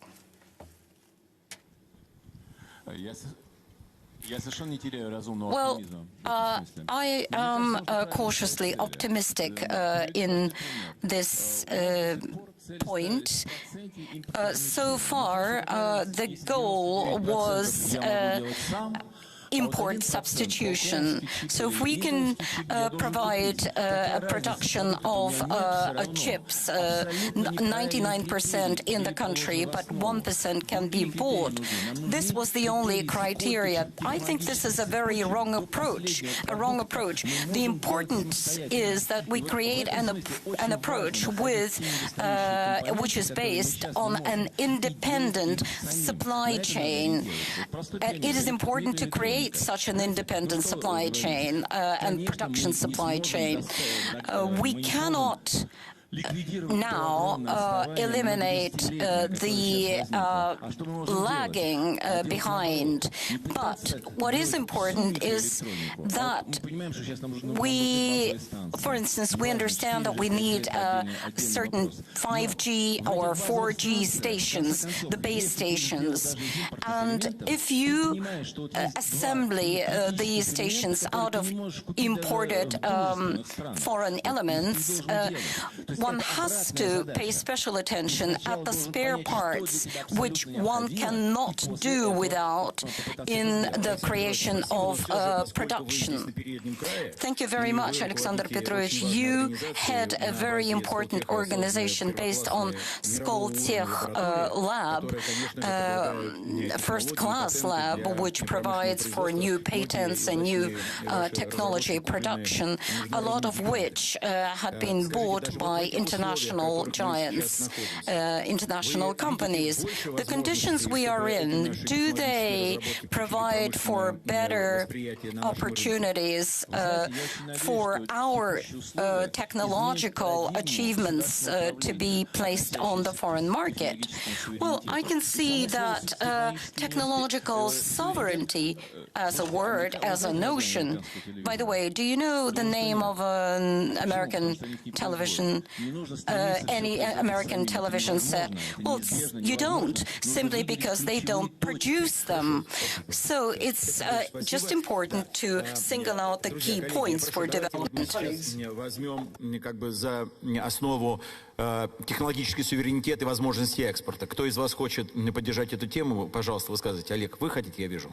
Wish to dwell on that? You're welcome. Right. Yes. So let me remind you from the world. That's the story that is truly technological and sovereign, and it was made together with our foreign counterparts. But the infrastructure, that's exactly what we mean by infrastructure, and we will agree with the director. The infrastructure is a key element, the basic stations of the mobile operators. That is the infrastructure we can work with. Otherwise, we do not have mobile communication and the internet, and that's what the state can regulate. Now, business, but business can choose everything else. If infrastructure, yes, that's one thing. That's a lot to discuss there in the context of the state. But if we talk about practical application, then the state power is going to be too strong. Colleagues, anyone else? Sonia? Right, thank you. No, frankly speaking, no. I would like to support everything has been said. We would like to concentrate on certain sectors because, as we said, the resources are limited. Even the human resources limited, and we need to think about priorities. Let's not forget about the service sector, which can be also important for exports. Financial services, for example. Definitely, this is the sphere we can develop, because here we are exactly at the, well, we're at the high level of development, we're competitive, and we should proceed with that. But as for experience and what worked and what did not work, following Marcel, then of course there is a lot of examples where the development was based on the borrowed technologies. So we should understand how well we can work with that. And then there is another factor that was associated with that, subsidizing of the energy resources consumption. For most countries, it was the import of energy resources. Fortunately, we do not have any limitations here. We have access to resources all the time, but we should make sure that the resources are cheaper, including power resources, including energy resources on the hamper. So this is something to think about. Protectionism. This is something that we need to think about, but this protectionism should be within the framework of common sense. Now, you mentioned well-developed financial services. I agree. Our banking sector is quite well developed, and we really do not even appreciate properly this value created over the past decades. I would like to ask Alexander Isakov to speak about about that. Something that seems to be impossible proves to be possible. The building of the International Financial Center in Moscow. Ruble turns into a very important reserve currency. And how can we export capital? How can we interact when building the production chains? No, I think that topic is connected with technologies. Well, consensus is that we are entering a period of sort of simplification, and this definitely has nothing to do with my financial sphere. The story is as follows, as I see it. Indeed, we have a unique chance nowadays for the rational creation of the International Financial Center in Moscow. There are two prerequisites for that. First one is global, because we're entering the period of time which is in a way similar to the 1970s. High inflation, high price on resources and food, and high rates. Core rates, dollar to euro, they're much higher than over the past decade. And following this experience of the 1970s, the most vulnerable in this sense are importing developing countries concerning food and energy because of the high rates and because of the high prices. And there is quite a lot of these countries. So Turkey, for example, where suggested these days is 700, and that's very high, too high indeed. And globally, these countries will require external funding in order to overcome these 10 years and in order to be in a better situation in the future. On the other hand, we will earn quite a lot. We will have good current accounts, and the saving was and will be still in currency, because those people who are saving money here want to have a proper balance for the risks of employment, and that means we will accumulate our assets in currency. Unfortunately, at present, the accumulation in dollars and euro is risky, and our banking system offers almost negative rates for the currency deposits. Now, these countries could borrow the currency that the internal banking sector cannot consume within the country at the rates that could be lower than the global rates, simply because within these rates are lower than global. There is a lot of rational aspects here. We, as investors, can accumulate money, and we can work with the debt of the developing countries, and they can get from us the capital that we are accumulating as a result of exports, and we can thus become investors of the real sector. Yes, we can be investors of the real sector, and we should not complain the international reserves as we used to do it in the past, because all those assets, their liquidity, security are not what they expected from them. And as for the friendly countries, developing countries, the financial assets associated with them might be much higher. Getting ready to the session, I discovered reading that the gold and currency reserves of China have not been growing, but the assets abroad have been increasing. And thus, what you are suggesting now, on the one hand, is going to lead to a more sustainable currency system with ruble playing a different role, and it will allow us to invest in real and serious companies, which would definitely facilitate international cooperation and commodities exchange. That's a very good idea. Marcel, and exports and, well, of course, I told you in advance I will ask you. So gas and oil. No, many say that with the constraints put forward by the unfriendly countries, these currency influx will stop, and we will not have the necessary resource for modernization. What do you think? Gas and oil sector, what is going to happen with it, and what's going to happen globally? Gas and oil sector will come across with different limitations, but we can overcome them. What can we see now? These sanction constraints for gas and oil do lead to the to lower exports, but the prices are very high, and so I agree with my colleagues that in the near future these prices are going to be high, but we have a certain surplus connecting the production of oil and gas. There will be excessive capacities for oil and gas, and this creates wonderful opportunities for the development of the sectors associated with the next level of processing, even in petrochemical industry. Monetization of gas, for example. Gas chemistry can be developed, and we can transport the final product, and in a sense, this is going to be simpler and easier. Now, we can speak, of course, about the liquid natural gas and what is going to happen with the major projects based on the Western technologies.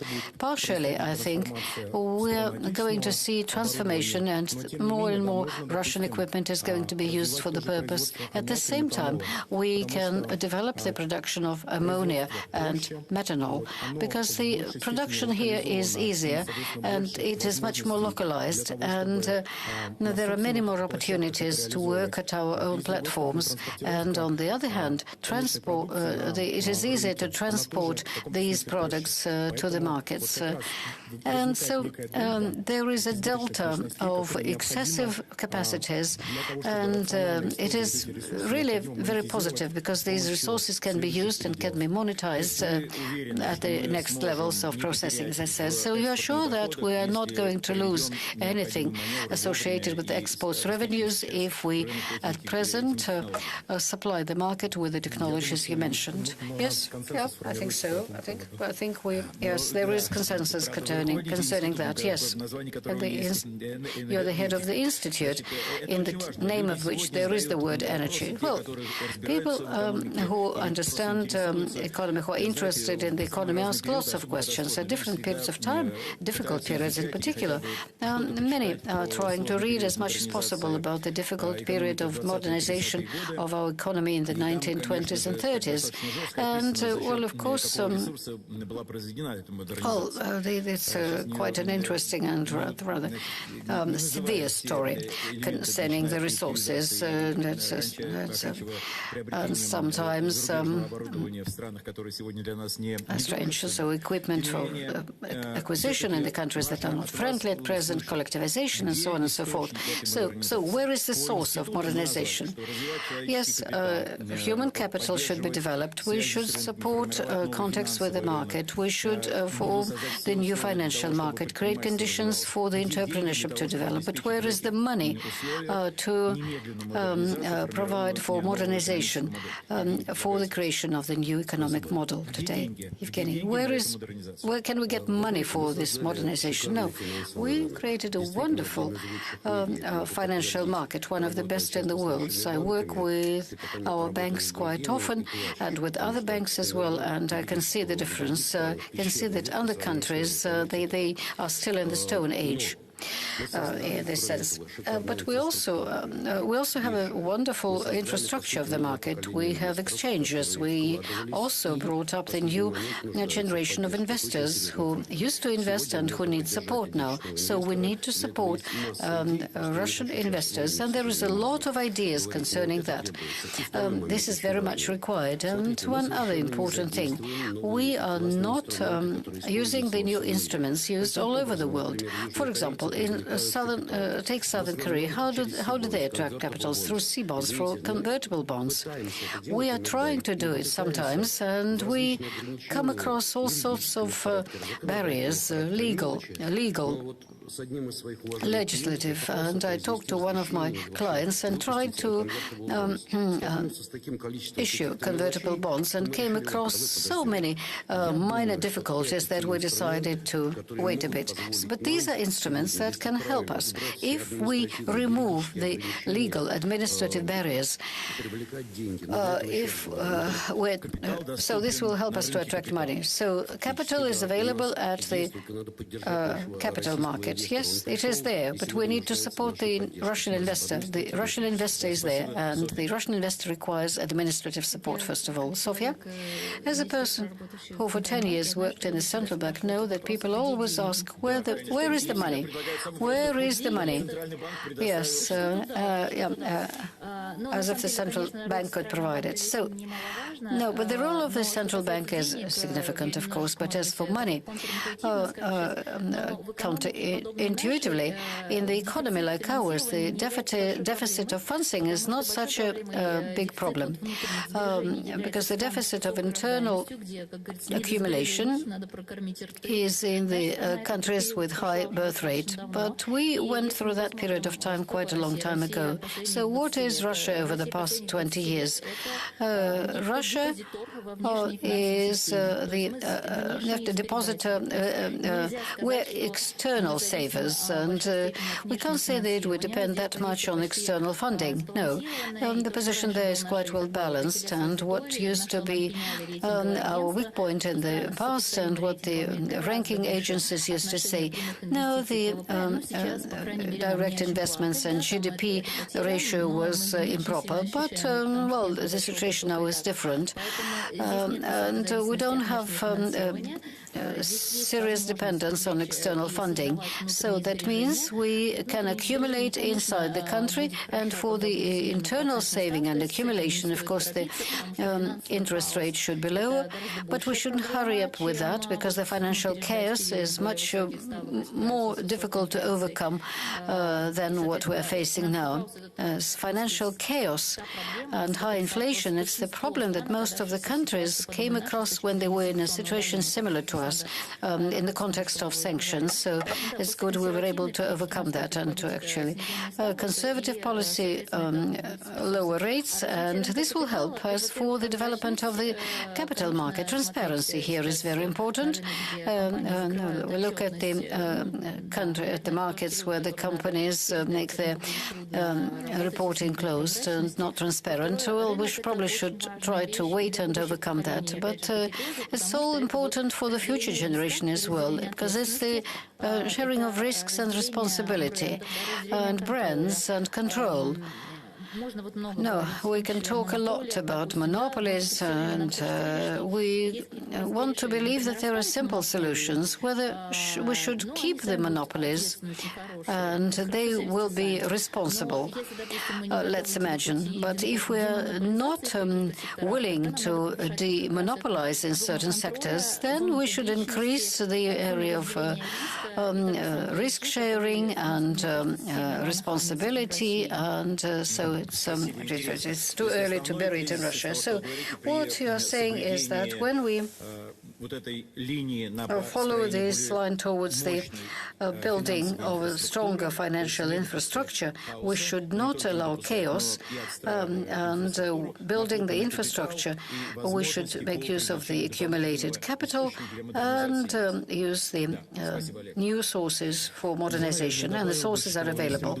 Now, Oleg, the external debt, it went down by 30% since 2014. It's less than 500 billion. So we less and less depend on the external funding, which is absolutely correct. As the studies show, the developing countries gain when they rely on the local banking sector, on the domestic banking sector.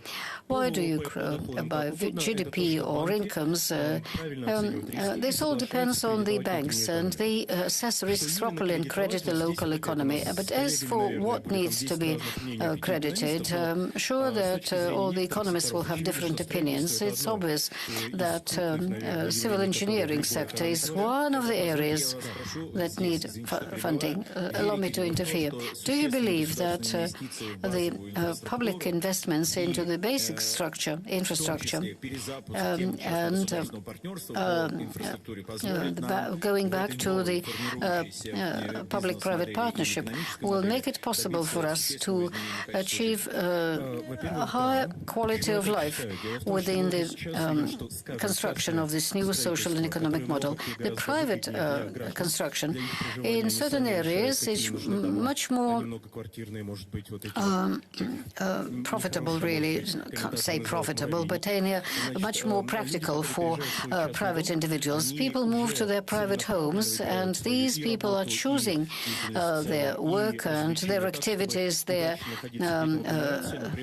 entertainment approaches in a much more practical way, and moving towards a much more high quality of those. So we're moving towards that, but I wonder if we're reaching that goal, 120 square meters per family. But, well, that much housing and infrastructure, schools and everything else, is that a model necessary for growth, a model leading to a proper mode of life, to well-being, welfare, prosperity, and whatever you can mention? So we have capital. Can we achieve that? And here is the endogenic growth, particularly when we take loans for construction. Even if there is a certain overpricing at certain markets, still it is much safer than other forms of bank loans. So endogenic growth, that's what the banks are willing to credit. And the citizens in the country are willing to take these loans from the banks. So this is a serious driver, as I said. Infrastructure of different types, as I said. The business activities, more or less, more and more accumulated in the big cities. There are just about 20 of those. And on the one hand, it's not bad at all. It just happens that way. But around these cities, we would like to have an infrastructure that makes it possible for them to work, to commute. Marcel, I would have also liked you to make the final comments. So could you say a few words about the sources of modernization? Well, I would like to reiterate with Evgeny Kogan. I'm sure that financial markets have enough means to provide for the development of the market. I am optimistic about retail investors as well. The index of state debt is higher than previously, but our internal financial market can create resources for funding of the development, for future development. Thank you, Marcel. I would like to reiterate with my colleagues the export surplus gains that we are receiving currently. They embrace the so-called raw materials, gains for raw materials. So these resources, these surplus materials, resources should be channeled to the development of human resources and the preparation of our inner economy. The inner savings, the domestic savings in the country have their potential as well. Foreign its development in different currencies. Let it be euro instead of the dollar, but there should be a certain hedge, and this may help us in the future. Well, yes, thank you. Now we are concluding our discussion, and colleagues, you pointed out that there is enough capital for modernization. One of the main platforms for such development is private initiative.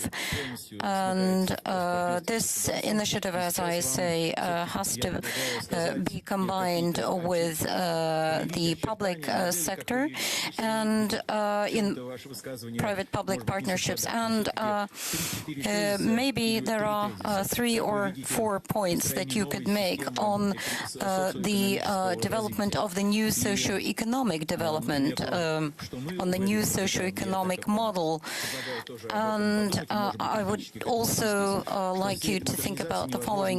The modernization cannot be achieved without a reform of a public-private partnership in any form, not exactly in the form that the federal law is currently using in order to describe it. So how to support the initiative through such partnership, how to distribute risk evenly, and how to achieve modernization that will be able to provide a launch pad for future modern development. So I'm going to ask Evgeny first as an economist mentor today. Thank you. I think that everything depends on us. The change of the paradigm between business and state and the public sector, also releasing the private capital sector from certain limitations imposed by the government, and also the government should be the trigger for future development, not robbing businesses of its opportunities. And we are at an interesting point in our development. I liked Alexander's view on the export of capital, where we can move out onto foreign markets using our surplus gains. And the third point is the opportunities that we have in the sphere of creative thinking and creative development. I think we have unprecedented success in this area. Sofia, well, proceeding from the past remark on creativity, I wouldn't like creativity of Russian business and consumers to simply be left on its own and at its own devices. I think they should receive adequate support from the public sector. I would like to hope that the budgetary policy will be able to introduce new stimulus for development, and I think that hopefully the businesses will be adequately supported for their future development, and I hope we will continue to build the economy of the future and not to step back into the economy of the past. And of course, this is not easy in the current situation due to the dichotomy. On the one hand, we are teaching businesses to take everything from society, but step back from criticizing what is happening on the market. But we have to overcome this and to receive feedback through financial markets to support businesses and equitable distribution of priorities in different spheres of the economy. Thank you, Sofia. For me, structures of different types, well, government and governmental sector plays an important role in the development of the market. Businesses have been doing a lot of steps towards development of micro and small companies by boosting their development and providing for their future growth. I think this is important, but not so important, because the banking sector is the key sector for development for emerging countries. Alexander, I have three formula that I have managed to think of. The formula of economic policy that is based on fighting poverty, combating poverty in society, and the success is based on the final coefficient and growth of birth rate. The second is that the development of the fact that we have to speak a common language with businesses, and the third is that we have to strengthen partnerships with emerging countries and developing countries so as to boost our common development for the future. I would like to support my colleagues. Yevgeny pointed out that we need to alleviate barriers on the way of development of businesses and eliminate administrative barriers. When I was registering for the forum, I had to fill in a document where I gave my consent for personal data processing 3 times. So I think this is too much red tape, and this red tape should be eliminated or limited. We have to analyze the situation and get rid of additional expenditures. Colleagues, allow me to make a conclusive remark on our discussion. Well, we wanted to demonstrate that the representatives and participants of this discussion are professionals of a very high level. They are responsible for what they are saying, and they know that and sure that even in such dire straits that we find ourselves in, there are still opportunities for future development. And if you would like to, we will provide the necessary data for this, and we would like to invite you to our future discussions on the basis of the web platform. Well, the 30-year period of development of our country has brought its fruit to our generation and my generation and people who are older than my generation, and but we need to remember that younger generations are entering the labor market currently. Those who are 15 today will soon become our electorate. So which opportunities do we have for future development? Loads, I must say. We are working on the creation of a new model where the creativity of each participant, a member of society, will be required. And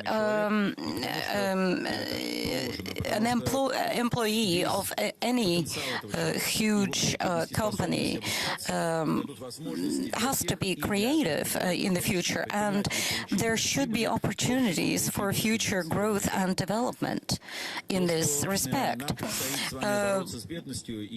The fact that we need to fight poverty is obvious, and Alexander was talking about that. He pointed this out. Although, Alexander, you are younger than me, and you don't remember how obvious poverty was in the 90s and at the time when I was younger. But we do have a lot of poverty, and the president is also talking about that. We have to create possibilities for people to earn more, and society has to also pay attention to the development of families, to the well-being of families and common people. And we are living through a period of time where every common family in the Russian Federation has to have a life standard not lower than in Europe. In order to provide for the development of this model, especially in the first years of its development, we need to look at the distribution of risks between businesses, private capital, public sector and banks through such instruments of development as web and others. We have to look at the interaction between private capital and banks, and the public sector may have to take more risk upon its shoulders. With such distribution, the businesses will have to pay special attention to social responsibility. We also need to mention that private capital has to pay special attention to the development of the environment, our common environment. The public sector has to sponsor that and provide adequate support. Evgeny mentioned that we have been able to evolve free entrepreneurship in Russia. Currently, we have no time to revise the legislation concerned with entrepreneurship fully. Together with the Agency of Strategic Initiatives, we have worked out a roadmap which was quite successful for quite a long period of time and managed to achieve success. But we are limited for time. We have to move forward and find ourselves in a completely different environment. We have to adapt to the situation as quick as possible. And there is a very good interaction between the parliament and the government in order to provide for legislative changes. We were talking about residential construction and other topics, and for the government to change all the laws and rules, it may take a very long time in order to build a flexible system. But in order to alleviate the current situation, a new regulatory system has to be devised as soon as possible. And successful PPPs are actually possible when the society understands the role of businesses and private capital in the development of such societies. And I support the president in saying that businesses are creative and they are creating new conditions for the development of society. So the model where businesses concentrated only on paying taxes has outlived its age. We are currently aiming at people who are socially responsible, who are connected with the life of their society, and who are deeply connected with the development of their cities and towns. I would like to extend my gratitude for participating in this discussion and wish you success. And we will try to continue with this dialogue, and I invite you to participate in our future